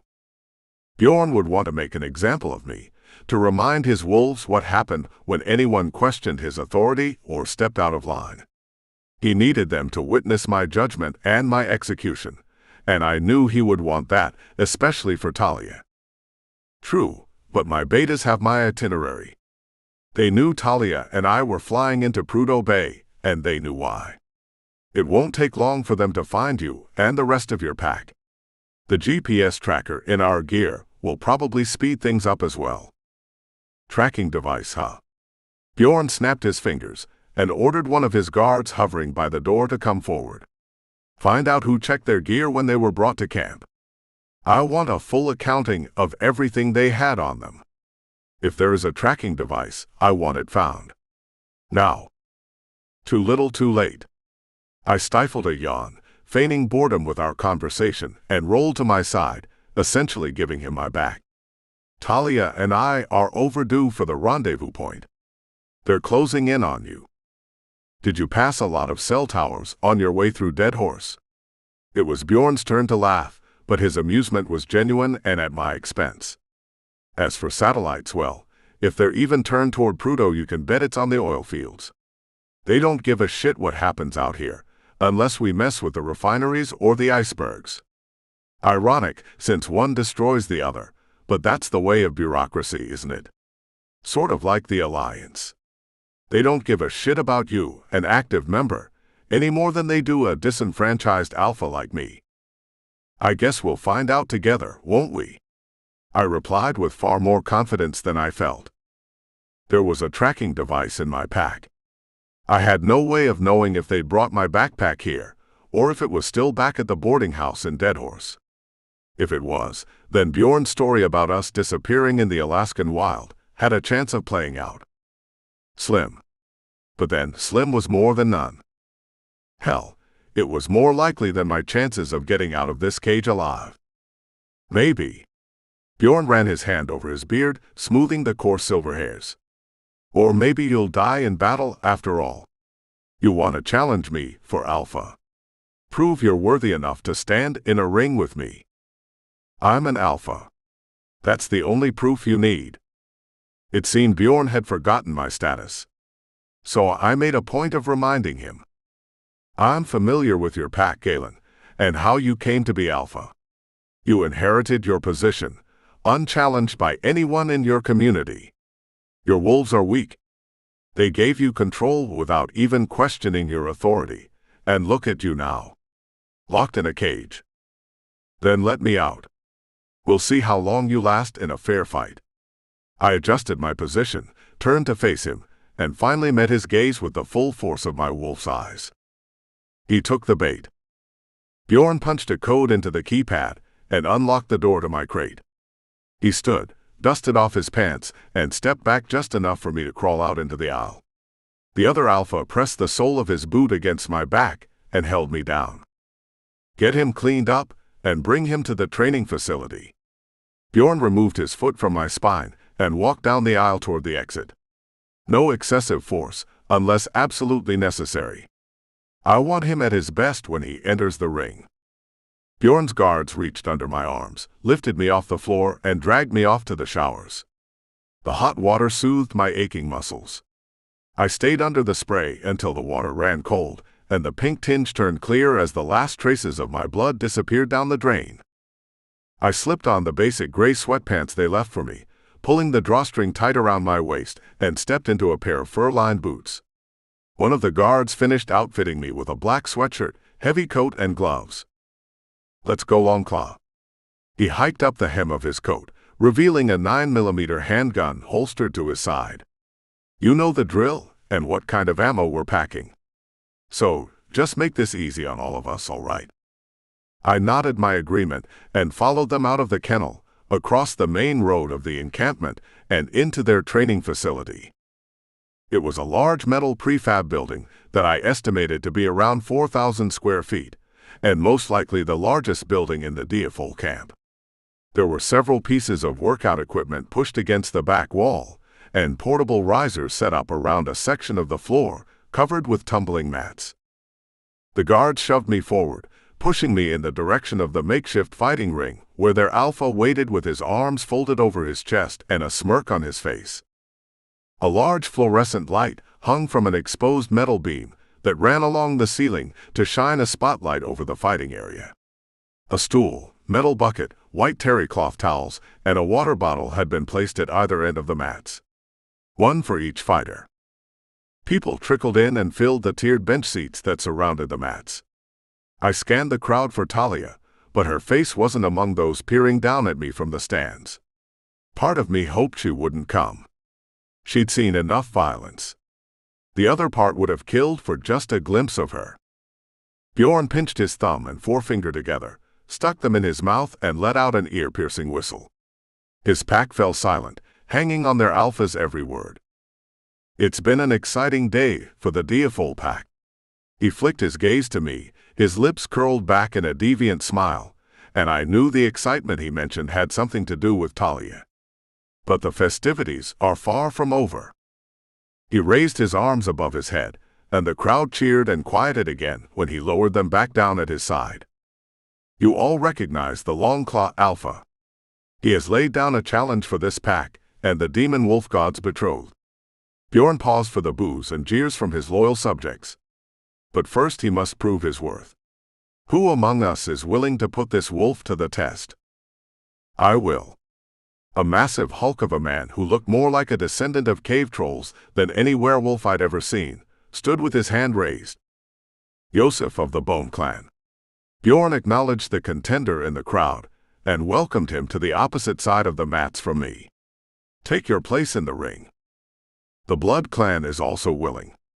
A second man, half the size of Yosef but no less formidable based on his muscle mass, stepped down from the risers and stood in line. "Choose your opponent." Bjorn motioned between the two men. "You must defeat them both in hand-to-hand combat before the Diafol pack will accept your challenge for Alpha." "Yosef." I jerked my head in the direction of the larger wolf. "The bigger they are, the harder they fall." Or so I hoped. "Begin." Bjorn signaled the start of the fight. The Bone Clan wolf wasted no time hitting the mat. He charged forward, meaty hands clenched into fists in front of his face and elbows tucked in guard position. We danced around the ring, circling each other as we sought out an opening to land the first strike. Yosef swung with a looping right that any experienced fighter would have seen coming. I dipped my head and dodged out of the way. He stepped in, keeping me on the defensive, and swung again. I dipped left and avoided another headshot, but missed the incoming body blow. His fist found its mark and connected with my side. Ribs cracked on impact, and the freshly healed scar threatened to rip open. I tucked my elbow in, held it tight against my ribs, and kept my guard up as I backpedaled around the mat. Yosef charged again, but this time I was ready for him. I unleashed a short right hand to his solar plexus. The punch would have dropped a lesser man to his knees, but Yosef was unfazed. He rushed in, wrapped me in a crushing bear hug and pinned my arms at my side. He rolled his hip and threw me to the floor hard enough that my body bounced off the mat. Yosef pounced, took the fight to the ground, and used his body weight to keep me there. He assumed full mount, centered his mass on my chest, and dropped hammer fist punches to my face. Blood gushed from my nose, mouth, and a gash along my brow bone, but I refused to yield. I threw body shot after body shot, lasering in on the lower back below his ribs. My eyes had almost swollen shut, but I kept punching. Yosef howled. The relentless kidney shots took their toll. He slid to the side and gave up his full mount position. I bucked beneath him, knocking him the rest of the way off. We grappled on the floor until I worked my way behind him, slipped my right arm around his neck, and clamped my left hand around my wrist. The warrior from the Bone Clan blacked out and went limp in my arms. I rolled out from under him and pushed to my feet. The room swayed, or maybe it was me. Either way, I was minutes from joining the sleeping giant passed out on the mat. The Blood Clan wolf jumped in swinging, eager to prove himself to his clan and his alpha watching from ringside. Full of energy and injury-free, my second opponent had the upper hand. Literally and figuratively. He rocked me with a right uppercut that smacked my jaw together and chipped 3 teeth. I'd underestimated the wolf from the Blood Clan and made a tactical error by fighting Yosef first.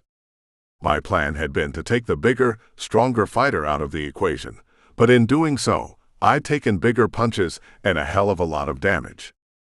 My second opponent moved with the experience of a trained fighter. He was comfortable in the ring and knew how to use every inch to his advantage. Had there been ropes like a traditional boxing ring, he would have had me against them. For every punch I landed, he landed 2. I struggled against his defense, and when I did manage to work my way inside, I was punished with more body shots. The scar on my side may as well have been a bullseye. He found a soft spot and targeted it, landing jab after jab. When I pulled back out of the danger zone, he rocked me with a left haymaker to the temple. Vivid colors danced in front of my eyes, my knees buckled, and legs went out from under me. He dove, but I rolled to my side and scrambled to my feet before he could pin me to the floor. The fight felt like it went on for hours. I was exhausted but somehow began to gain ground. Perhaps my opponent wasn't used to his fights dragging on so long. Eventually, he began to look as tired as I felt. I rallied and seized the tiny window of opportunity his slowing pace provided. I doubled my jabs, knocking his head back like a speed bag in a sparring room, and then took the attack to his body. I switched it up, landing punches up and down his body, leaving him bloodied, bruised, and swollen. The thought that I might actually beat this guy put a bounce back in my step. I felt good, like I could go another 8 rounds, but my confidence was short-lived. I got sloppy and left an opening. The Blood Clan wolf saw it and jumped, lunging in with a Superman punch that landed on my jaw, fracturing it in 2 places and dislocating it in another. Pain burst through my head. Blood welled in my mouth and dripped down my chin. I was spent and in danger of losing the fight. Worse than that, if I couldn't beat 2 wolves from the Deathful pack, there was no way I could take on their alpha. Not in the condition I was in, injured, dehydrated, and malnourished. Bjorn had done the bare minimum to keep me alive, and I had played right into his hands. Chapter 17. Talia. To my surprise, Valerie kept her word. After the blessing ritual and reception that followed, she took me back to the kennel to see Galen. But his crate was empty. Victor told me that Galen suffered a serious injury in your last escape attempt. Perhaps they took him to the infirmary. Valerie offered to escort me, and eager to find my mate, I followed, pushing her to quicken her pace. The lights were off and doors locked when we reached the medical building. There was no one inside. I dragged Valerie to the next building, and then another and another. All of which turned up nothing. We continued the search, which felt more like a wild goose chase, until word reached us from a passing pack member in the snow that Bjorn had organized another tournament in celebration of my return. Another tournament. And Galen was nowhere to be found. A pit formed in my stomach. Galen's absence from the kennel suddenly made sense. The pack had gathered in another large metal building that Valerie said was used to train the Diafol pack's security detail. It was also where challenges for pack rank were held. The crowd's excitement spilled out onto the snow-packed ground when we opened the door to the training facility. We were met with raucous shouts and a thunder of applause. Underneath the cheers and clapping hands, I heard the distinct sound of two men fighting. Talia, wait. Valerie struggled to keep up as I snaked through the onlookers, placing bets at a table near the entrance. Slow down. I ignored her and quickened my pace. As I feared, Galen was in the midst of a fight, not the first from the looks of it, and seemed to be in danger of losing. I ran toward the makeshift boxing ring in the center of the room. Stop. Please stop. He's going to kill him. I shouted at the top of my lungs, but my cries for mercy were drowned out by the overzealous crowd stomping their feet on the metal bleachers. I pushed my way through a cluster of people who must have been unable to secure a seat in the packed bleachers, and rushed to Bjorn, who sat ringside and collapsed at his feet. You can stop this. Please. I begged on hands and knees for mercy for my mate. Galen had already taken more abuse at the hands of my mother's packmates than any wolf should endure. I couldn't sit by and watch him suffer more pain. Not when they kept him injured and in a weakened state, unable to fight and defend himself the way I knew he could. That's a good look for you, princess. I do believe our God will approve. Bjorn's upper lip curled in a sadistic grin. Don't worry, Stefan looks ready to finish the fight. He'll put an end to Galen's suffering. If I accept my place in the Bone Clan and claim my throne, will you spare him? I bowed my head and pressed my hand on the top of Bjorn's tan suede boot.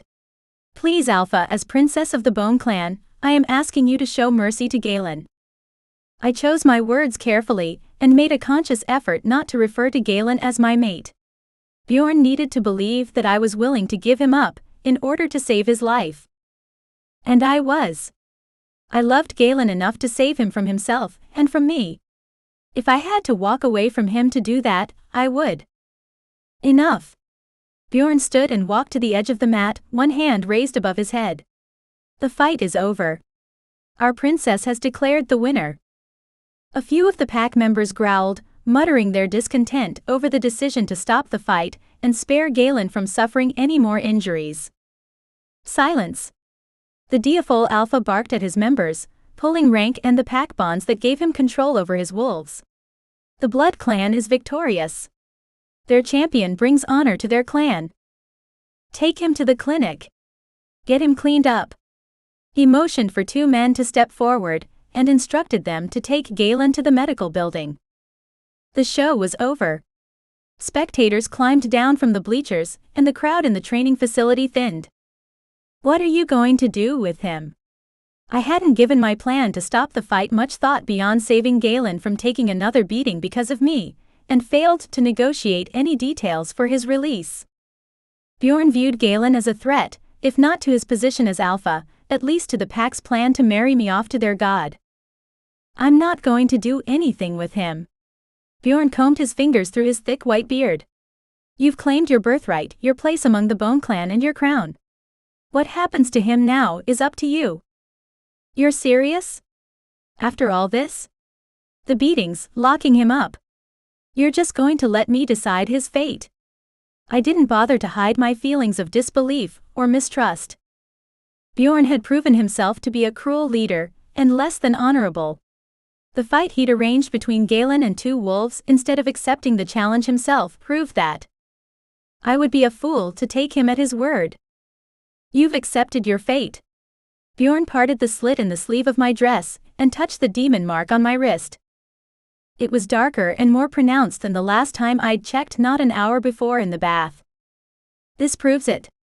He traced the sigil with his finger, before adjusting the fabric of my sleeve and covering the mark. There's nothing your boyfriend can do about it. No matter how much he loves you. Or you love him. You saved him, and you can keep him alive and in good health by reminding him of that. So what happens now? I stay here and fulfill my duties and he just goes about his life? No harm, no foul? Something like that. What's keeping him here apart from you? Bjorn shrugged my question off. What happened to Galen was of no consequence to him anymore. He had gotten what he wanted.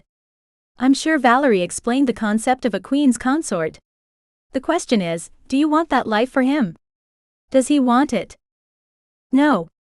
I couldn't speak for Galen, though I suspected I knew what his answer would be. Still, even if he wanted to stay here with me at the ends of the earth, I wouldn't let him. He had a pack, people who loved and depended on him. The Longclaw pack needed their alpha. He had a future, with or without me in it. Then you know what to do. He wiped his hands together, as if he was clearing away dirt and grime. You threw yourself at my mercy, declared your intention in front of the pack. What happens to him now is up to you. Not me, princess.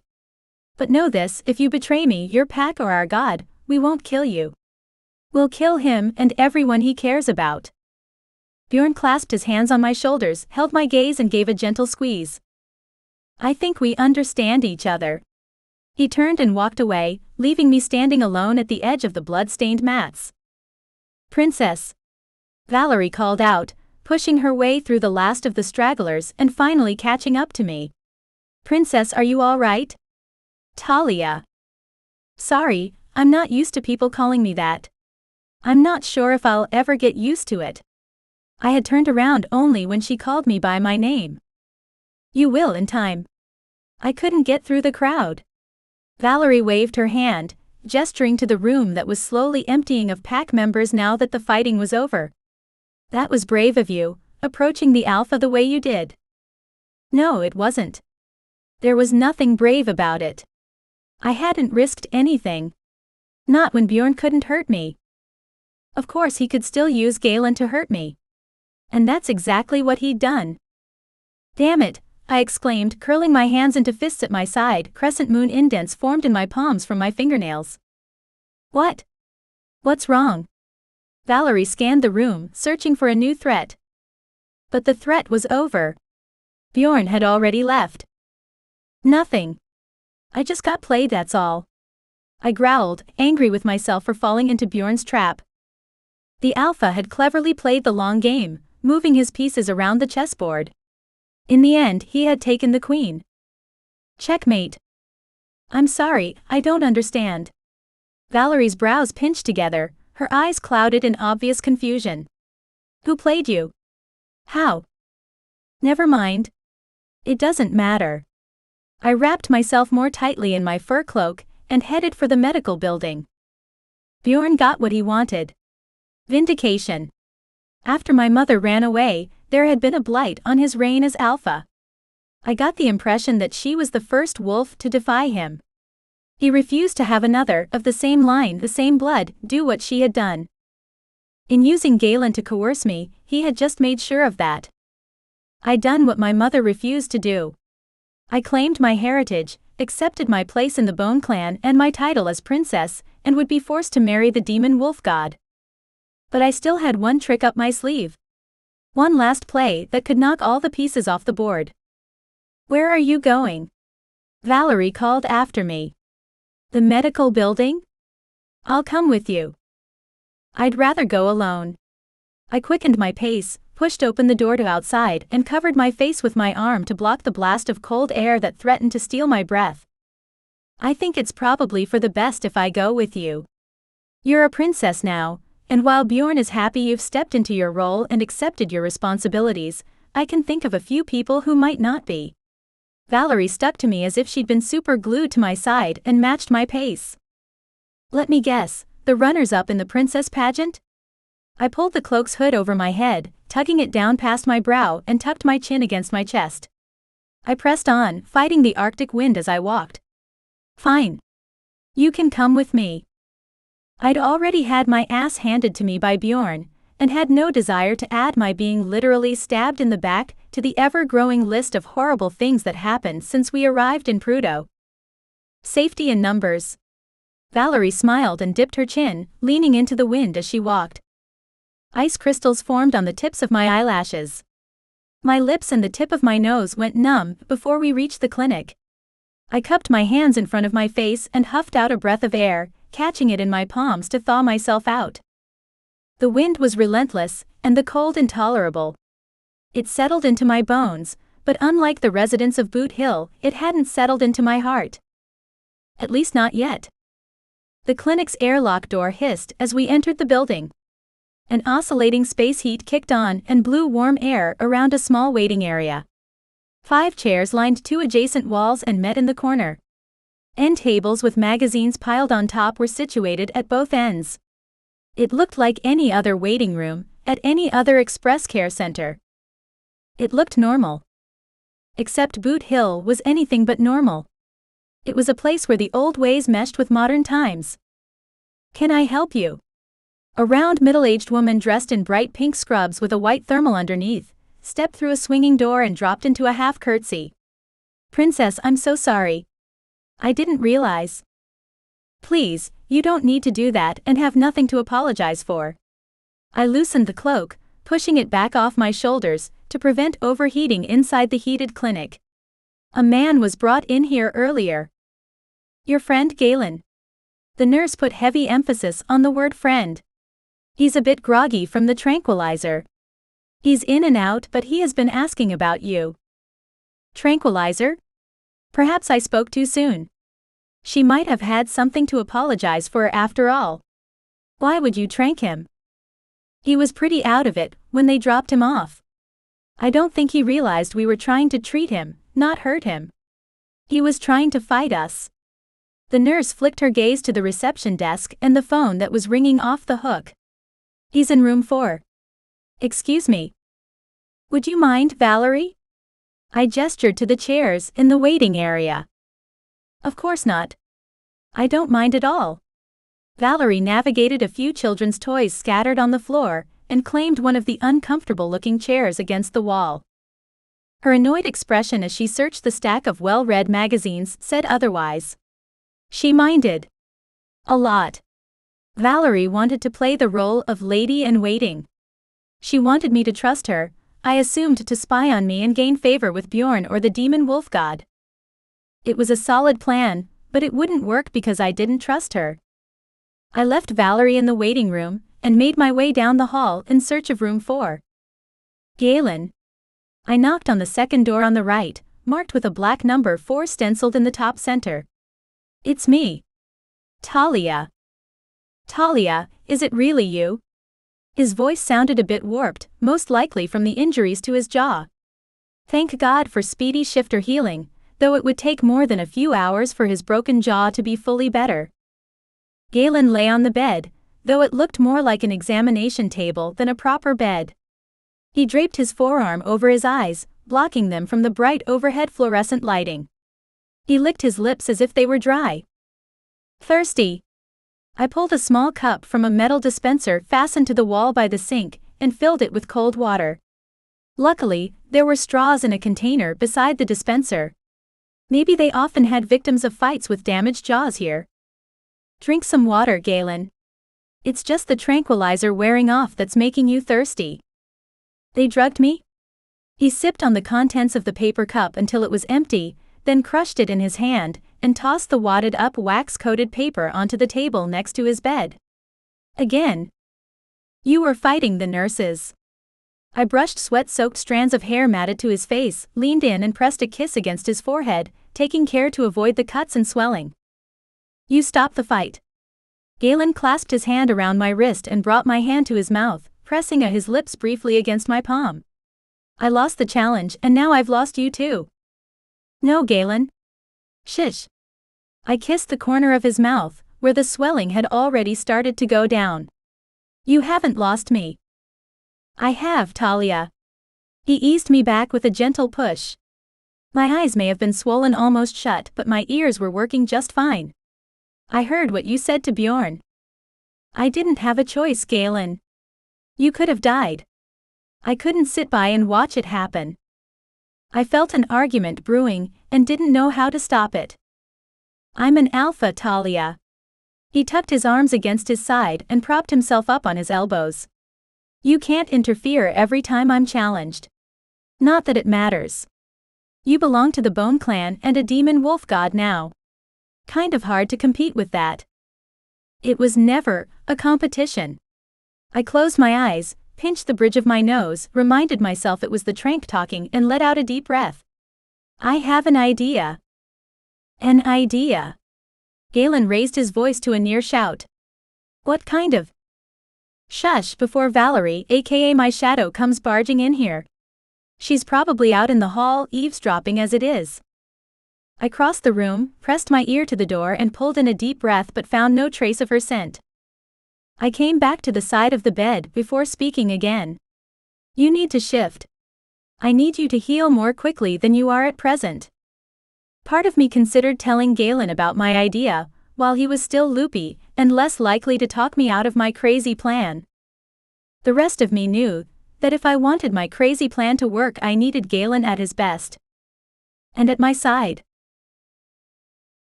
Chapter 18. Galen. Talia was there, in the room with me and within arm's length, but I couldn't bring myself to reach out and grab her, hold her close the way I wanted to. I hated that she saw me this way, broken and weak. I wasn't the alpha she needed. But she refused to believe that. She loved me. I'd been beaten and broken, but none of that mattered to her, and I found myself falling more deeply in love with her than ever before. Somehow, in the midst of our nightmare ordeal, she'd come up with a plan to free the both of us from the bonds of the Diafol Pact. But she wouldn't share the details of that plan until I shifted, forcing the lingering effects of the tranquilizer out of my system and healing my wounds more quickly. She was right. I needed to heal. I called my wolf and gave myself over to him. The shift hurt like hell, tearing already sore muscles, ripping newly knitted skin, and electrifying frayed nerves. My wolf sat up on the exam table, panting like an eager puppy and ignoring my commands to shift back. He wanted attention from Talia, the woman and wolf he'd claimed as his mate.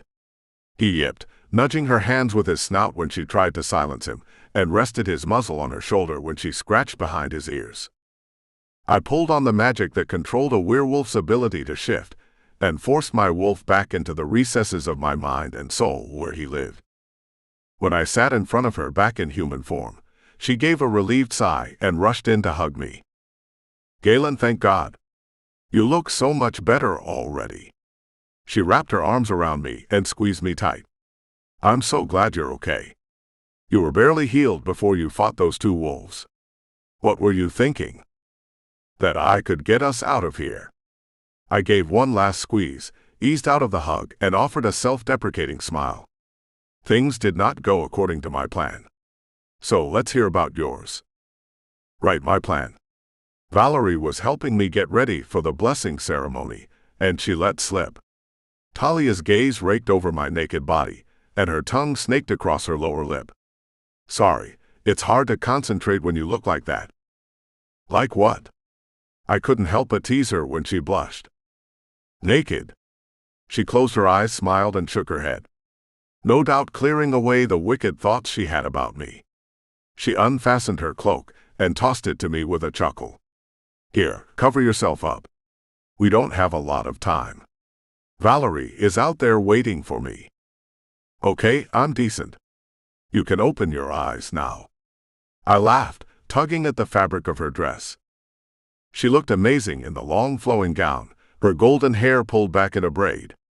I wanted nothing more than for our problems with the Diafol Pact, the demons, and the demon god to be over. Talia belonged with the Longclaw Pack. She belonged with me. That looks good on you, but I prefer your wolf's coat to rabbit or mink. She punctuated her starlight smile with a wink. Okay, so my plan is to find the demon wolf goddess. Wait, the demon wolf goddess? I asked, utterly confused and scrambling to catch up. There's a goddess too. Yes, and she doesn't subscribe to her husband's polygamy. Talia shrugged and feigned surprise. I mean, why wouldn't a goddess want to share her all-powerful husband with other women? She rolled her eyes before continuing. Anyway, according to Valerie, it's the goddess behind the demon attacks, not her husband. She's targeting areas with blood ties to the demon wolf clans, and hurting mortals out of spite. And you want to what? Let me guess. Go find the goddess and reason with her. I had to admit, it had the makings of a good plan. Talia had collected some amazing intel from Valerie. There was just one problem. How are we getting out of Boot Hill to go search for her? Well, I am a princess, and that does have its privileges. Talia raised the hem of her dress and dipped into a curtsy.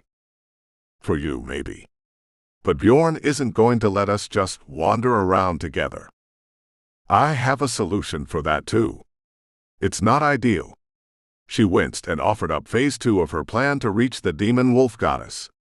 In fact, it's less than ideal and potentially problematic. You're not going to like it. Talia, just tell me what it is. I can handle it.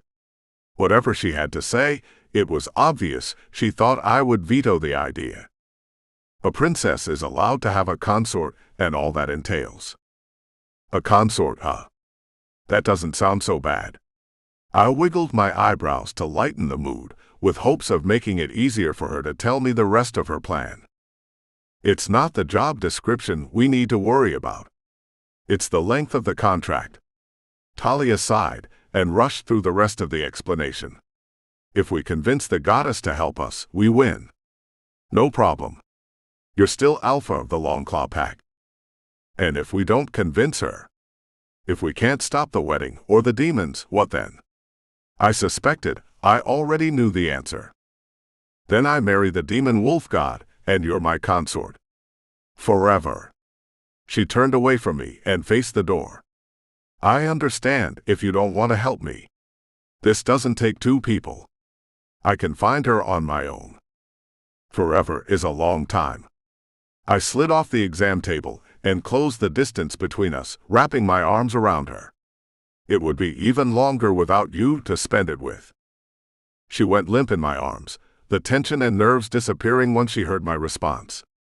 We were in it together. All the way. I loved her too much not to see it through to the end. Galen, are you sure?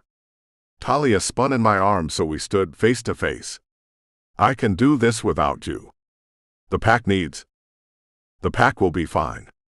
They're in good hands with my betas, and if the demon goddess is upset about her husband's infidelity, as you say, then there's no reason for her not to help us.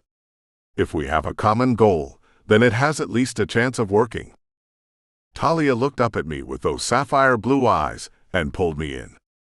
Like she had every day since the moment we met. I couldn't say no to her.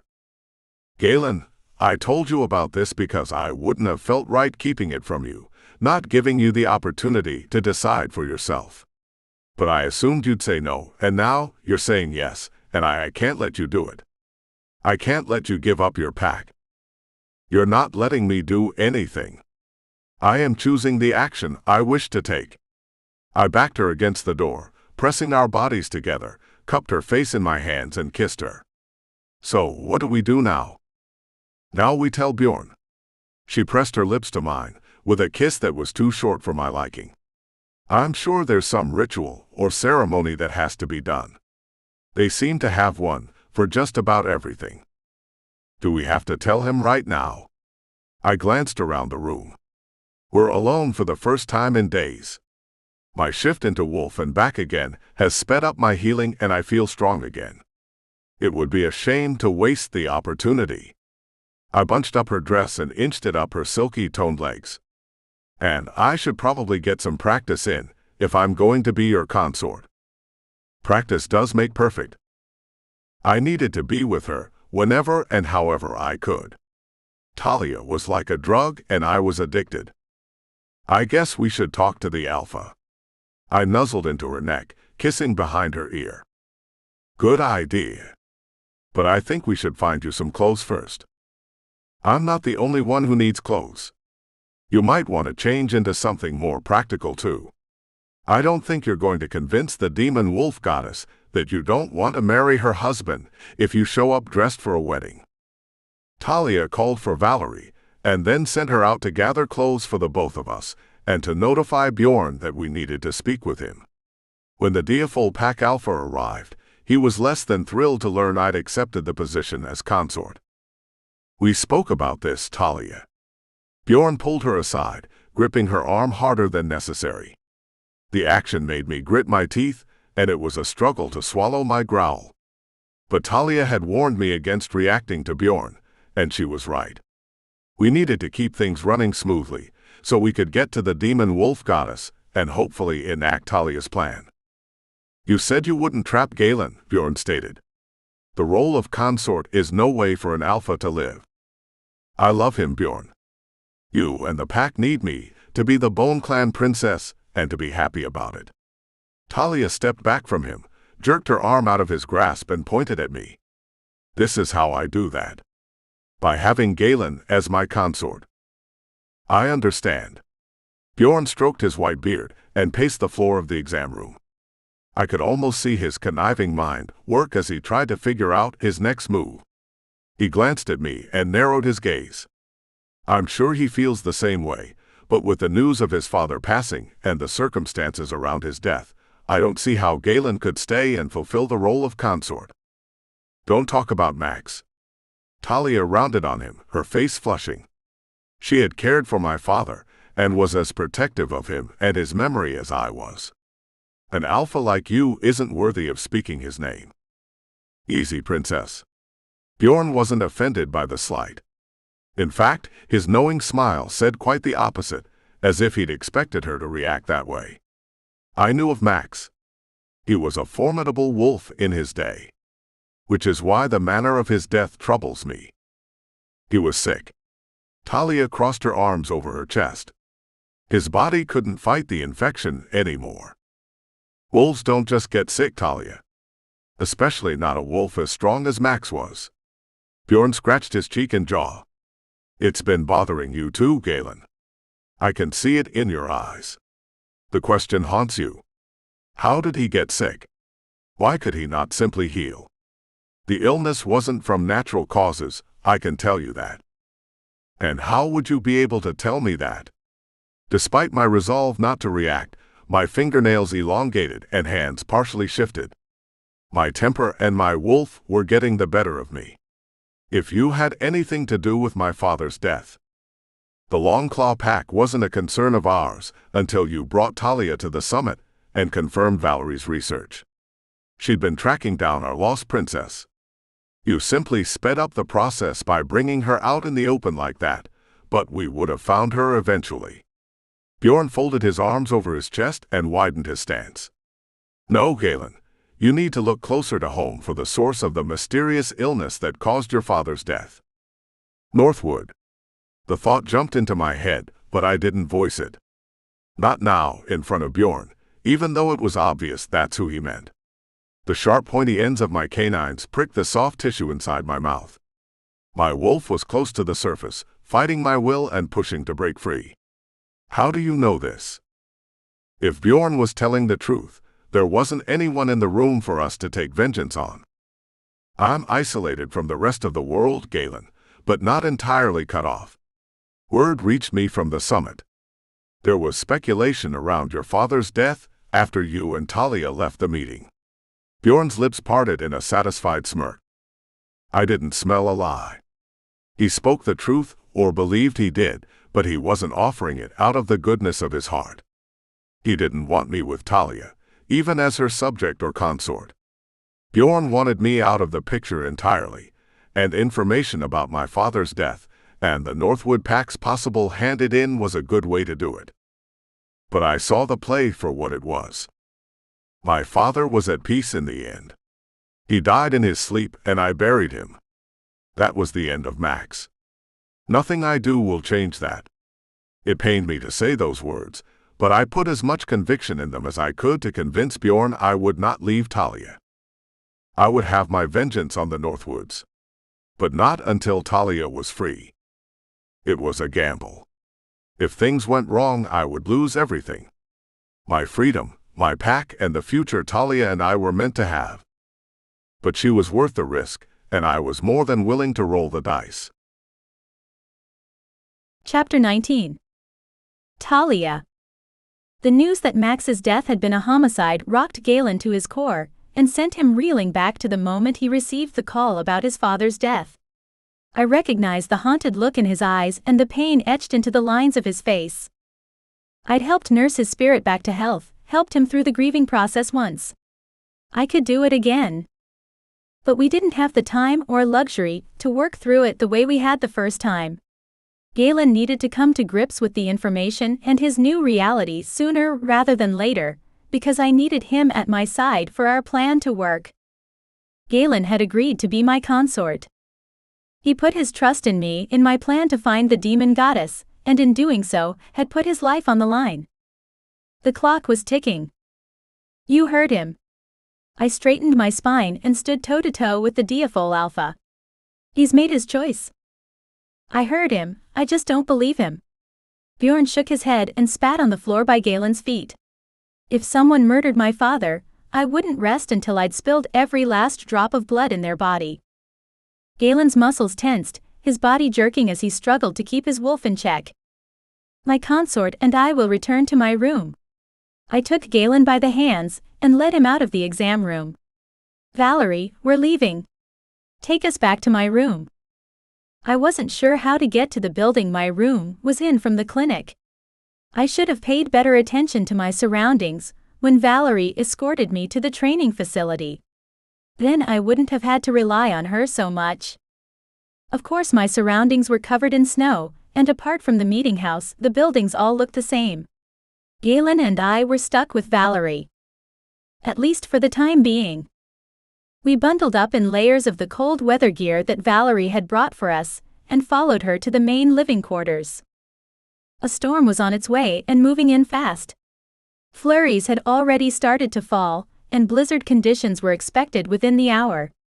Our plans to track down the demon wolf goddess would have to wait until the snowstorm moved out to sea the following day.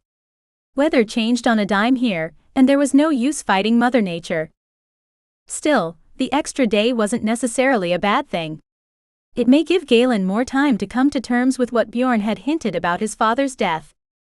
There were plenty of ways to spend the hours stuck in my room, all of them involving Galen in my arms. The lack of our bond these past few days had been nothing short of torture. Valerie dropped us off outside my bedroom, and went to the commissary to prepare a proper meal for me and Galen. I'd instructed her to double his portion. He needed the extra protein and carbs after the injuries he'd sustained, and the way he'd been held in the kennel cage for so long. He was already dehydrated and malnourished. Healing those wounds had already spent an exorbitant amount of calories he couldn't afford. Galen lit a fire in the small wood-burning stove in the corner of my room, and curled up on a pile of pillows on the floor in front of it. He stared at the flames flickering behind the small glass window, seemingly lost in his thoughts. I left him to them, giving him a few minutes alone with his thoughts. He'd share them with me when he was ready. A soft knock sounded at the door. Valerie stood outside in the hallway balancing 3 trays with food piled on top of each. I relieved her of her burden and excused her for the rest of the night. Hungry? I juggled the serving trays as I crossed the room and set them on the floor beside Galen. Dried fruits, meats, roasted nuts, slices of cheese and bread spilled over the sides of the plastic trays. I longed for a hot meal. A hearty stew or seared steak and a baked potato, but beggars couldn't be choosers. Especially not in the Arctic Circle. Besides, there was plenty of protein and nutrient-rich foods to help Galen regain his strength. I handed him a piece of jerky, waiting for him to take a bite, and went back for the bottles of water on the dresser that Valerie had stocked when I'd first been given the room. Here.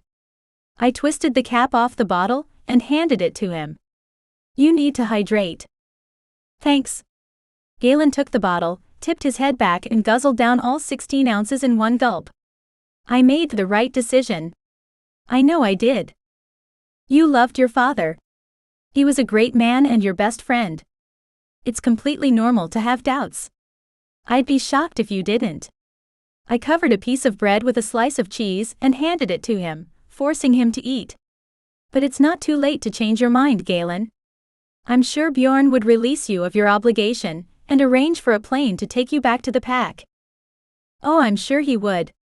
He'd be happy to get rid of me, Galen replied around a mouthful of food. It's what he wants. He wouldn't have bothered to tell me about my father, unless he had something to gain. A wolf like Bjorn doesn't do anything without an ulterior motive. True, but that isn't a reason to stay. I clutched my water bottle, the thin plastic crinkling under my grip, and did my best to hide my fear that he would leave. I didn't want Galen staying, out of a sense of duty.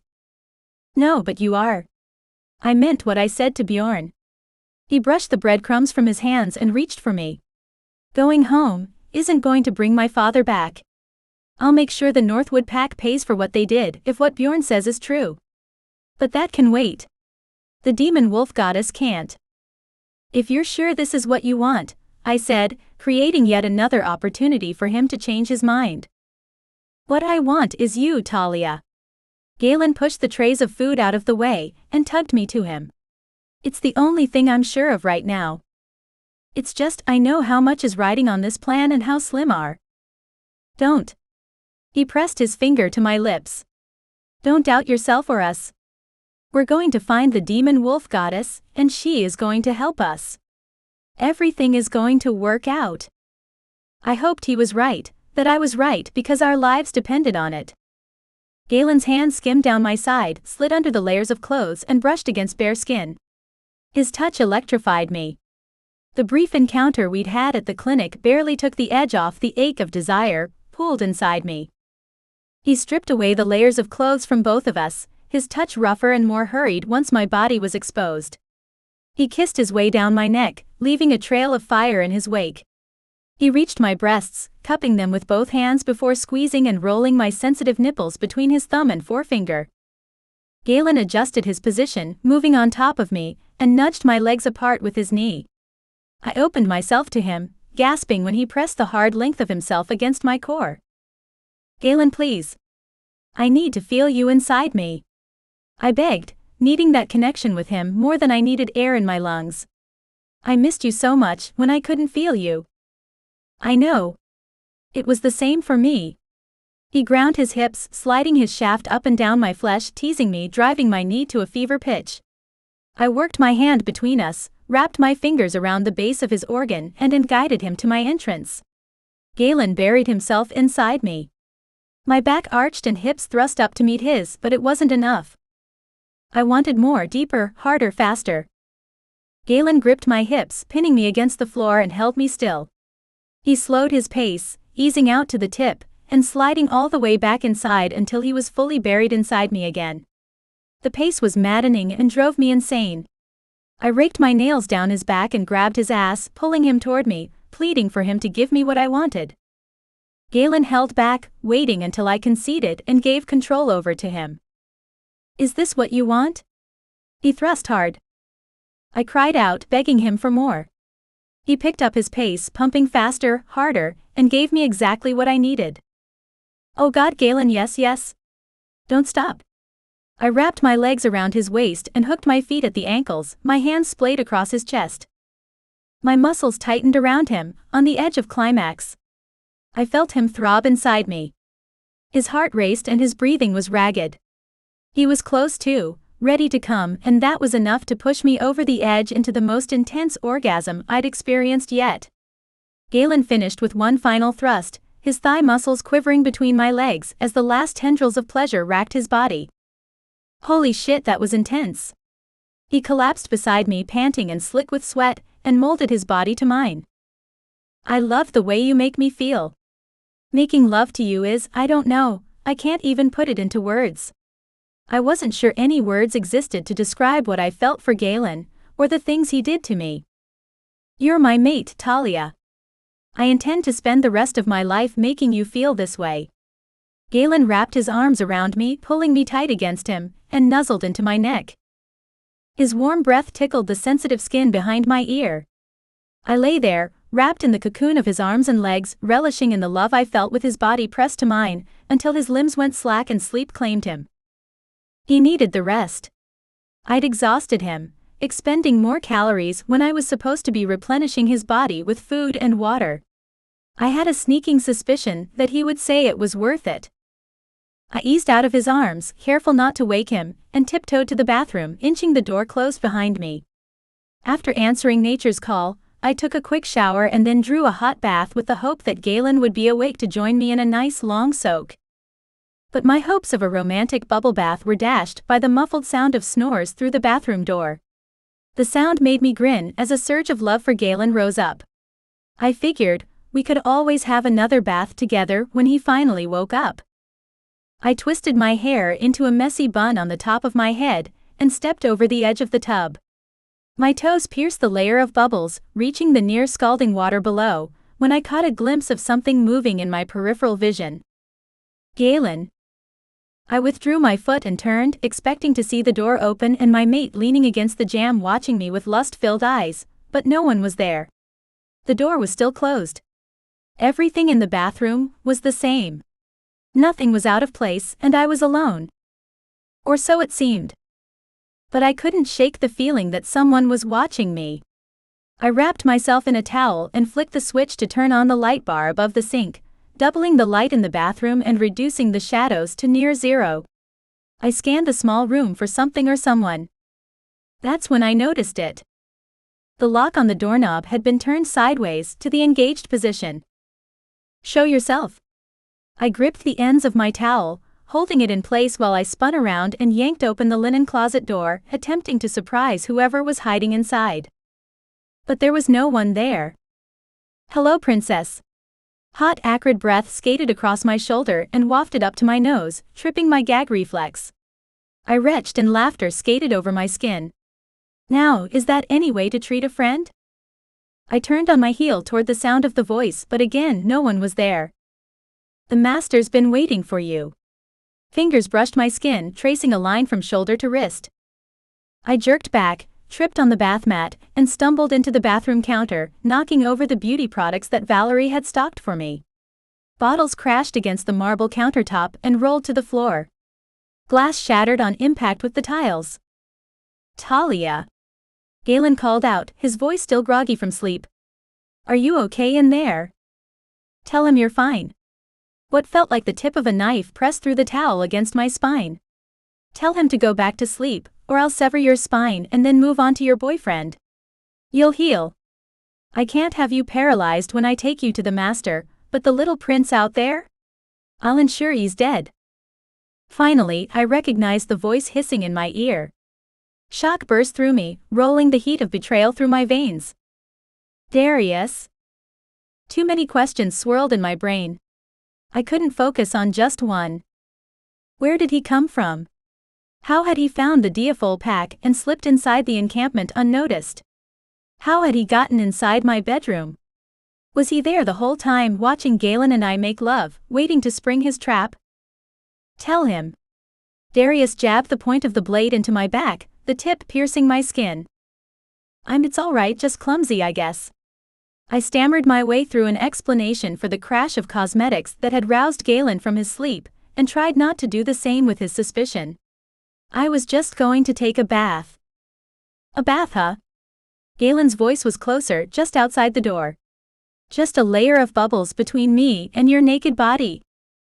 Galen turned the doorknob, jiggling it when he discovered it was locked. The door's locked. He's defiled you for the last time. The master claimed you. You belong to him now. Darius's voice whispered in my ear. He wrapped his arm around my waist and moved the hand with the knife to my neck, the blade pressed just below my jaw. Talia, let me in. The door's locked. He jiggled it harder, and pounded his fist against the door. Who's in there with you? I heard someone. Galen pulled in a deep breath of air and smashed his fist against the door. I know that voice, that scent. Galen ripped the doorknob out of the door, knocking it off its hinges and appearing in the doorway, wild-eyed. Darius. You bastard. My master has waited long enough. Darius increased pressure on the knife, driving the blade deeper into my neck, sending a trickle of blood down to my clavicle. Don't move.